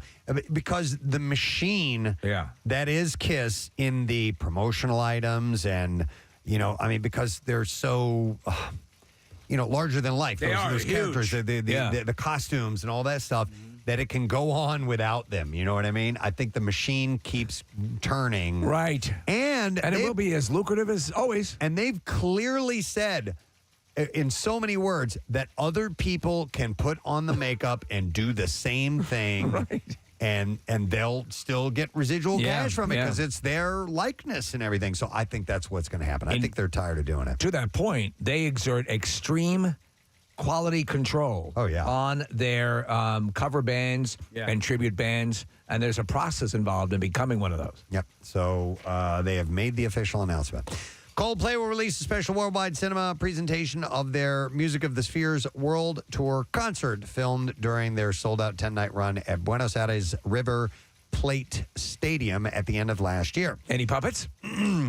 Maybe. They've been all about it, the film includes a host of footage which wasn't shown during the live broadcast, including an exclusive behind-the-scenes short film featuring new interviews with the band. They should perform with Alf, Case. He's a puppet. Dude, yeah. I will fix you. Van Halen's first live album, 1993's Live Right Here, Right Now, will make its vinyl debut on Record Store Day as a limited edition 4LP set. The double platinum collection will be limited to 7,500 copies on 180-gram translucent red vinyl and available exclusively at select independent music retailers for basically $100. It's $99 and change. It's an amazing price. And then finally, this is interesting. Queen's Brian May revealed that the band is considering a sequel to the Bohemian Rhapsody film. Wow. The movie, which had a $55 million budget and grossed over $910 million globally, marked the film, making the film the most successful music biopic in history. Now, while talking to Britain's Daily Star, he said, "We've been talking about it. I felt proud of it, and the people who played us were just phenomenal. It's so tempting to do the sequel. It would be worth it just to work with those boys again." regarding the ground the sequel would cover. He said Bohemian Rhapsody climaxed in Live Aid, and I suppose implicitly Freddie starting to deal with his AIDS, but an awful lot happened between the end of the film and the end of the glory days of Queen. And he went on to say, I love the fact that we're able to do it for Freddie. That really means a lot, and I felt that we did it in the right way and in the right spirit. Of course, we were represented in the movie because we were a group, but it was really all about Freddie, and I think that we did him good, he said. So tonally, I love that the film ends on a plus. We know that he obviously had passed of AIDS, but is that the kind of movie you'd want to see where he goes through all that physical duress and? No, I don't think they needed it. It was wonderfully I think done. it got it all what you needed, right? Yeah. Now, maybe there's a Freddie Mercury story they could do, which takes a different tone of things. There are also some really good documentaries about Freddie Mercury that have all the real footage and all that stuff, and I think that gets it done. I don't think you need to go back to that well. Yeah. Unless you make a science fiction element to it. Did you do that? Yeah. Okay. Take on Skeletor or something. Now that I might actually be interested in. Freddie Mercury on Thundercat. That'd be cool. All right, and there you go. That's what I have in music news for you. All right, let us take a break, come back in a second, and we will be wrapping up the program when we return. So stay with us. We'll be back shortly. Preston and Steve on 93.3 WMMR. It's another Jump the Shark. No, it's my character gets on water skis. Nice. Literally one of the top, and there's a great white shark in the lake. All right. Who knew? Yeah. In Hawkins Lake. Are you wearing a leather jacket? I am. Okay. Surprisingly. No, honestly, I just finished because they just sent me. Because they like to send the finished episodes to everyone else before me, right? But that's just no. But they just sent me all the episodes. I just finished them last night, actually, and it is so damn good. Wow, the trailer alone, so damn good, and you like, the end is. How does it end? What happens? Okay, so here's what happens. You make it up the chart. Yeah. By the way, I would like to correct you on one little thing. Prior to this, the first season coming out, we totally would have had you on our show. You're a liar. No.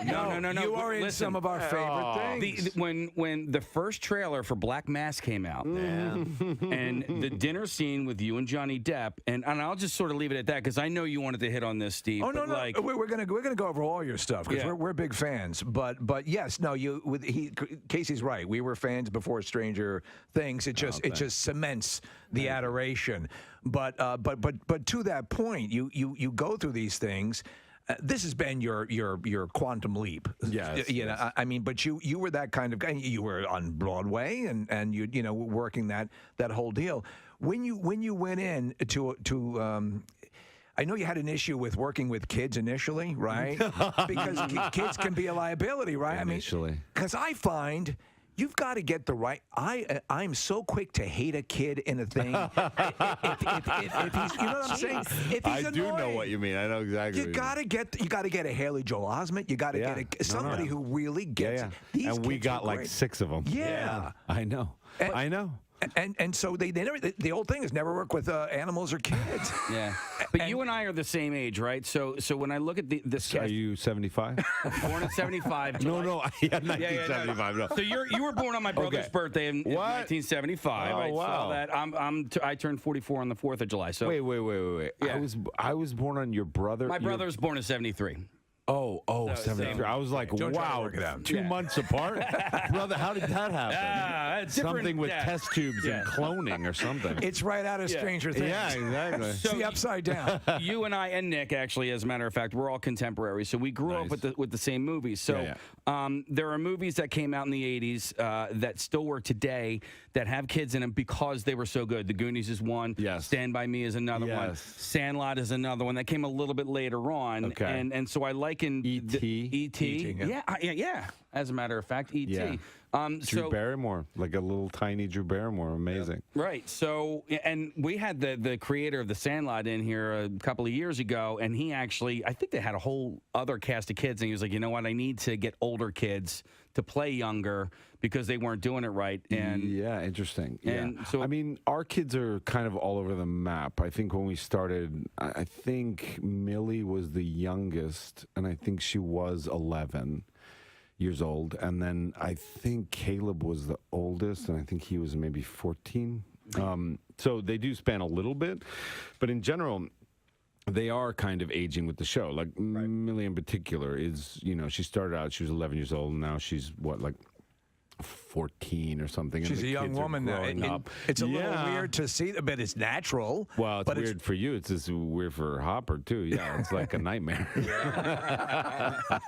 I love that you, and to Preston's point about the character, this character, and I think I like complex, I like villains where you can sort of see why they are what they are, and they're not just, mustache twisting. And I like heroes that sometimes get pissed off and have luggage, and that's how Hopper came into the deal. The whole paternal aspect of him was not revealed, and it becomes revealed in an organic way. How much of your input helped create that genesis for Hopper? I mean, they had an amazing character already created when I came in, but they also are very collaborative. So, I have ideas and I understand men that are broken and disappointed in life, and other people are disappointed in. So I had some insight into that. Right. And so, as we were developing him in the first season, and one of the fun things was as we developed him in the first season, and as we thought, we were all sort of neurotic, and we thought, well, this isn't going to have much of a life after this season. But we would sit around on set and just have fantasies about, like, what would be amazing? Like, if we could run this thing, like what could be cool? And I think that some of those discussions, especially in season 1, one of the fun things was like, we really loved the character of Hopper, and we also really loved this character of 11. And we were like, there's clearly, like, he had a daughter who died, and so he has a lot of trauma around that. And she had a papa who was manipulative and who used her. Right. And so wouldn't it be great for these two characters to try to heal their trauma together and do it in a very chaotic way where they, they don't know what they're doing. Yeah, season so that 2 was led that into process. season 2. Yeah. And then there's stuff that we're even responding to going into season 3. Yeah, no. David, I loved you on Newsroom, and I love you in this, in Stranger Things, and they're very different roles. Very different.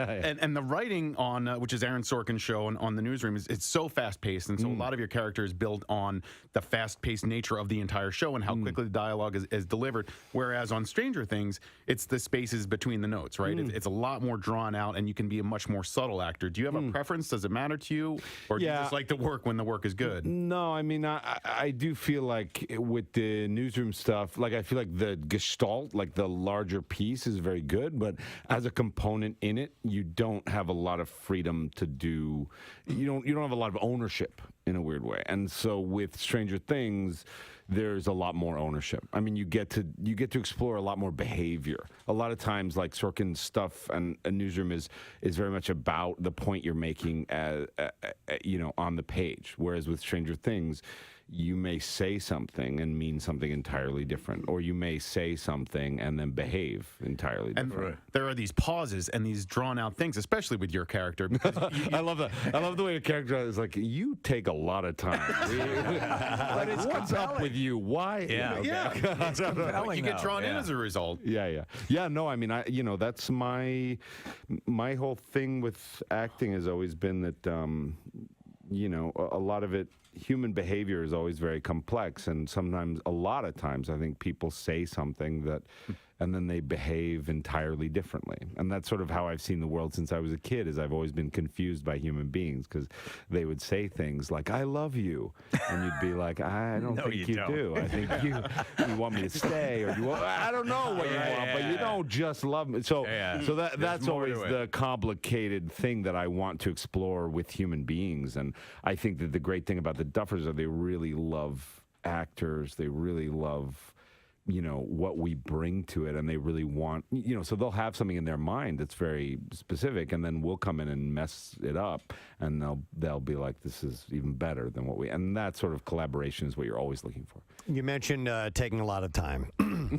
Netflix took a long time to get this next season back. And I was curious what you, all right, how you feel about that as an actor. Listen, here's the problem, all right? It's not a problem. It's a problem with you guys. I swear, it is a problem with the world, okay? Because we have, all right, I'm going to throw down here, because we have trained you. We give you 8, or actually last year, 9 hours of content. Yeah. And you binge it all in a day. No, I learned. And it's like, give us time. Take your time. Once every 2 months is when you should be watching an episode. No, it's crack. Look, though. it's crack. I know. For me too. I mean, sorry. No. And as soon as it's over, you're like, when's the next one coming out? Like, after the first day it comes out, you watch the whole season, and then you want to know when there's more. And you'll see, you'll see as you watch this season. I mean, the problem is, I agree. I wish we could bring them out to you every couple months, But the problem is, and especially when you watch this season, if you really just watch each episode and you see the camera work, the story work, the production design, every single one of them is an hour-long movie. That's been true of we the have whole series. 8 of them. Yeah. But eight movies in a year and a half is pretty good, compared to Well, let me ask you, going to your film work, which you love, and Casey brought up Black Mass, and you've worked on the other side of the table from Johnny Depp as managing.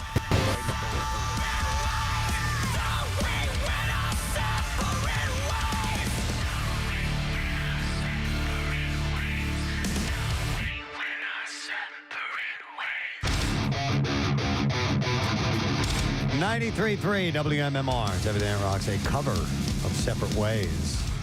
It's Daughtry and Lizzie Hale blowing out some seriously powerful vocals on that. But I dig it. I mean, I love the original, obviously, but that's got a little charm to it as well. 10:32 on this Thursday morning as we have approached and arrived at the end of our program for the day. And a very enjoyable one, by the way. Thank you for hanging out and being a part of it. We gave away some Adam Sandler tickets. We did. Awesome. We will do some more tomorrow. We have a couple more pairs. So while we're at while we're at Montage. It's so difficult. While we're at Montage. Well, we've only did it for 15 years in one place. And we will have a chance to win those tomorrow morning. So listen up. They go on sale tomorrow. And thank you to Jimmy Fallon. Yeah. Very nice. Great guy. Yeah. Talking about his game show, which is coming up very soon. Right. But it was cool to have him on. The name of the show is called That's My Jam. Season 2, and March 7th is when that comes out. So nice to talk to him. Yeah, he was waxing nostalgic about Almost Famous. Yeah. And he's great in that movie. Yep. Pierre is here having a seat. I am. How you doing, man? Damn fine. Damn fine to see you, sir. Damn fine to see yous. Excellent. Pierre, there's a present right in front of you. I see. Yeah. I heard you talking about this earlier. This is for Flyers Dead Night, right? Yeah, which is Sunday, and you're going to have some tickets to give away as well. But it's actually a really cool shirt. Isn't that cool? With Gritty and the Flyer symbol and sort of the Dead classic skull logo. And so they wanted to make sure that you got a copy of one of those shirts. Thank them. I thank them. And I thank the Academy. Yes. For sure. Excepting for La La Land. I will put this in my with my other Oscars. Your collection of Oscars. Nice. All right, so we're ready for the letter of the day. If you're ready. All right, here we go. No. On 93.3 WMMR. Now, the Daily Letter. That was me. All right, the Preston and Steve Show is brought to you today by the letter D is in dog. All right, dog. We have one more letter to go. We'll give it away tomorrow. The Word of the Week prize. We have 3 cases of the new Surfside Starter Pack, a variety of their lemonades and iced teas, plus a Surfside hat. 2 Stateside Rocks glasses, a Surfside tin tacker metal sign and flag. Surfside iced teas and lemonade are proudly made with Stateside vodka and have only 100 calories, 2 grams of sugar, and are 100% non-carbonated. And you can visit statesidevodka.com to find a retailer because it's always summer with Surfside. So we'll give that away on tomorrow's program. You've got Today before you. I've got Today. What's that song? We've got Tonight. Bob Seger. Oh, right. Who needs tomorrow? It's a party song. It's a party song for Nick and then Frat. Crank it up. They loved it. Yeah, big I fans. remember that. I remember you turned the whole fraternity on. Oh, yeah, my God. It was a rager. Then you had Kathy come up and sing it Yes. on the karaoke machine. Only to add to the atmosphere. No, it added so much because they hadn't seen a girl up there in years.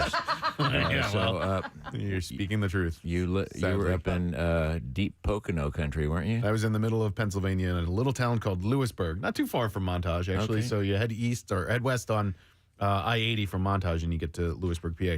What time are you going up, tonight or tomorrow morning? Oh, I'll start about 9 a.m. tomorrow and leave. Here's the song. What? Oh, yeah. No, I love Bob Seger, actually. How do you get to Montage? It's straight up the actually- northeast. It's very easy. Really? It's very linear. It's a straight shot. Yeah. So northeast extension to something or other. To Scranton. You go through the big tunnel thing where you do. lose MMR, and then on the other side it turns into a Christian station with Kathy Sue and Billy Bob, and they're playing Christian music, but it's 93.3 FM, and nothing against Christian music. It's lovely, but it's so bizarre to hear MMR on a traditional thing, and then you go through that giant tunnel, and then it's a Christian station on that frequency on You know the what's other funny? side. Yeah, if you switch over to the app, if you're listening to MMR before you get to the tunnel, you're listening to our normal signal, and then you get on the other side of the tunnel. If you switch on the app, you can actually kind of get caught up to what happened while you were driving through the tunnel. Yeah. So if you hear Right. a Pearl Jam song, and you'll get back to essentially where it was when you started running through the tunnel because of the delay on listening via the app. Yeah, it's cool. But you don't switch highways at all. It's 476 the whole way. Oh, All the it way is? up, yeah. What exit do you get off on? Does it I say don't know. Montage Mountain? I think it's actually the Scranton exit, and it's Okay. in a little town called Moosic, which is just outside of Scranton. And Steve, I think there's a Harvest near the. There is right near where we're staying. And, Why don't you forget the moose for a moment? But Harvest is great. I've got great music on the program today. We will celebrate. Waka waka. I don't have many, really. I don't have many, but once in a blue moon, I have a little funny. And that was my little funny for the next 5 years. Coldplay for Chris Martin's birthday. We've got Ramones. We've got Bon Jovi for John's birthday. We've got Struts tickets. They are playing at the Fillmore. That goes on sale on Friday. So it's going to be a fun day. Excellent. And I would like to thank our sponsors. Preston and Steve Show has been brought to you today by Dunkin'. The Preston and Steve Show runs on Dunkin'. Also, Acme Markets, fresh foods, local flavors. And also, Pro Smile. You could qualify for a full implant smile giveaway. It's a giveaway from smartarchesdental.com/Angel Arches. Tomorrow, Cardboard Classic. I mean, that is it. That is the focus of our day. We'll be talking to people from the mountain tomorrow morning, getting ready for that, taking your calls. Local news station, Jen Frederick's going to be there. We're going to find just have a good time leading up to the event. Exactly. The dawn of a new era, 2.0. Yep. So we hope that you will be able to join us in person for that event. If not, we'll bring it to you over the radio as best we can. So that's it. We are done. Rage on. Have a great day, and we'll see you there tomorrow, gang. Bye-bye.